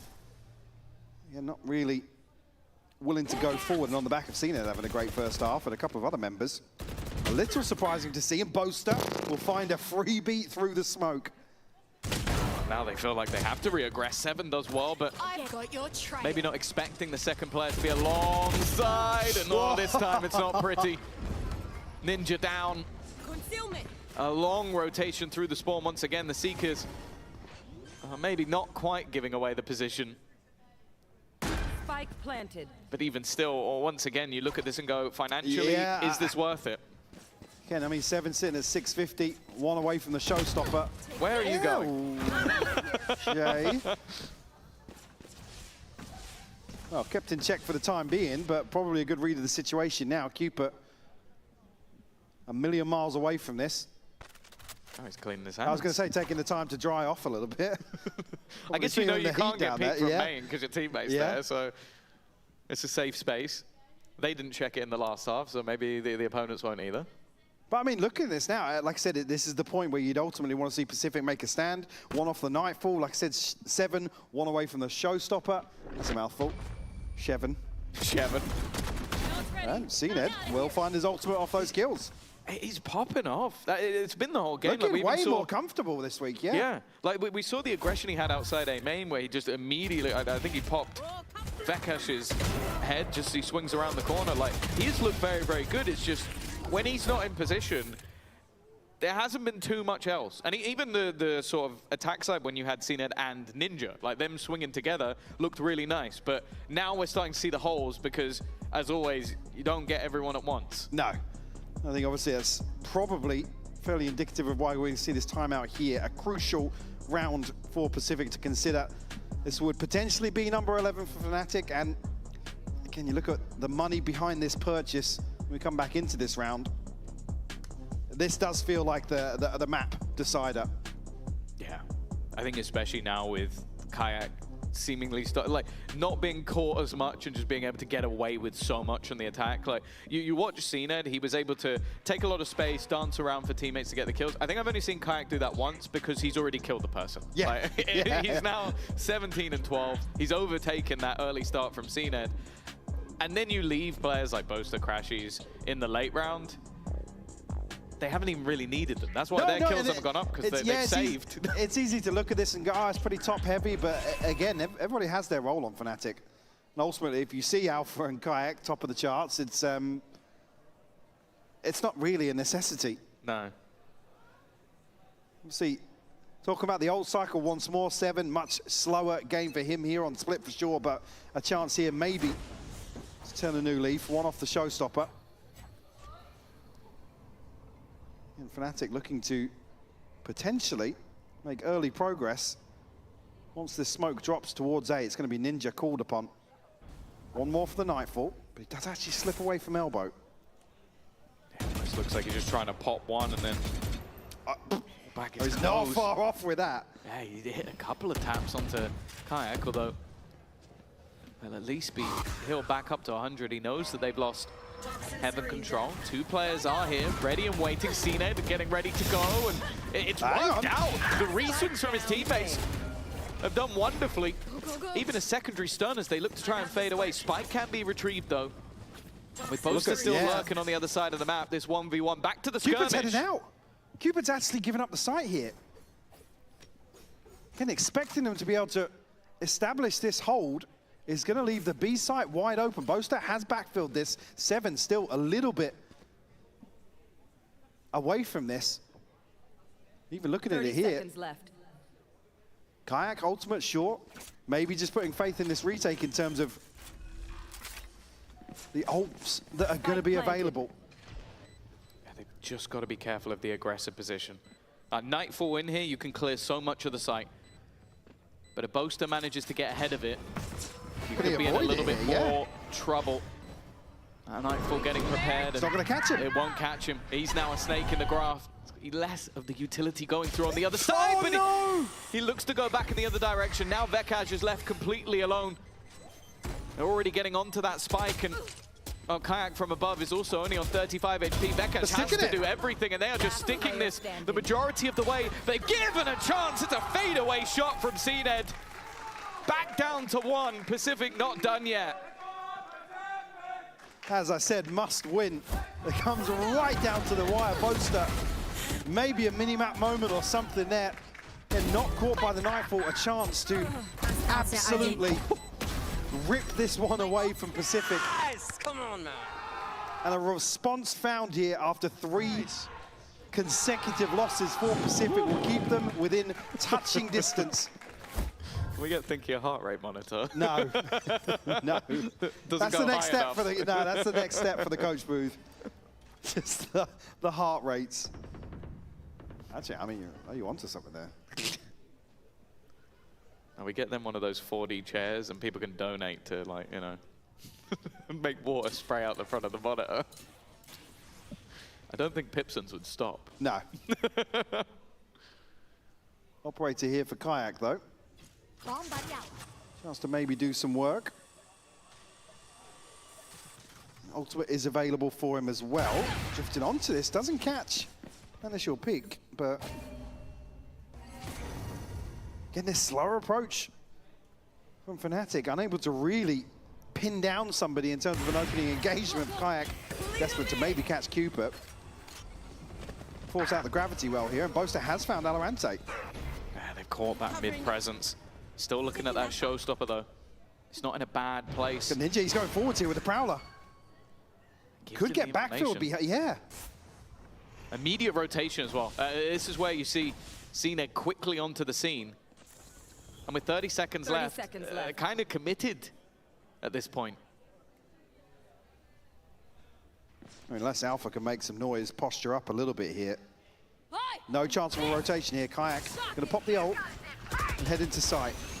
Leading the way, hit by the showstopper, 14 seconds. This is looking like the Fnatic of old. They need to get in, and they need to get in now, and it has all fallen apart. The time, seemingly their biggest enemy, and at this point, they just fade away. They just got to hold on to the weapons, survive the round. And we thought the Fnatic were going to run away with it, but Pacific have leveled once again. All tied up, not something I expected to be saying, especially in this opening map, but Pacific looking to do the Pacific thing, man, make this close, and it wouldn't be Fnatic without it going the entirety of this map. Now we come back to that criticism of inability to close out. Is this one you throw into that bucket, Tom? In terms of Pacific here, double digits. You look at actually the funds behind this, it's semi-protected for Fnatic, but Kayak's ult popped, Alpha's 2 away. Yeah. Don't have that tool available to offset that. It feels mean, but I'm still nowhere near a point where I believe, even though it's 10-10, even though they've had a good fight all the way through. I hate watching right now. No, but it's just, I always have faith in Fnatic to close, and I don't have it in Pacific. It's like they're the two opposites fighting against each other. And I don't know, I think until we see them hit that 13th round, it's going to be difficult to believe.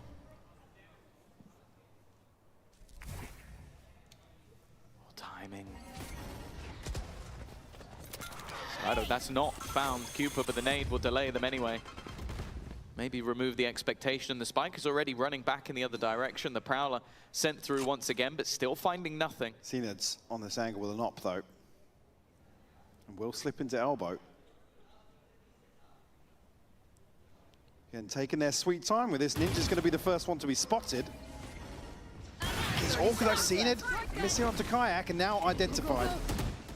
Needs some help or needs to escape. Diving into the site. And this time they have found themselves the post. An opportunity to maybe counter with a cosmic divide of their own. Pacific just waiting for everybody to be on point, everybody to be in position, but still, they have to be wary of the player in the backline, or maybe they have to be wary for the player on site. Already one up for Kayak, doubling up alongside, but Veka's just fallen.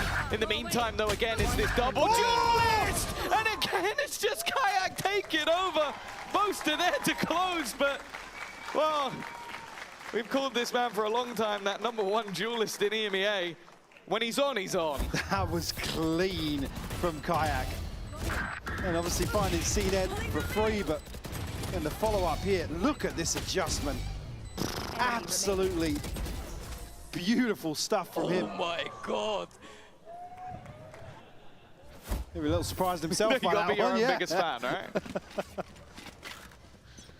Broken by here from Pacific. It's Stinger in the hands of Cooper. CNED trying to go forward with this rifle, but going to be identified. Kayak will find Ninja. Again, the C's did catch, but they can't capitalize. They just can't kill him. And then there's a showstopper to back it up. A player up above that could be a surprise, but that surprise is cool. VALORANT still does well. CNED was forced to back out of the site, and 7 looking to try and re-clear back towards the ramp. And if it wasn't bad enough, Kayak's now got his HP! That catch as he uses the Viper's Pit! That's gone, and now 7 has got rid of Boaster as well. It should have been a done deal. Signed, sealed, delivered. Instead, it gets dangerous, but Kayak has just been a safe pair of hands. Every round, the unstoppable force with Crashies alongside him. And Cupid still only on an SMG needs to close the distance, and you just can't kill this man! Another 4K to add to the collection. And Fnatic, well, they've got one man to thank if they win this map. A 3K into a 4K. Insane from Kayak. The divide and the pit getting popped at the same time. Veka's caught with his pants down. When you think it's just going to be Pacific to really swing the pendulum here. 2 coffees, 1 Red Bull. He's like this. Hey, we're talking about Kayak's consumption today.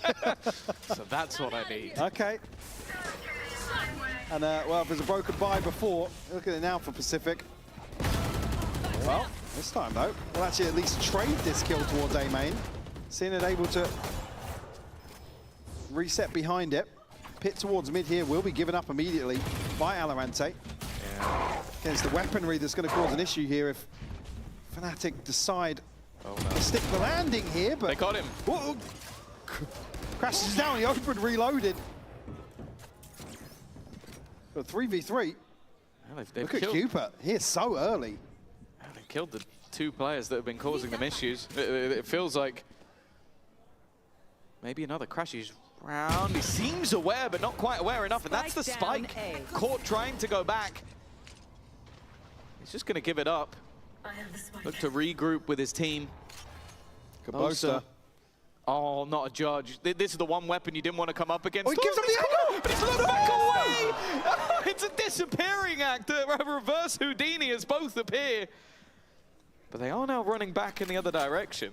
30 Clearly seconds feeling like this is going to be a B plant.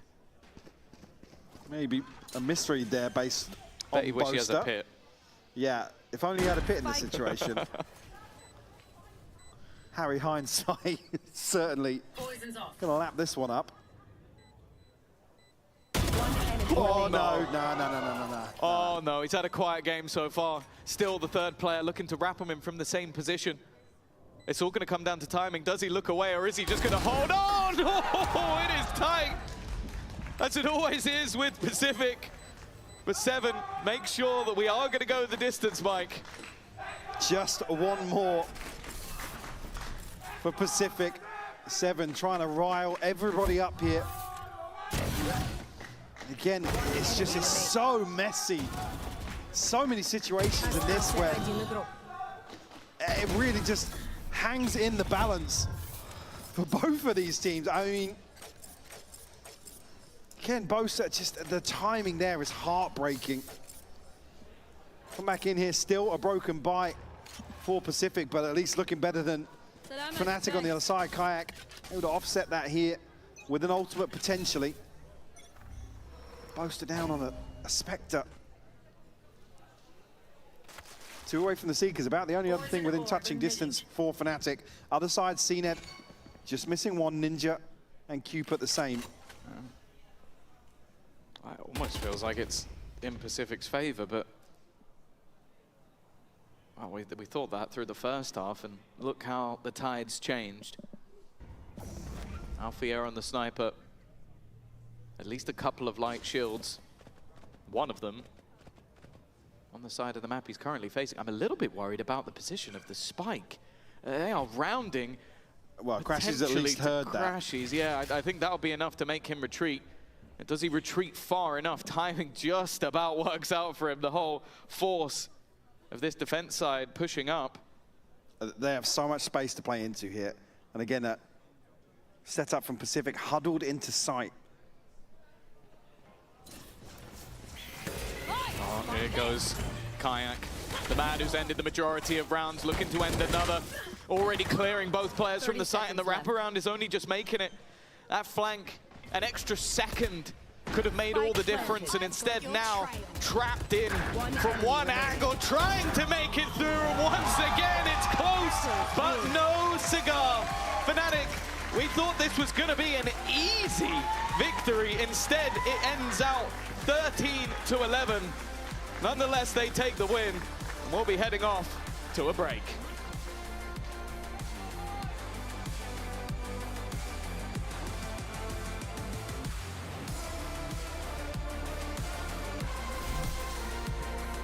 Look at me, Anthony, at the camera. Have you been a bad boy? You're a bad boy. Glug glug. You're a bad boy.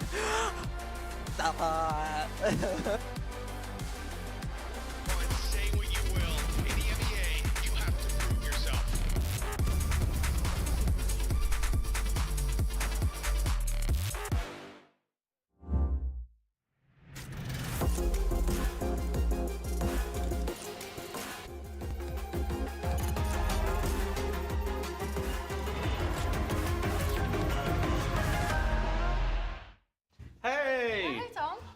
Alberto was looking for you, by the way. Really? Yeah, you better get there Okay, quick. I'll go check.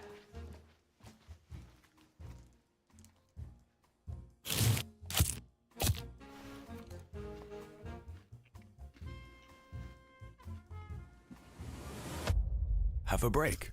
Have a Kit Kat. Tom Biz. You've had your fun. It's my turn. At Carmine Corp, we demand the best. This is what backs us up. The Razer Iskor V2 New Gen.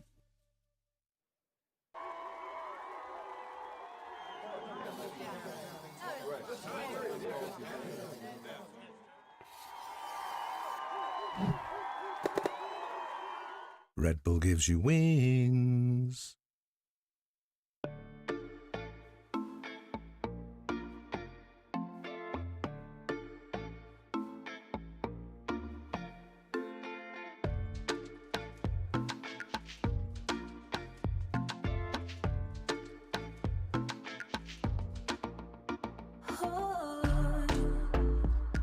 It's a pity that I didn't see this coming. I guess everything I did was all for nothing. Thought this was good and we really had something. Guess I was wrong to put my trust in for nothing.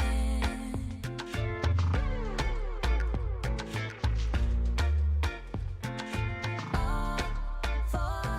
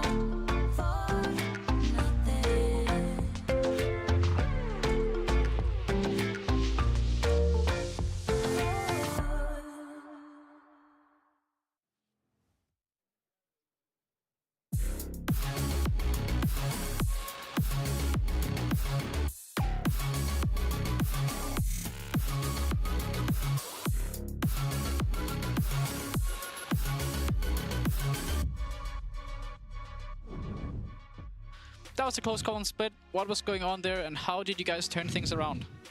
I think in the timeouts we just talked a little bit more about like how they were playing and telling the boys, giving the boys some tips on how to maybe deal with this like slower play style a bit better on the first half. And I think going from 0-5 to 7-5, like 5-7 was a big difference maker. And then honestly, I think on the second half we just had people really show up when needed. Kayak had some really nice rounds and ultimately that's enough for split.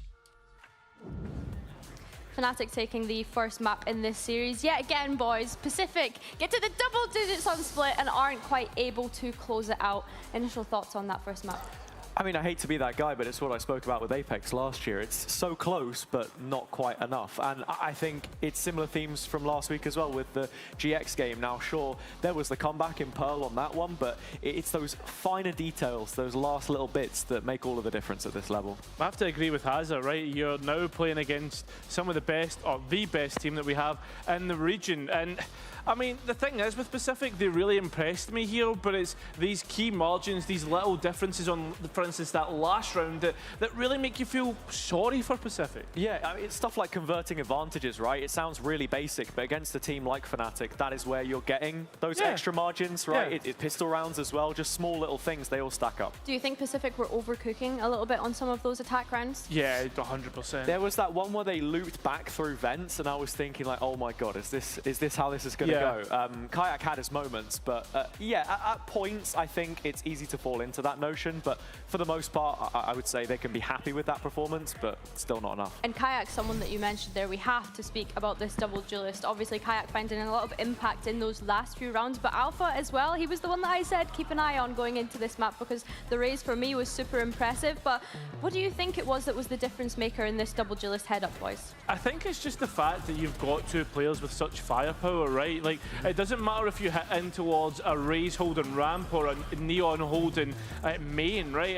It's going to be a problem, and the fact that you've got such synergy, which Fnatic have been so good at building over the years. Well, it's something they'll have had to have promoted, because I would say that historically Fnatic's double duelists haven't necessarily been the best. Alfier is someone who can flex onto that secondary role. Did you just say you don't think Fnatic's double duelist has historically been the best? At points in time, yeah, I think it's fair to say. I mean, you look at their Sunset last year, for example, that was a top point of weakness, I think, where maybe that synergy didn't come together in pivotal moments. Champs Grand Final would be the example I would give. Yeah, but it's a Champs Grand Final. I understand, but no, I'm this glad is something you're that giving has an to example. improve in this meta, right? Yeah.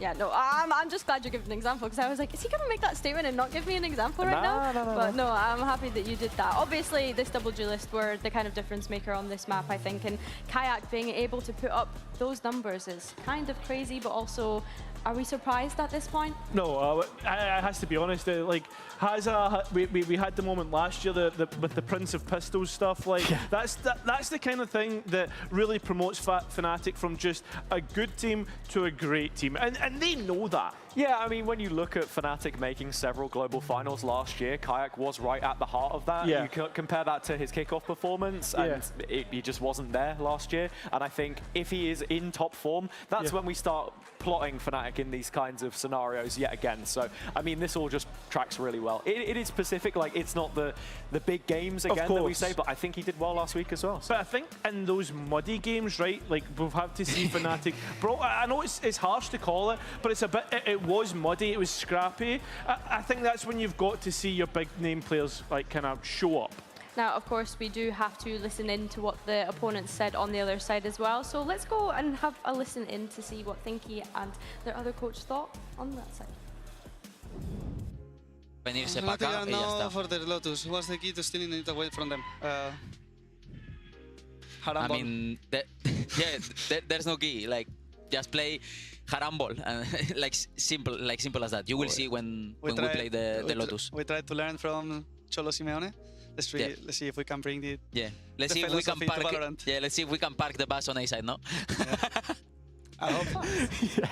Thinky has just said that they're going to park the bus on A site. Does that mean anything to either of you? I mean, I thought Lohan was supposed to be the Mourinho type, so I'm not sure. Does he want to play Arteta Valorant? Is that a thing? I don't think it's Arteta. I mean, I was going to call him more Guardiola. He's got the hair for it.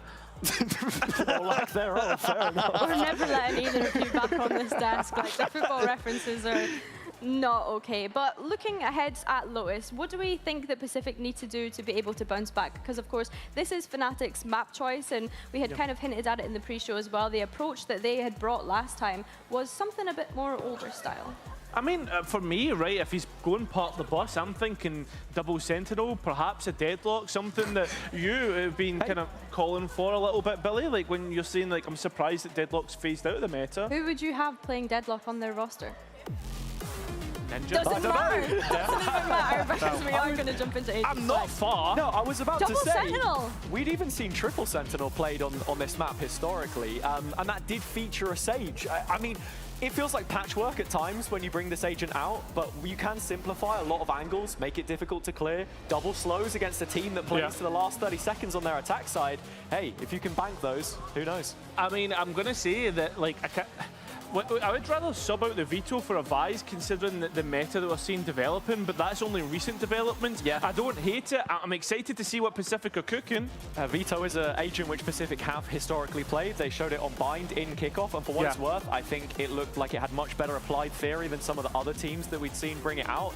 Fnatic, though, I mean, they've switched up, right? We're with the Neon here. Yeah, it has been tried and tested, but of course, as you mentioned, that duelist switch up. Now, I did hear we had some Pacific fans in the audience, so I want to hear them make some noise. They are really needing your energy right now. And Mike and Tom, have you got any energy for them? So I was just waiting to see what reaction we got there, but yeah, I mean, they came close. I think there was none. They came close.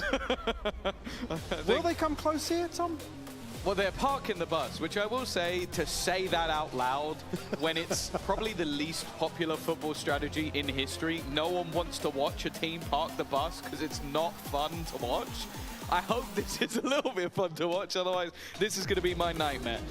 Well, we saw a close series when it was Fnatic versus Eternal Fire. But we didn't see a close Lotus. No, that's what I was going to say. When we got to Lotus, they won 13-2. This has been their map for the longest time, and I feel like this one should be dominant. I thought that in the last one, so maybe I'll be wrong again. Yeah, I mean, that's kind of where I'm at. I would have expected Split to be way more one-sided.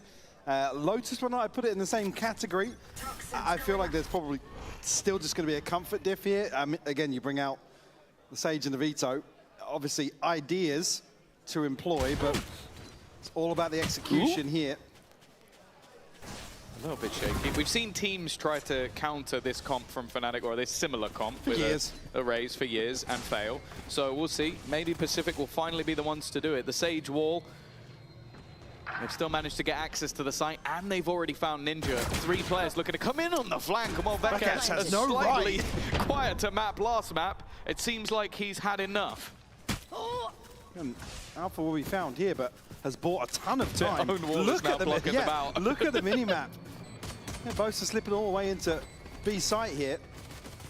A ton of work to do to get out of tree. Oh, VALORANT will manage a couple more. He's been doing great, but they still need to get past Crash. He's lurking around the edge of the smoke, and he will be there to close the round. A triple to start. And I'll be honest, the Sage will look like it hindered them more than it hindered Fnatic. Yeah, whether or not this is the kind of MO here, but leaving 7 to anchor on the Sage, and if Fnatic can identify that timing opportunity, I think they're probably going to try and exploit that. But that's why I'm still curious to see some of the ideas maybe the Pacific have cooked up around this composition. A little unorthodox, you could say. Always happy to see teams experiment. Yeah, I remember Foot running a Sage on this map back in the day, but they also run it with, I think it was no flashes. Yeah. Which, well, I think they've matched that. Yeah, I wondered where you were going with that, but... I'm a bit nervous for them when it comes to the attack side, because getting out of some of those chokes is going to be pretty difficult. They do have prowlers, they do have a little bit more. Yeah, but you are stacking your chips in terms of having a very successful defensive side. So we talk about the split record, which has been towards the top of their preferred map pool. Obviously, maybe righting their wrongs a little bit here today versus Fnatic. Asking the same thing once more. Gotta go. Yeah, we'll at least get a hint of Pacific's whereabouts. Question mark still towards A for Vekas. Looks like Fnatic might just follow through here. Yeah, the worry for me in particular on this map, though, is that this is, on Split, I feel like at times it's not been the greatest map for Boaster, and calling-wise, I don't think they ever really favored Split as one of their best maps. This map, I still will stand by that he's the best caller in the world. Oh, yeah, definitely, yeah. I mean, you talk about comfort zones for teams in general. Well, look at the space they've already made. Look at the C site. Look at where Alfiera is. Look at where the spike's going. Like I know that this one's a gambly sort of round, but they've set themselves up for success. An opportunity to build those orbs, especially on the 2 players that already had them. They were the ones that got the kills in the last round. Crashies is now 2 away from having that Nightfall going into round number 3. And they're probably trying to get him in a position to find this one as well. Alpha's going to bait onto this angle. I think Ninja's probably got a good understanding of what's going on. Crashies will indeed find another 3K here, back-to-back for him. As you said, that ult progress early on could be pivotal to their success.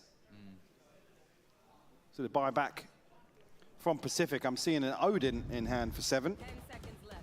1 enemy remaining. Oh yeah, round 2.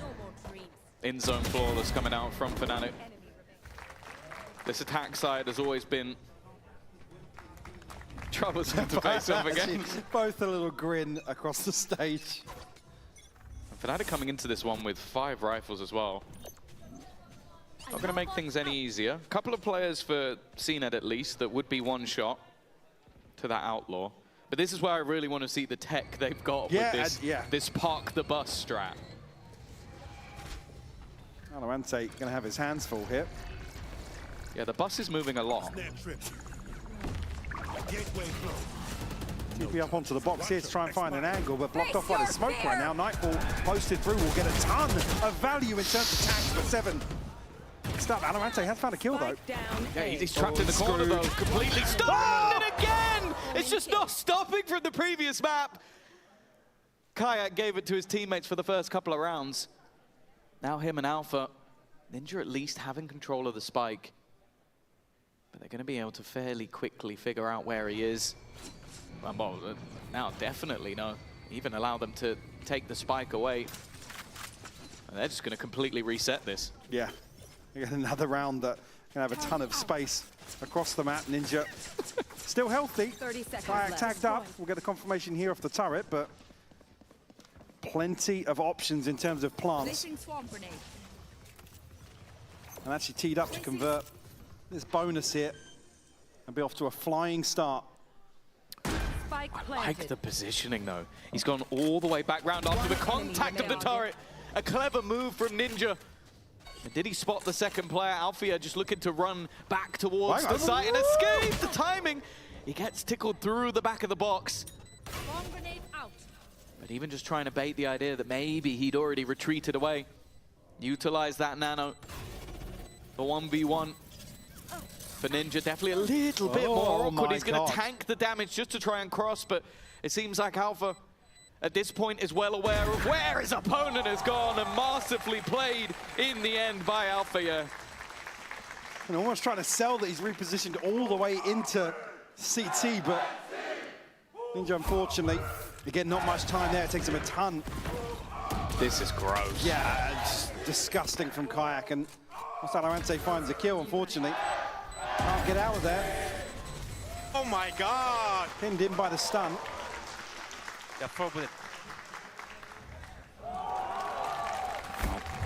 Bucky in hand for CNED. Sheriff. A couple of other upgraded pistols, but it's round 4 going to be extremely difficult for Pacific to navigate. Well, yeah, they're trying to use the early slow to just... Okay.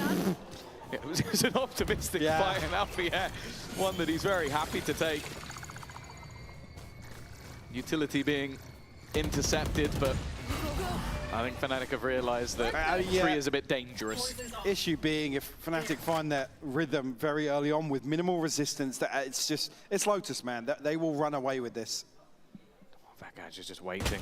They're going to fight him together, but they also get caught by Boaster on the cross. And Vekash has been, like, he had a very quiet first map up until the very end where he almost managed to clutch out the game.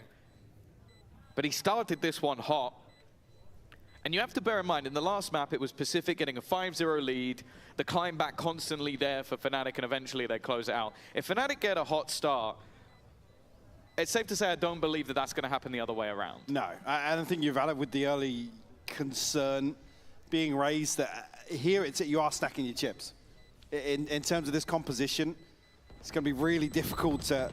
I mean, because Fnatic love being so unpredictable on the defense as well. I think really this could be a done deal pending this first half scoreline. Again, Pacific not necessarily out of it just yet. They need to get the ball rolling for sure. Well, also, you have to talk about the team that they destroyed on the defensive side of this map were Eternal Fire. They're a team that people are looking at as, like, especially on attacks, they've been incredible with how fast, uncharacteristic, awkward they could be to play against 10-2. Like, they made it look very, very easy. So I'm definitely already feeling that little bit more nervous for the side of Pacific. And here, going to see early posture up from VALORANT. Again, going to be forced to make a decision early on. Wall to secure outside of A. So in a good position right now for Pacific. Well, let's have a little listen in to how things are going. I'm gonna shoot. Neon up, to be fair. They smoke Zebra. Let's slow. pull up now, and we do I'll reveal for this. I'm ready to rebel, probably. I think they want to kill their C boys. Ready, revealing. 3, 2, 1. They came over C. They want to kill their C probably. Nothing there anyway. Let's just go maybe on this A here, I hobby think. top, maybe Carm. Oh, wall up again? They peek from B. Let's go into the A split, boys. Yeah, open door. Front door. A split, boys. A split. You have recon for backside? No. He was leaving. He left. I'm gonna ult stairs. You're gonna flood maybe. One gonna be pit probably. Nothing pit. I can't do God plant. Take backside. Backside. Maybe drop. I want to take heaven after. I'm gonna one do you with have anything? Yeah, I don't. But I'm late. Okay, I'm mulching. Go above, please, Lucky, so I can get in. I'm mulching. Welcome to my world. Pit in play. Post plant already, and a late wraparound coming in from Alfia. It seems like all the pieces are set up. An audacious spam that has found nothing in there. It's Alfia. Now they have to start thinking about that back. Look at them. All of them just went to swing to check behind them. I mean, consider the safe. You can see straight away here with where the pit is. They are locked out. And so Kayak catching the backside of that Cupid, and CNET removed. Won't be able to secure the inventory here for the follow-up round, and Fnatic on the hunt here. Rightfully so. Look at the money they have. Yeah, they can afford everybody to go down as long as that spike goes off, which I can tell you for free it will be. If they can get anybody more out of this, it's a problem for the Pacific players. Seems like they might be able to hold on to those couple of weapons, but that's not what I wanted to see with them coming back in with their 4-buy. No, absolutely not. No surprises to see Pacific call a timeout to follow that. Again, it's decided by like the one kill at the timing. Alpha's able to capitalize on this lurk. Kayak again, salt in the wound, twisting the knife to catch two in transition away. Come back in here. I mean, can't see it just yet, but we'll at least be able to invest around what was saved and in a decent position in terms of ults. I mean, Valorant will have his available. Ninja and Seven just one away. Fnatic, again, the investments come through. The Kayak just missing one here, but to come back to the same point I just made, look at the money behind this now. You're 5 rounds ahead. You have effectively, what, 3 buys in hand behind this. And look at what they're even spending coming into this.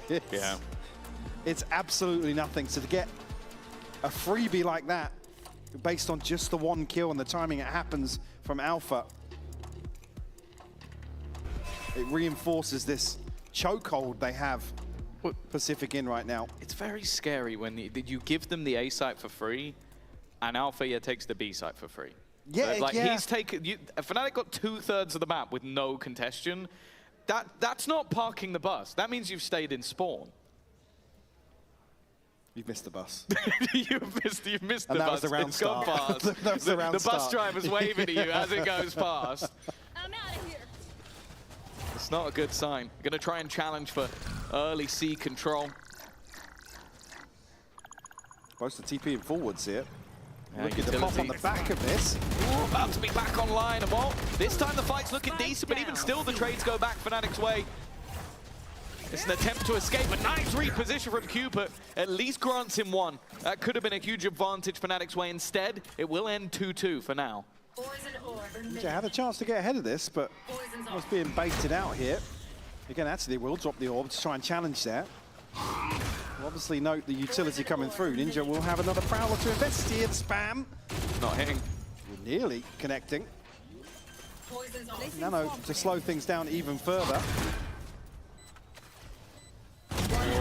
Missing. Vakaz, 1 HP. We'll find both of them.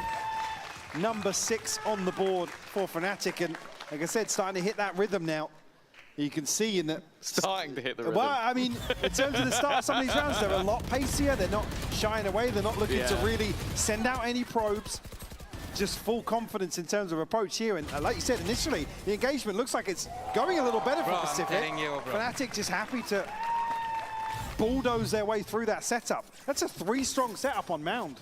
Fnatic just don't shy away at any moment. And that's the sort of rhythm I'm talking about, where it's like, yeah, you can't stop us.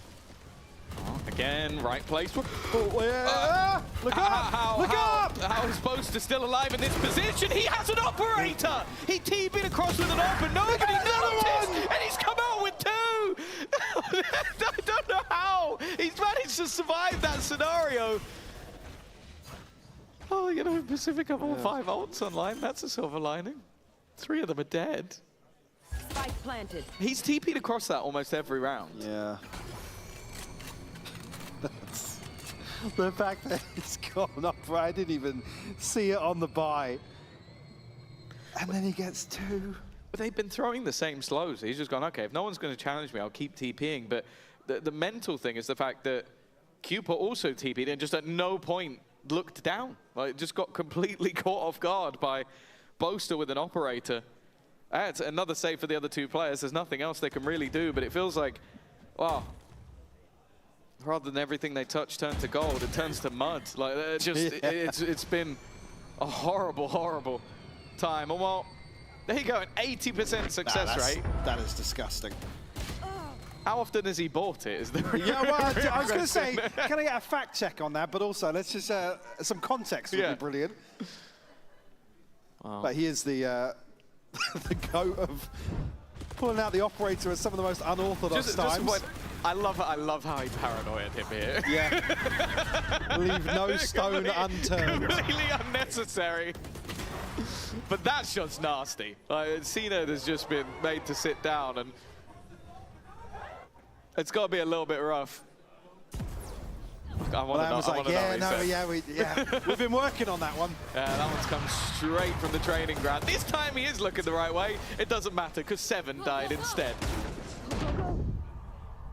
Paranoia posted here. Kayak looking to capitalize on that. Cena will eat a ton of damage from the molly, but elsewhere, Alpha still to catch him. Chance to reset behind that, but still come away with 2 casualties. A round that they came in with all ultimates, as you noted. The res being removed early on here. It's the worst person the worst one to die early. But again, they're just not in a position to really, in terms of, I guess, rehearsed set strats, that if you were to probably expect, if you're not going to ban this, you come into a Fnatic series, it's like, surely. Well, it's also, I think Valorant has had his ult since, I want to say round 3, but maybe round 4 as a push. But that ult is so situational. It's like, in a retake where you can't get hit by any utility, wonderful. They don't get to the retake. They've already lost the round by the time that ult like is clean, useful. Yeah, clean plants, like, no resistance. And even so, Valorant still sitting towards the top of the scoreboard for Pacific, but again, there's just so many times where they're on the back foot, they're so early on at a disadvantage. Cupid will take some space here. I mean, crashes to just play spoiler. Probably plant the seed of doubt here. Will get big info, but doesn't know about Valorant yet. Now he does. Oh yeah, they plant, like they're leaving their initiator to lurk across the other side of the map. It's foul work. I'm looking at Cupid still in spawn. He has his TP, but there's got to be some sort of doubt. Like, okay, maybe he could be behind us. Maybe someone can check. They might not even be needed though. There's the wraparound, and well, eventually he'll get a kill, but I think the round was already cooked from that point onwards. Cupid maybe thinking he had some time, and instead he was wrong. Yeah. Well, they're still going to have all 5 ults for the next round, but that's not the greatest sign in the world. 8-0. You remember the meme that's like the yellow bus pulling and then it gets hit by a train? It's quite a common meme. You see that quite often. You're never going to let them live that down, are you, that statement? No, you can't say you're going to park the bus and then literally start defense and lose each round within about 15 seconds. Like, you've not parked any buses. No. Why always me? Why always me? Why? They're winning 8-0 and Althea is not happy. Neither's Thinky, but you know. Well, no secrets about this one on the way in. Becca and Boaster both finding kills here. Cena the only one to respond. 15 seconds, you'd say? Yeah. Round is effectively done once more. They used an ult though. They did. At least.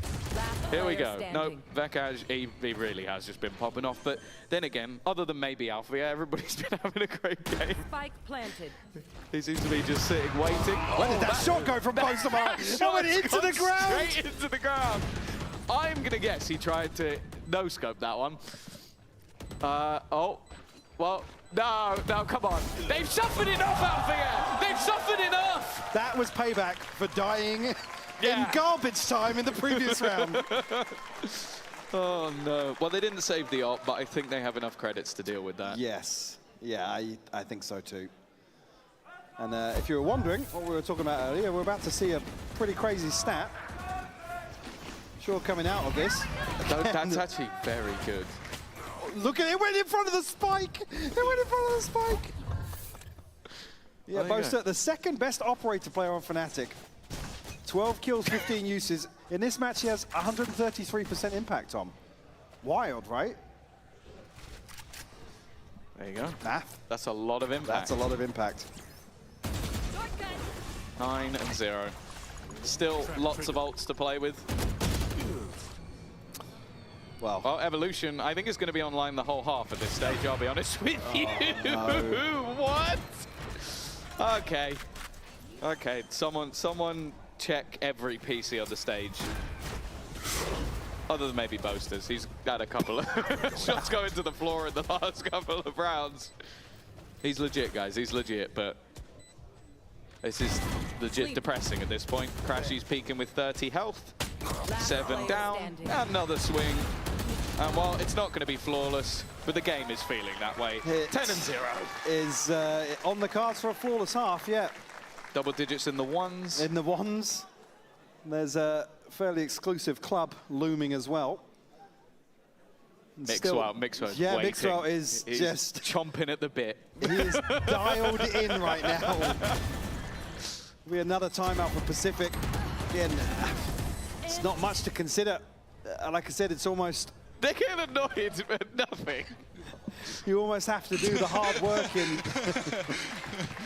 in losses like this in terms of at least keeping them honest, and that's just not the case. Like I said, you talk about traditionally here, once they hit a rhythm and Fnatic get a feel for the way the opponent's going to play. What do you say in this pause? What do you say in this pause? I am not nearly qualified to answer that question. I don't think anyone is. No. I don't think a person exists on this mini. Maybe mini. He did it once, so that's enough, right? I mean, are we putting these two in the same ballpark? I know it's one of the names is similar, but yeah, cut to the iconic Boaster clip of just hands on head, and it's Cupid. Yeah. Oh no. 10-0. Ults to invest. We're currently counting how many knife kills Alfia has got. If that doesn't tell you where this game has gone. The lower third normally gives us these wonderful sets. Like Alpha has 2 knife kills. Both casters bald. Both casters bald. Yep. For anybody who didn't know, that went out to every language feed, not just ours. So not both casters were bald if you weren't listening in English. Quick pivot away though. Both Seven and Valorant here tasked with potentially stopping this onslaught once more. Boaster to lead the way in formation. I'm going to catch here on the reveal. So yeah, they're going to be able to scale up for free here. Alpha again shining in the lurk. CNED removed. Yeah, his KD's improving a little bit. Smile might even creep onto his face. A Sage wall, it's been really tough to deal with. It doesn't even reinforce, like it's thrown out here. It doesn't even have a chance. It's just immediately ripped away. There's still no rotation coming through, by the way. Hey, it's wasting some bullets. That's the value you're looking for here. Yep, yep. Mate, if we see someone run out of bullets, we know why. Lockdown in play. Oh my God, they've just... But you know what? He's evolved! There you go. He has a chance to survive this ultimate. Valorant can put a real spanner in the works! He finally uses the evolution! Could this be the moment? The Pacific can win a round. They've still got to deal with both back He's got a pit as well. Too late to pop it now, though. Spike planted. But he's immune to the pit, because he's evolved. We've been waiting for this ult for like 7 rounds. I'm excited. He might not even use the pit. Surely he uses the pit, right? I mean, I think the window of opportunity is likely closed now. Yeah, it seems like it. They're just going to try and 2v4 this. Bekaj in trouble, but Kayak not. Already finding one. Valorant, this is his round, and Pacific have done it. Mixwell, put the tweet away, delete the characters. No 13-0 for you. Pacific have a round. What a pause. Yeah. What was discussed in that timeout? Now I want to know. Valorant and 7 inspired. Yeah, just able to, again, 2 freebies for Valorant through the smoke. Alpha, why me beckoning in the comms? He couldn't do that if he wasn't evolved. Yeah. They're not too sure about that one either. Can they get a second? Still got a res. Yeah. They've now used most of those ults. Yeah, I mean, and to be fair, look what Fnatic have, Valorant though. genuinely couldn't. Well, he probably would have just run out of the lockdown. So, you know, I don't know if saving it for a rainy day that long away was worth it, but they've at least got one. Alpha yet primed and ready. Prowler will reveal him, and they're using a lot to try and deal with him, and they will. On the other side, though, the push has come in towards this A site. Even still, Valorant seems to have woken up, holding the line, and is able to escape. Another 2v4 scenario. Spike needing to go down. Will force it back. Kayak tries to get aggressive, but it's left all onto Crashies. A 1v4. Otherwise, this could be the beginning of a very, very long comeback. A second round. Yeah, I mean, that's about the best outcome after the timeout you'd want, but it is only 2 rounds here in the first half for Pacific, Tom. I mean, feels like a done deal. Well, we'll see if they can turn it around after the break.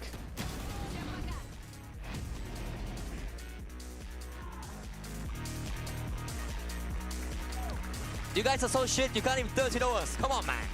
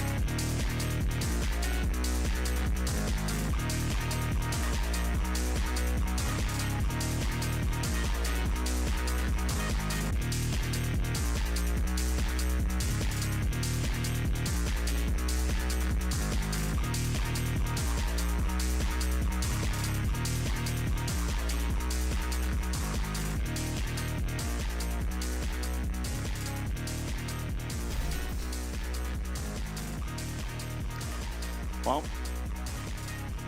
10-2. A pretty hefty turnaround needed for Pacific, but they did get the 2 rounds at the end of the half, Mike, you know? It's the start of something beautiful after they use their second pause. I've seen a 10-2 half before for one of these teams. Okay. I think I know how this story ends. Or do you think Pacific can do better than Eternal Fire? Is that the? I mean, I'm setting a bar. So they need a round. Yeah. That's all I'm looking for. Yeah. I'm looking for. So we're ignoring the fact that Eternal Fire won a map and maybe even should have won the first map. We're just going solely based on Lotus. If Pacific win, what did I say to you coming there? Small wins okay, for Pacific. So if they win around, they're better than Eternal Fire. Absolutely. On Lotus specifically. Absolutely. Okay. Put it right up next to Split in the map pool. The bar has been set incredibly low. Some would say the pistol on the win rate's kind of concerning when you talk about getting that 1 round in the second half.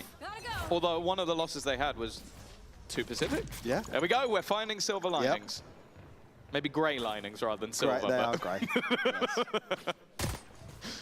Oh, let's see. Seen a quiet first half, but a pretty stellar first map. Maybe they were looking to park the bus on the attack side, which doesn't really make much sense, but for CNED, that has gone swimmingly. An opening kill, the wall sectioning them off, Spike planted. funneling them back into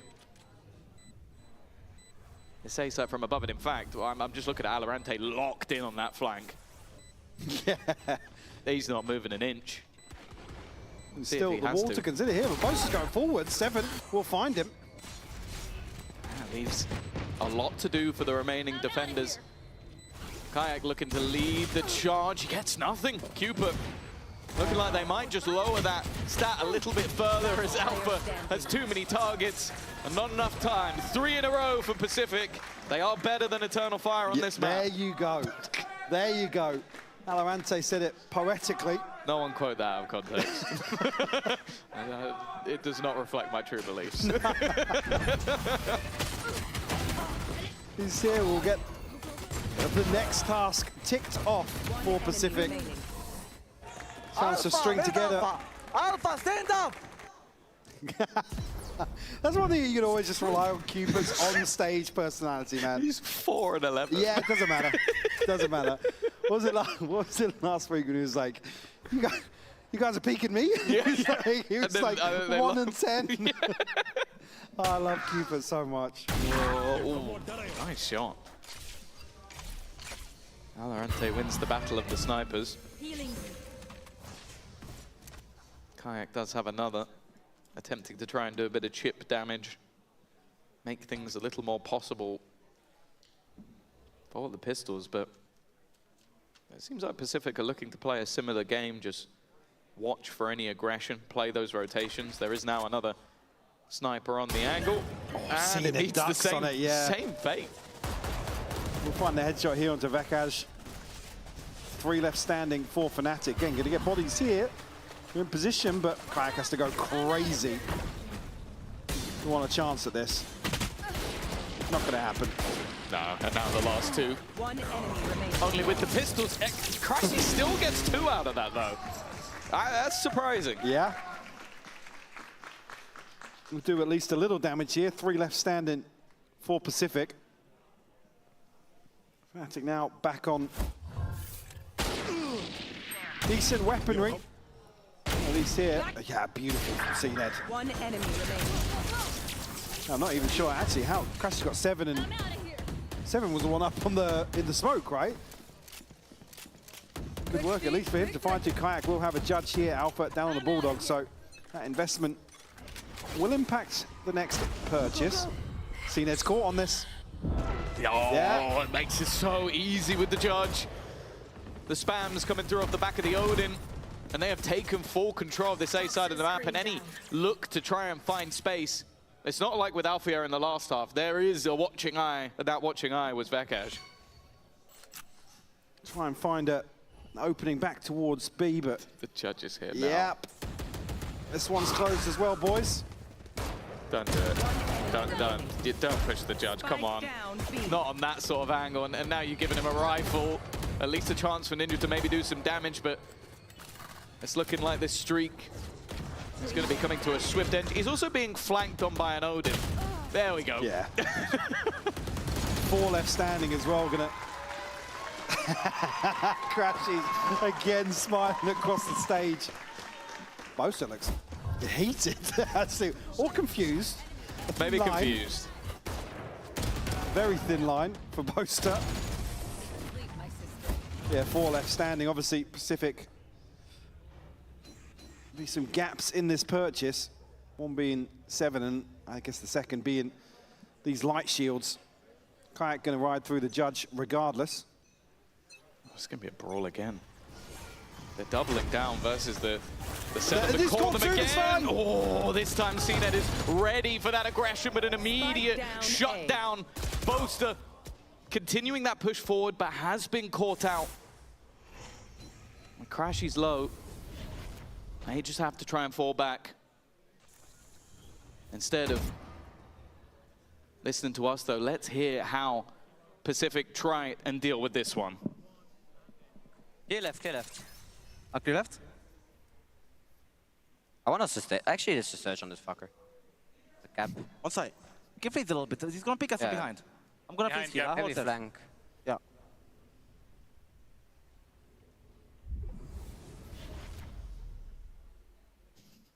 So they're gonna play 2A and then could you see?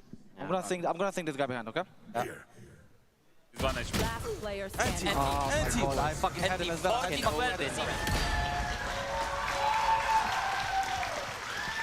Nice clean comms. Clean comms, yeah. Clean comms.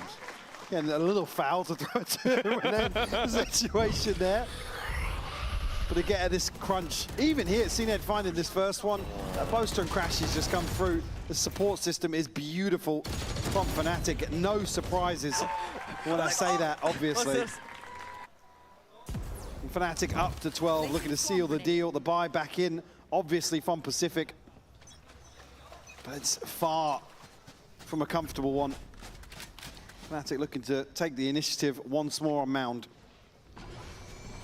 They've heard the steps in B. A chance for them to get pincered though. Paranoia used, but even still, Alpha just holding the line. He's wiped out everybody to close. It was a close first map and nearly on split. But Lotus, Mike, you just don't go there. No. Fnatic again reinforcing just how strong they are on Lotus. Again, kept up the sleeve really versus Eternal Fire, and once again here demonstrating absolute dominance. I think for Pacific, again, we come out with a similar sort of summary here. Again, close but no cigar. Yeah. Again, still we're looking for positives in terms of development, in terms of progression. I think coming across from Split, it's still a little bizarre to me, but I think it's just, it sits at the top of their map pool. Again, Fnatic, Split, Lotus, it's just a tough veto for them.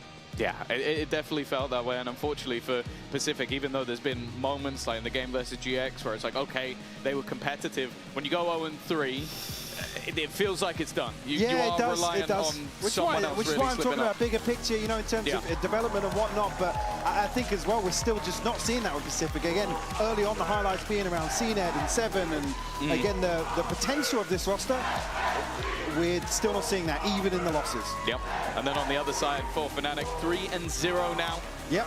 It's the same sort of curse. The kickoff curse is gone. The bounce back, yeah. They've shaken it off back into stage 1. And although they're not guaranteed just yet, like Foot were earlier in the day, it is looking very, very likely that we'll be seeing this squad into the playoffs. And in fact, it doesn't seem to matter who they've got coming up next. This feels like the team that will be looking to run all the way to London. Yeah, absolutely. I think they're probably finding their form, stabilizing a little bit in terms of the meta. I guess that was a big discussion for them early on in kickoff, but no issues so far in my eyes for stage 1. Well, nonetheless, that is us done for today, but the post plant is ready and raring to go with Kayak and Vekaj. Thank you guys for joining us, and congratulations on the win. I was going to ask a question, but Haza, I feel like you should start because you're the one that's A, interviewed Kayak before, and B, was supposed to have an interview with Vekaj before kickoff. I guess so. On you go. No, you've absolutely put me on the spot there, Billy. Thanks for that. I was going to say, Kayak, looking good. A question about the glasses, actually. I've seen you wear them for some games, take them off for others. Is that like a preference thing, or...? No, so the first game we played on stage 1, it was against Eternal Fire. I didn't play with the glasses before on stage, so I was limit testing. On first map I was playing with them, second map I was like, I don't really like them, so I took them off. Okay. And on third map I bring them again, and I played pretty bad, so I was like, no, I don't like playing with glasses, so I'm just playing without glasses. Yeah, no, I know what you mean, and Vekaj as well, of course. It's got to feel great to get the win today and keep on moving in the group. 2 out of the 3 Santiago teams losing this week. What is it that you feel like you've done differently to see these results now? Yeah, I think we just listen each other, and like we just play fully confident. We play really, really fully confident, and we just trust each other. That's it. Now, today was you guys' first time playing against Pacific, if I'm not mistaken. What were your expectations coming into today? And it was like we treated every game the same. We didn't want to disrespect them. We started 0-5, I think, on split. Like they were shooting pretty good. Like they were playing pretty confident. So maybe we just didn't expect that. But after that, we just bounced back and reset, and we started playing good again. And for you, Vekaj? I mean, we just like play the game like it's a very good like team. Like we just like don't disrespect them or something like that. We just play our game, and it's going like this. Let's talk about the Lotus very quickly as well. I want to ask you specifically, Kayak, about this. We saw you coming up against a Sage and a Vito, and obviously you're trying to run in on the Neon. Do you feel like the Sage was an attempt to counter the Neon on Lotus? No, I think it was pretty easy to play. Like I think Jake was calling good, and like everyone was on the same page, and it felt quite easy to play. Yeah, I want to follow that up actually. Neon was a different pick for you. We saw you on the Waylay previously. Was there a particular reason why you wanted to pivot into this choice?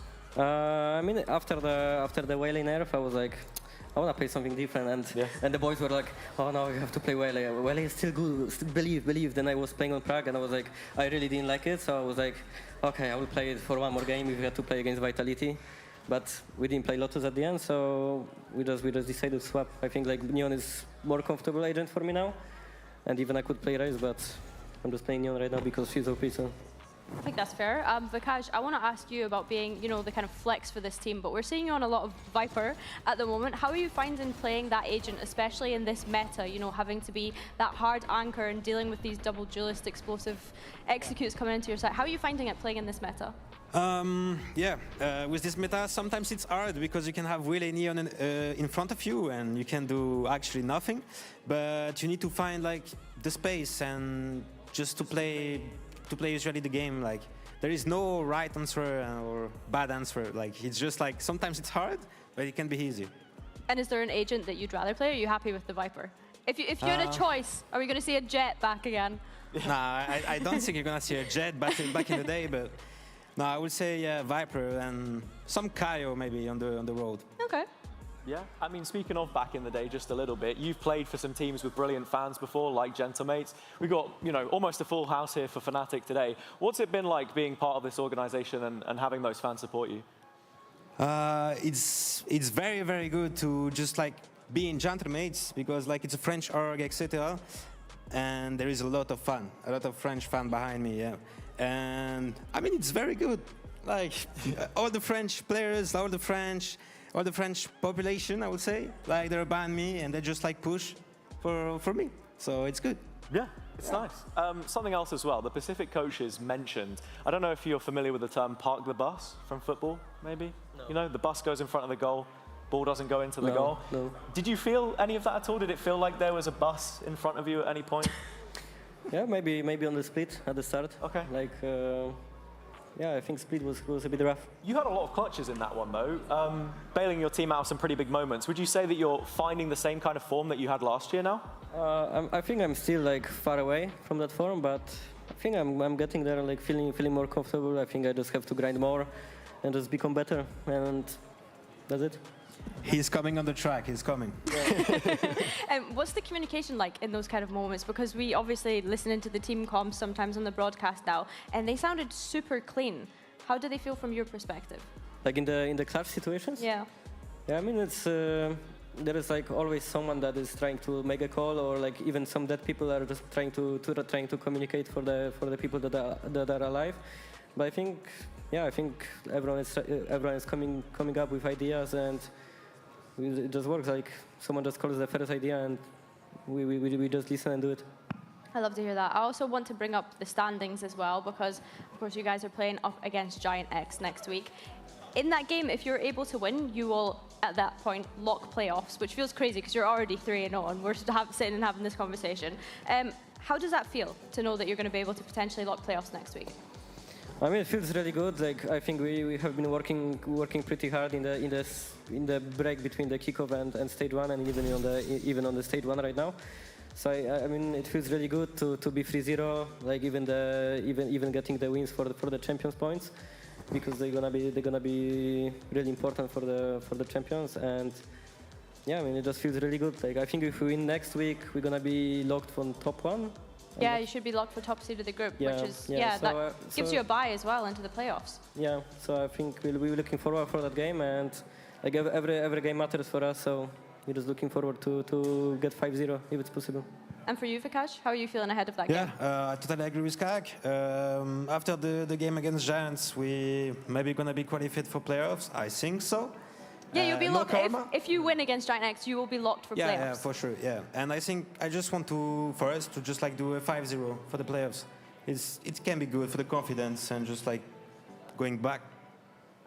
Do you feel like you have time now as well, and I guess a bit of space to be able to experiment in the server? Maybe this is more of a Boaster or Milan question, but do you feel like there's going to be experimenting going on now to figure out what identity sticks? Because I remember in the start of stage 1, we'd heard Boaster say like we're trying out new things, we're testing things in pracs. Do you think you found the secret sauce now, or do you think there's still things to try out? Yeah, I think we are pretty set on like our identity. I think it's working pretty well for us, and we're just gonna keep practicing the stuff that we do, and probably we're gonna Milan and Jake gonna cook something new for the practice, and yeah, just keep playing and becoming better and getting confidence. How do you feel about that, Hazza? I mean, what new would you want to see? I have absolutely no idea. Sort of final one from me, though. What I will say is we've seen some pretty crazy results in the group so far from this week as well. In your heads right now, if you had to hazard a guess, who else do you think is making it to playoffs? Not to put you on the spot. But like from our group? Yeah. Because it's a pretty stacked group, right? I think a lot of people would have had their favorites coming in, but that's now changed. How do you see it? I think Eternal Fire showed like some really good moments that I think they can make playoff. I mean, Vitality should make playoff. Like if they don't make playoffs, I think it's kind of like really disappointing. And I don't know what the other teams are in our group. Vekas? I would say yeah, same Eternal Fire, and I would say probably Vitality if they bounce back. Okay. It's 4 teams, right? 4 teams, yeah. Four teams will can make it. qualify. So one more. Yeah, out of 6. I mean, it's BBL, and what is the other team? Well, you just played Pacific. Pacific, BBL, Giants. So, Giants, yeah. So probably Giants, Yeah. I think, will qualify. Okay. Or maybe BBL, we'll see. Do you think that there's any underdogs that we need to keep an eye out for? I think Eternal Fire. Yeah, same. Eternal Fire? Eternal Fire. Yeah. I think they've kind of shocked everyone. But thank you very much, guys, for joining us, and congratulations again on the win. That's all we have for today. Thank you very much. Thank you. And yeah, we're going to throw it to the Razor end of day highlights.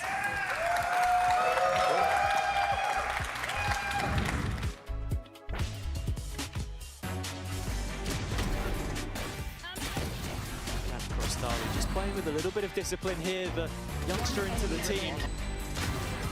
Going towards the site itself, in through the TP, Wayne up top, drops in, finds Sociable, Nat's following it in due course as well, and Sock.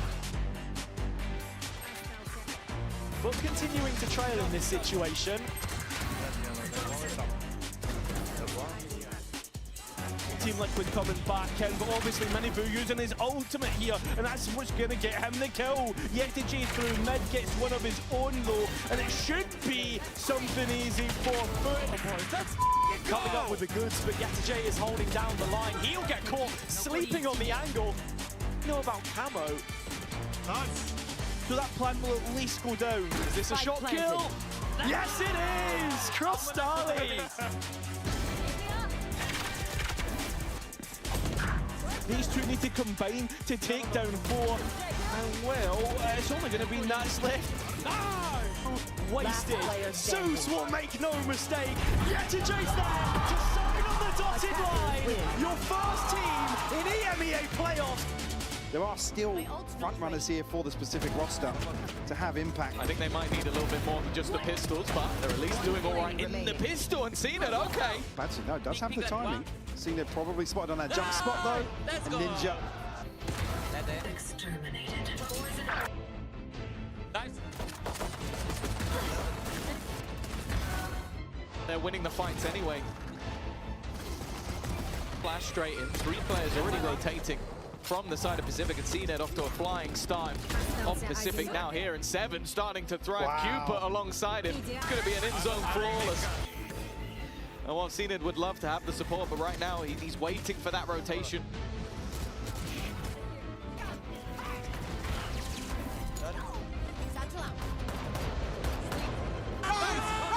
Or maybe they have to be wary for the player on site already. This double twist! And again, it's just Kayak taking over. It should have been a done deal.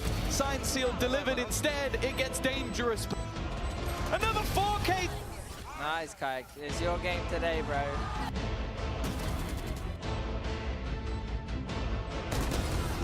Goes Kayak, the man who's ended the majority of rounds, looking to end another. Already clearing both players. They've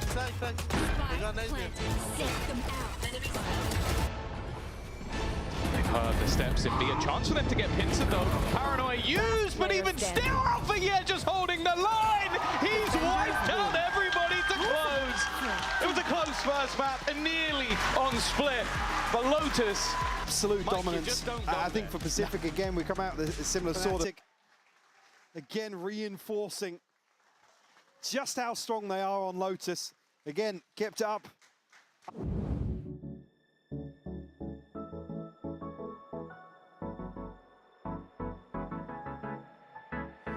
Let's do something crazy, get a bit wild today, cause we don't do this every day and we deserve it. Life is so amazing, nothing is in our way, baby let's fly away.